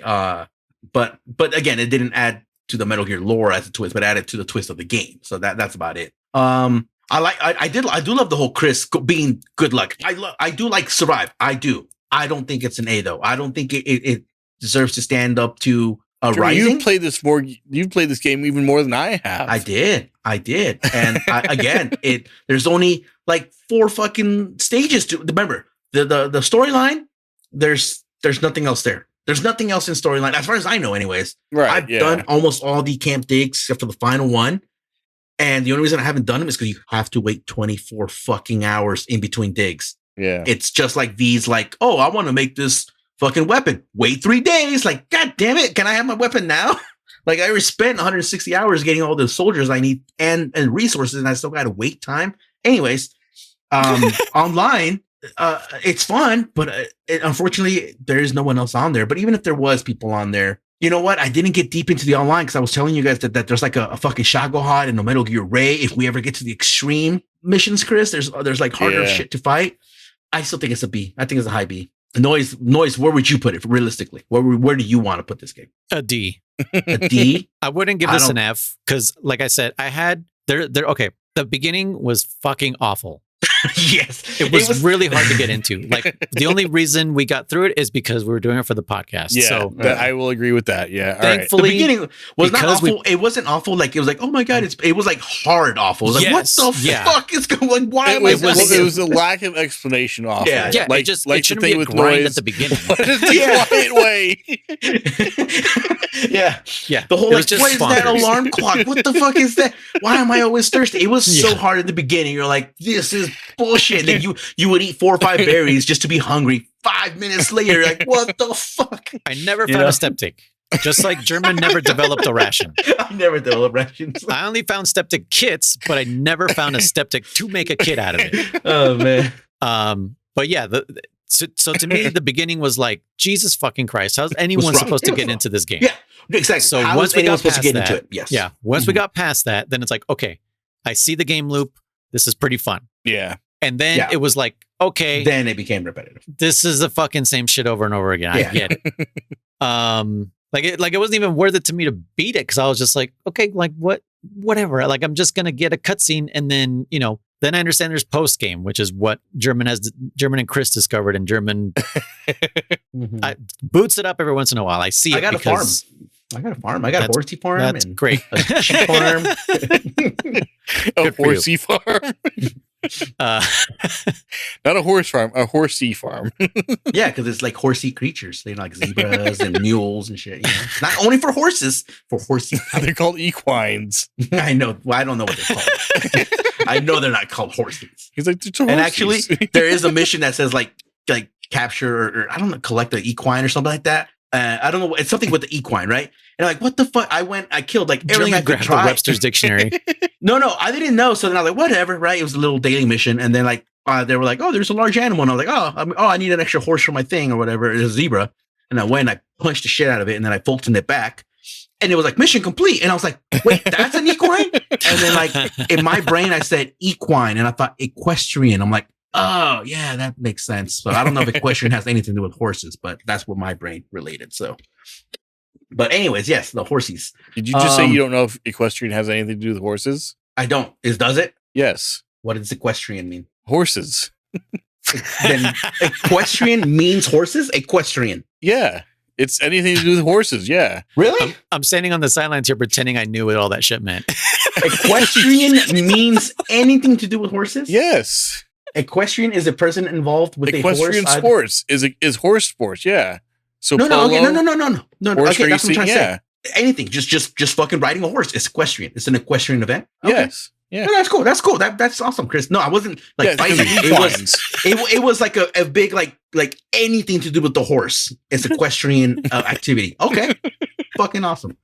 Now, I had a feeling equestrian. So name me an event with horses that would not be equestrian. No, I'm not fighting you. I'm just saying I didn't think about it that way. I'm not fighting you. I'm surprised that is what it is. Did you know that horses are equines? No, that I didn't know. That's probably why you didn't realize. Okay. That's what he's saying, Chris.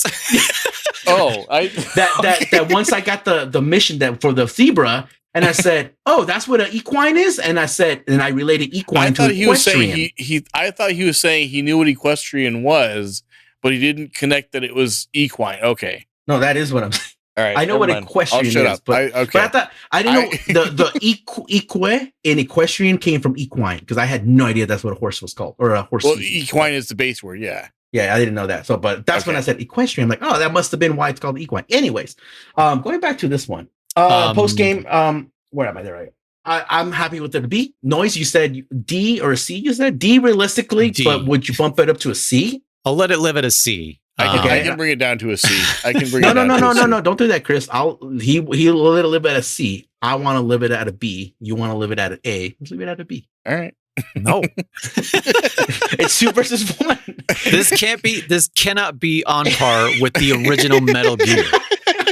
It's not on par with the original. Oh, yes. Okay. You're putting it with Metal Gear and Portable Ops. And 4. I'm pissed about the 4, dude. And Acid. Yeah. Look at the lineup. I'll take the Acid. I'll take it on par with Acid. That's fine. The only one I don't agree that it's a B is fucking Twin Snakes in there. That's the only one I'm not agreeing with, and I'm letting it live a B. I'm fine letting this slide down to a C, a high C, but and not just the drink. I mean, I'll take a high C. I think here's my real argument for Survive. Yeah. It was fun because we were making fun of it the whole time. yeah. And we were Not because it's a good game. That's true. I will take a C. That's my only argument. Other than that, it is the Napoleon Dynamite of games. yes. As far as like how much fun I had playing this with you guys, by the way, because by myself it was boring. Yeah. But as far as how much fun I had with you guys, I would put it at an A. Sure. But I'm judging it as a game, and it's not a high C. I agree. I agree with you. You are 100%. No, when we were playing together, we definitely had a lot of fun. Yeah. Yeah. We weren't even playing together. We were playing the single player stuff. Yeah. Separate, on the same Discord call, just laughing our asses off because we didn't know what killed us. 5 seconds apart. We were like, what the fuck? That's right. Yeah, we all died at the same time. We died of starvation within 5 seconds of each other. Fucking hilarious. Good stories. I agree. We recommend Survive for the memes and the good stories. Yeah. Play with your friends. Yeah, but that's it. Again, I think my biggest gripe with the game is that we had to pay a fucking pretty penny for it. Because this game should have been on fucking we didn't pay for it. $10. Patreons did. Well, thank you, Patreons. Sure. But yeah, like I think it would have stung a lot less if it was fucking $10. But yeah, the fact that we paid why is it still full yeah, price? It was fucking like fuck. but I'm glad I played it, and you're right. I probably will reboot it one of these days. Or I guess it's not a full price. I think it was a $60 game, right, when it came out. I think it was. I think it was. Was it really? Jeez. Yes, but it should not be 30. I pay that much for it. This thing needs to be fucking $10. So listeners, they should be fucking free for crying out loud. The Konami sale's going on right now. What is it at? Support the devs. Yeah, support the devs. Let me see. I actually didn't check that one. Snake Eater right now is at $50, I think. Let's see. Survive is at. Oh, hold on. I got to type in Metal Gear, I guess. Watch it be 40. It went up. I know, right? Nope, it's still fucking $30. Why is it still $30? Hey, I was gonna say it went up in price because of the influx of players. Me and Chris. We got someone. There's more people playing Survive than there are playing Delta right now. I know, isn't that sad? Jesus. No, there's no way that's true. There was 19 of us at one point fucking on Survive, including us and Bacon. Oh shit! All right, okay. See, this is what I like Survive for the laughing. That was great. All right. Mostly, I just don't want to get stoned to death in the comments. I'm sure everyone's like, "F, what are you fucking stupid?" F. All right, now for the last one, the one we just played, Delta. Who wants to? I'm gonna say B. Who wants to trip over their own feet first? B? B. Why B? The price. Is that really was the price? The price. Okay. And like I said, there was nothing new. Nothing new. Yeah, only three. I mean, they had cutscenes. The only thing I will give it is that it had the updated controls as an option. But otherwise, it was just the old game with the new fancy mask. That's it. Mm-hmm. And if I had the choice of playing this or 3 again, I would go back to 3. Same here. I think I've said that. Now, Noise. What are you thinking? Now, price isn't. I think price is also. It's a big factor. I don't think it should be as big as a factor because any of these games, like I think it's a factor enough. But like, let's pretend this was 50 years in the future and the game was fucking $2 on sale or something like that. Let's pretend it hadn't just launched for $70. But there's going to be so many other better games to play at that point. Well, because with that said, we're Delta ranking remaster. Right, that was $70 because we're rating some of these games that we didn't pay a dime for that we fucking emulated. So it's kind of like 2 will be out by then. Survive 2. I'll take the Survive 2. Shit. Right, but the difference is Delta was released this year. Yeah, I know. So it's a modern game. But I think we should be ranking it on 90% of it on it, 99% of it on the game, not the price. Because some of these games we didn't pay a dime for again. But then you have so the gameplay. Okay, what's different from 3? No. I'm just trying to say that's all I'm just saying. Like I'm cool with your ranking. I'm just saying like I don't want to be like it was $70 to put it at an F. It was $100 to put it at an F. Okay, like, was it a good game? If they re-released 3, okay, and they didn't make it look any nicer, right? They just re-released it. You mean like Master Collection? Yeah, Master Collection. And they updated the controls. How much would you pay for it? Probably not 70, but But again, that doesn't take away that the game is good. Do you see what I'm saying? But how much would you pay for it? Honestly, yeah, like $50. Okay. Maybe. Keyword. Depending if there's a collector's edition. You're talking to the wrong guy too. It depends if there's a collector's edition and, do I get a cool box with it? There's a cool art you have to little pay extra booklet. for that too. Again, depending on what comes with it. If it was worth the extra money, or you get a cool little diorama that falls apart. And I didn't like that. I'm glad looks like shit. I'm glad I did not get that. And I can't I'm believe also like, for the same price, Japan got like a dope ass bust. Like, what the fuck? Yeah. And even a bust I wouldn't take. I would have taken a better scenery, like the flower scene or something. I don't know. That bust looks fucking sick as shit. The white snake and everything. Dope. Yeah. The white mamba. Yeah. But okay, nonetheless, B. I think I would have to. I like B. I also want to say A because it does look very pretty. I think B though is fair because none of the lines were re-recorded. Again, I guess that would be hard or whatever. Voice actors have changed, money. I understand all that shit. Well, there was re-recorded lines. Some, but not the whole game. No, right. Yeah. Like there's some lines that don't translate well with the newer graphics, right? Like I said, I've said that before, like some of Ocelot scenes, where he's like, bitch, and I'm like, it doesn't fit his model well, or fight like a man. Well, like, I don't know, like some just didn't fit his model. But I'm okay with it as a high B, low A. That's where I would put it. And for me, price really has one A. I got it for birthday, right? I think it was birthday. And B, like, again, I'm just not thinking price because I think if you got it for free, Chris, Chris did get it for free.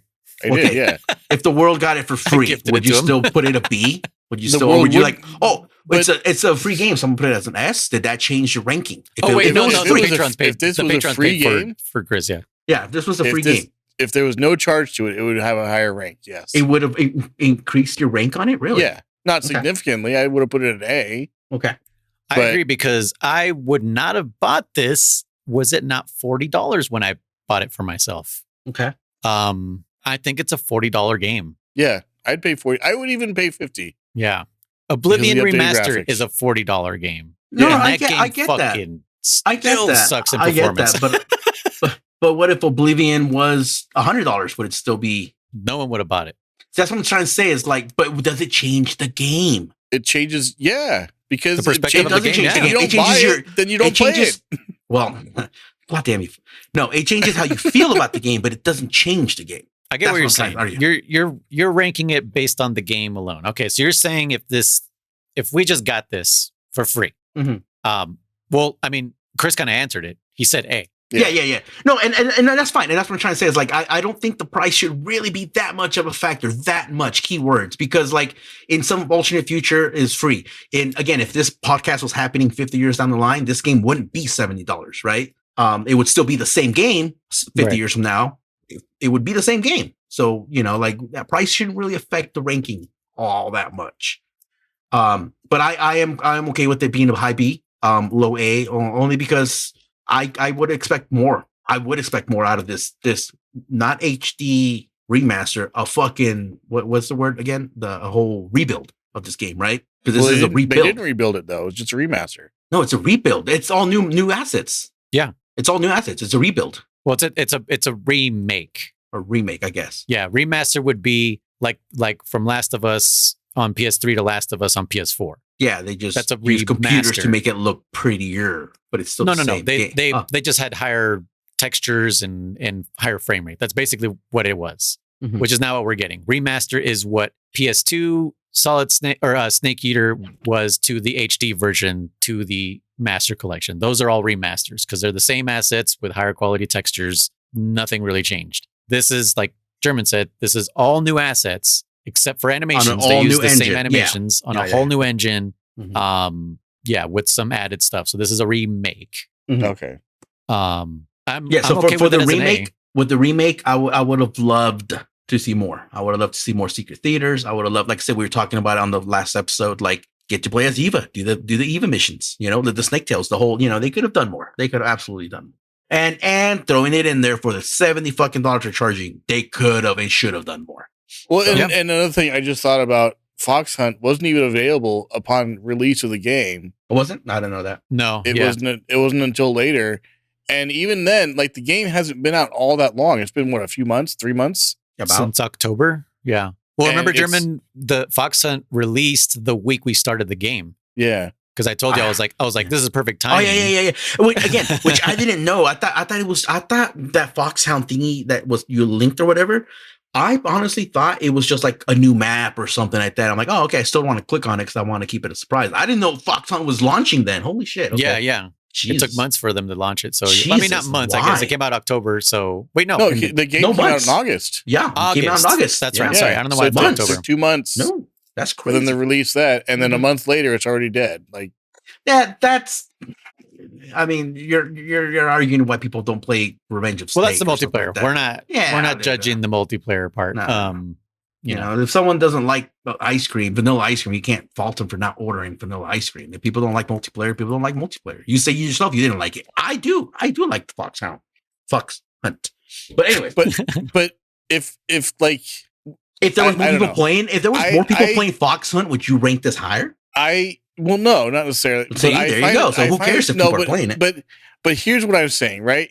If Fox Hunt was so big that they had to release it later, oh yeah. Don't you think? Well, I mean, I guess maybe not. Okay, I was gonna say, wouldn't they know it was going to do well or not based on previous online versions of the game? But if this is different and new, you don't always know how things are going to do ahead of time. So okay, I will concede to that. All right. No. But I do know what you're trying to say. But I think you're arguing like company decisions and political decisions that don't affect the game. You know what I'm saying? You know, it's still Snake Eater Delta, whether Fox Hunt was released in August or in October. It could have been released in August and it could have died in September. It would still be Delta. It would still be Snake Eater. You know, none of that changed. You know, they could have charged for fucking Foxhound or Fox Hunt, and that would have been bullshit, but it would still be Snake Eater. None of that changes. The Snake Eater. Yeah.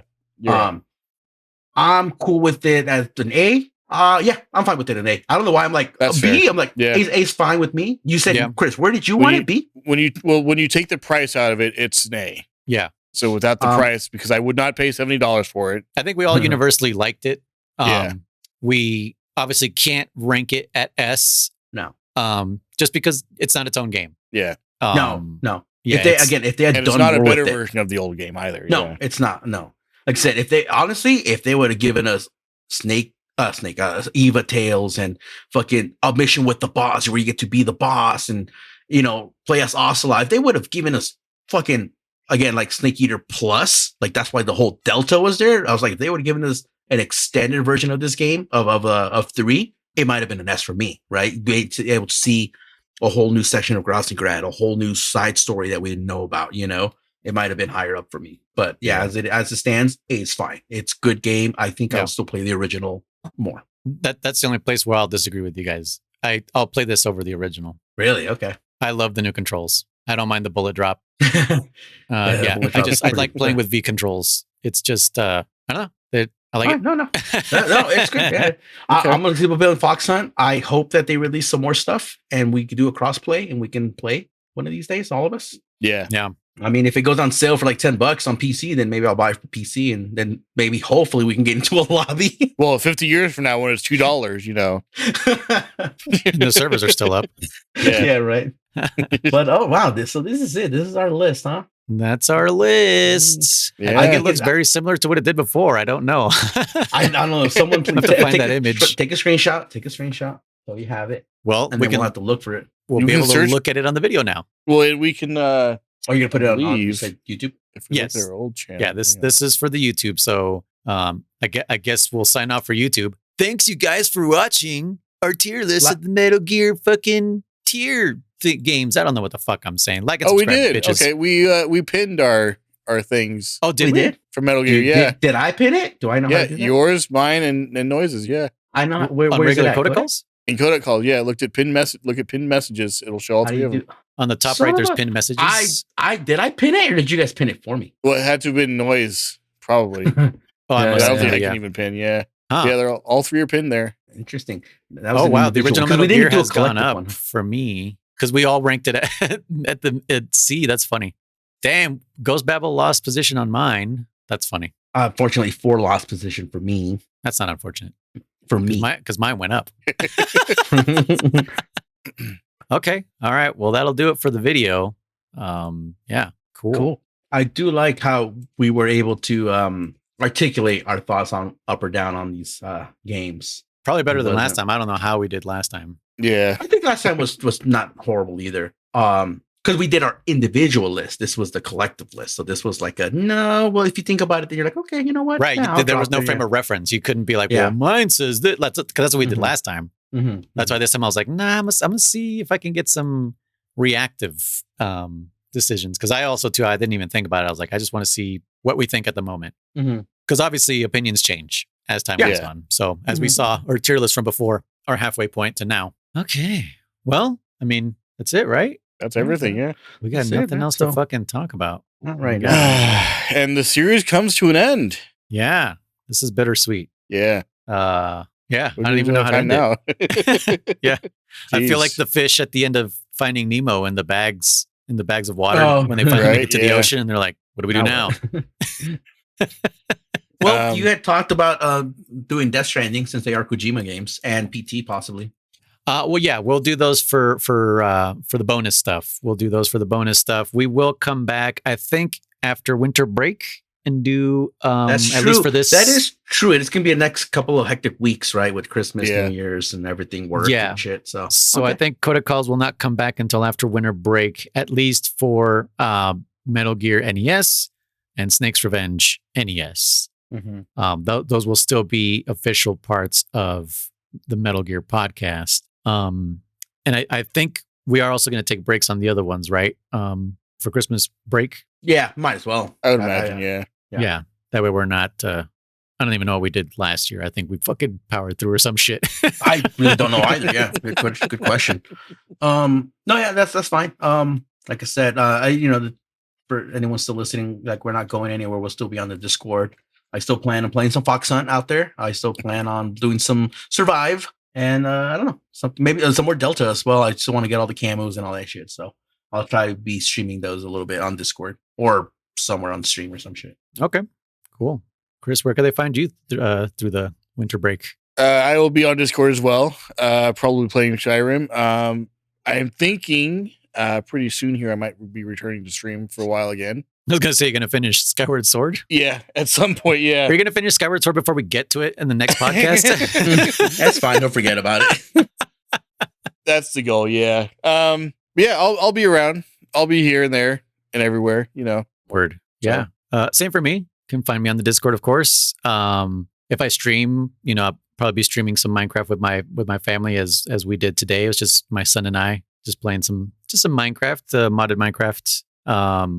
I'm probably going to go back to Delta and just get everything I need to collect. Yeah. One question you mentioned winter break. What do you consider winter break? Just 2 weeks of like Christmas and New Year's, and then after that we'll return, or what were you thinking? Yeah, like we'll come back January. Okay.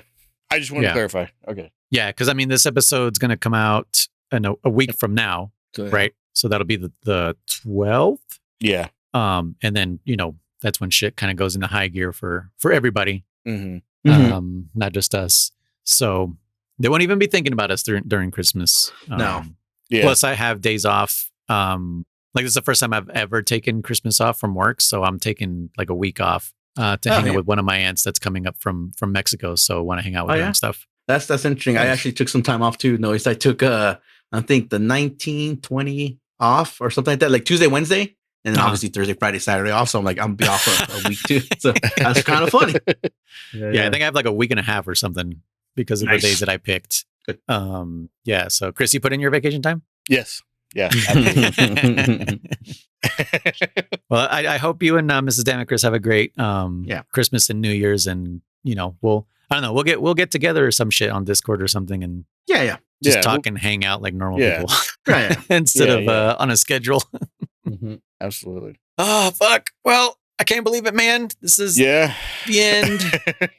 So weird. Era. Yeah. It's been a wild adventure, though. I very much enjoyed it. I know I've said this a few times now, but I'm glad I get to be a part of this. I'm glad that I got to experience all this fresh for the first time and everything. And it's been a wild ride. So thank you both for guiding me and your patience and everything as I've learned and not known things and messing with me and all that kind of stuff. And it's been a lot of fun. So thank you guys, German and Noise, for getting me to do this, like it kind of getting me started in all this. And thank you everyone for listening and supporting us and everything and supporting my fumbling through and everything like that and laughing at me and everything. It's been a lot of fun. It's been an adventure. It's been great. So I would not have changed it for anything. It's been a lot of fun. So yeah. Okay. Well, before we go. Oh. We have a voicemail. Nice. So let me play this here for you guys. Hey, you guys. This is Jacob. I've been listening to the podcast for a while. I have been playing the games for the first time, and it's been really nice to have some accompaniment from the podcast as I'm working my way through them. I just wanted to mention something. I finished MGS3 recently, and there was a thing on the show, a question about Ava's boots. Now, obviously, that episode is kind of old. If it's been resolved, please ignore everything I have to say. But I just wanted to call out that the reason that it highlights her boots is because when she rides a motorcycle, one of the boots becomes very scuffed on the top from using the shifter, because when you upshift on the motorcycle, you use the top of the boot to press up against it. So over time, you end up with one boot getting really worn down on the top, so it's really noticeable. And I think there's a point where Ocelot sort of notices it. It shows him like seeing that she has that one scuffed boot, which is foreshadowing for him. Yeah, because identifying he mentions you need to shine him. Yeah. Which that, by the way, I'm not really sure about that because the bike she's riding is a Ural, which has a 4-stroke engine, so it would not have any oil mixed in the gas. I don't know if there's some kind of special gasoline required for an older motorcycle. I mean, maybe if it had a high compression ratio, it would need a higher octane rating, but I am unaware of the level of octane in gas having a different odor. So I don't really understand what that was. It should have just smelled like any gasoline, the same gasoline you use anywhere else. So I don't know what was up with that. But I just wanted to share that with you guys. Thanks for doing the show. I'll be listening for a long time because I have a ways to go to catch up. Thanks. Oh, man. Awesome. Thank you for that message. By the time you hear this, it'll be fucking, I don't know, the past for you. I don't even know. It'll be the past for us. You're the fucking time traveling expert. I got lost a long time ago. No. So that's funny he brought that up. First of all, I thought he said Eva's boobs, and I thought he was going to explain to us why she always does. Yeah. I was reading it, so I knew what he was talking about. So I was like, we did just discuss this, just because she thinks she's using Snake when she should be bringing him guns. But no, then I realized it was the boots, and I remember when I played through on Delta, I remember bringing that up when she kicks the boots. I'm like, why does she hide the boots from Snake? I never understood that, right? Right. But the scuff mark is. Yeah, that makes sense to me now too. The shifting, like, oh, that's kind of cool. Attention to detail from Kojima there, you know? Yeah, because even Onslaught, like he says when he notices, like he points out, like you need to keep those polished. You know? Yeah, well, he points the goddamn fierce weapon at her and he's like, nice boots. Make sure to keep them polished or some shit like that, right? Mm-hmm. So, but again, that brings up before we start talking for another hour, the whole like Titania concept when she's like, nice to meet you, Snake. I'm Titania. And I'm like, didn't Snake know this? Like, I thought like it wasn't a secret, but. I don't know. I guess maybe it was a secret. That's why she hides the boots. Yeah. Beats me. But nonetheless, thank you for that call. Thank you for bringing that up. That's something I did not think about. Yes. Yeah. Thank you, Jacob, for a long-time listener, first-time caller. Thank you. Yeah. And then guess what?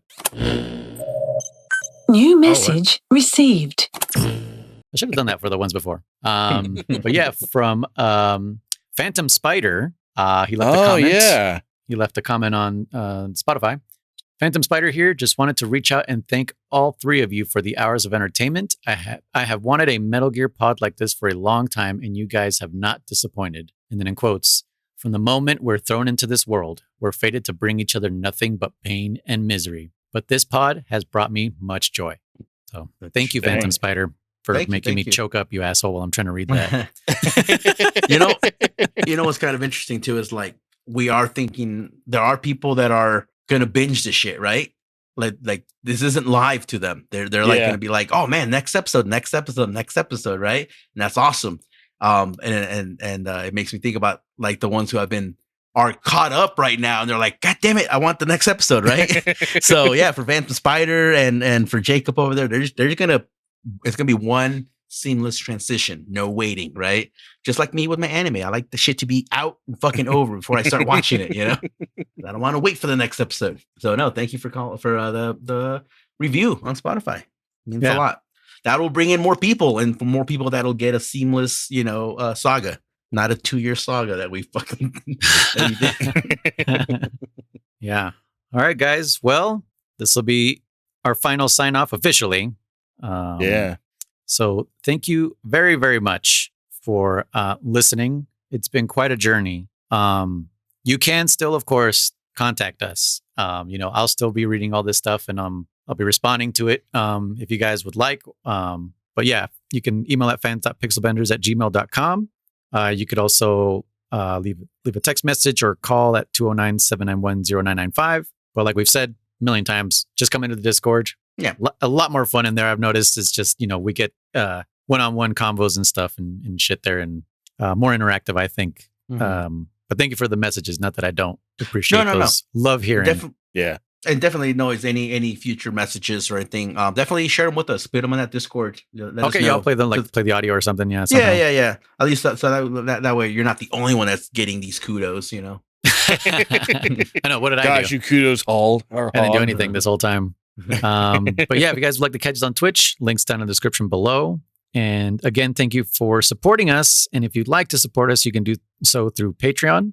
You get live access to pod recordings, early access to episodes. You get a chance to be our guest, and bonus content like movie reviews, film commentary, and retro game reviews, all at patreon.com/pixelbenders. And if you leave a review, I will read it and pass it on to the guys from now on. And please share this on the socials and spread the gospel of Outer Heaven. This has been quite a journey, guys. Like we said, we are going to start. I think Zelda. Is that what we're doing at some point? I think it seems to be that's the consensus. Yeah. Okay. Well, yeah, it was either going to be Zelda or Kingdom Hearts. That's what I thought.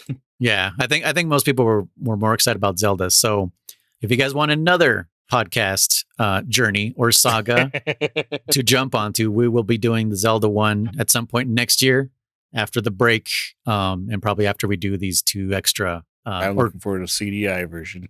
Oh God, yeah, these 2 extra games. After we do those, we'll jump on to the Zelda one. So we hope to see you guys there. Well, fucking. And hey, for those that are just now, if you're just now starting through the series, well, you won't be hearing this right now. But if you start the series, if you're listening on episode 1 right now. Oh man. If you started late with the series and you're listening to this after the 1st of 2026, there's a good chance, or after the beginning of 2026, I should say, there's a good chance that you may just be able to go right into it. Who knows? Yeah. That's very true. So that's very true. And then it'll be with that, like everyone else was with this. Like, I'm waiting for the new episode. Hurry up. But yeah. Anyway. All right, guys. Well, I have been Noise. I have been Riser. And I'm Damn It, Chris. And thanks again from the bottom of our hearts. This was a lot of fun. And we'll see you guys on the next pod. And don't forget, you're all pretty good.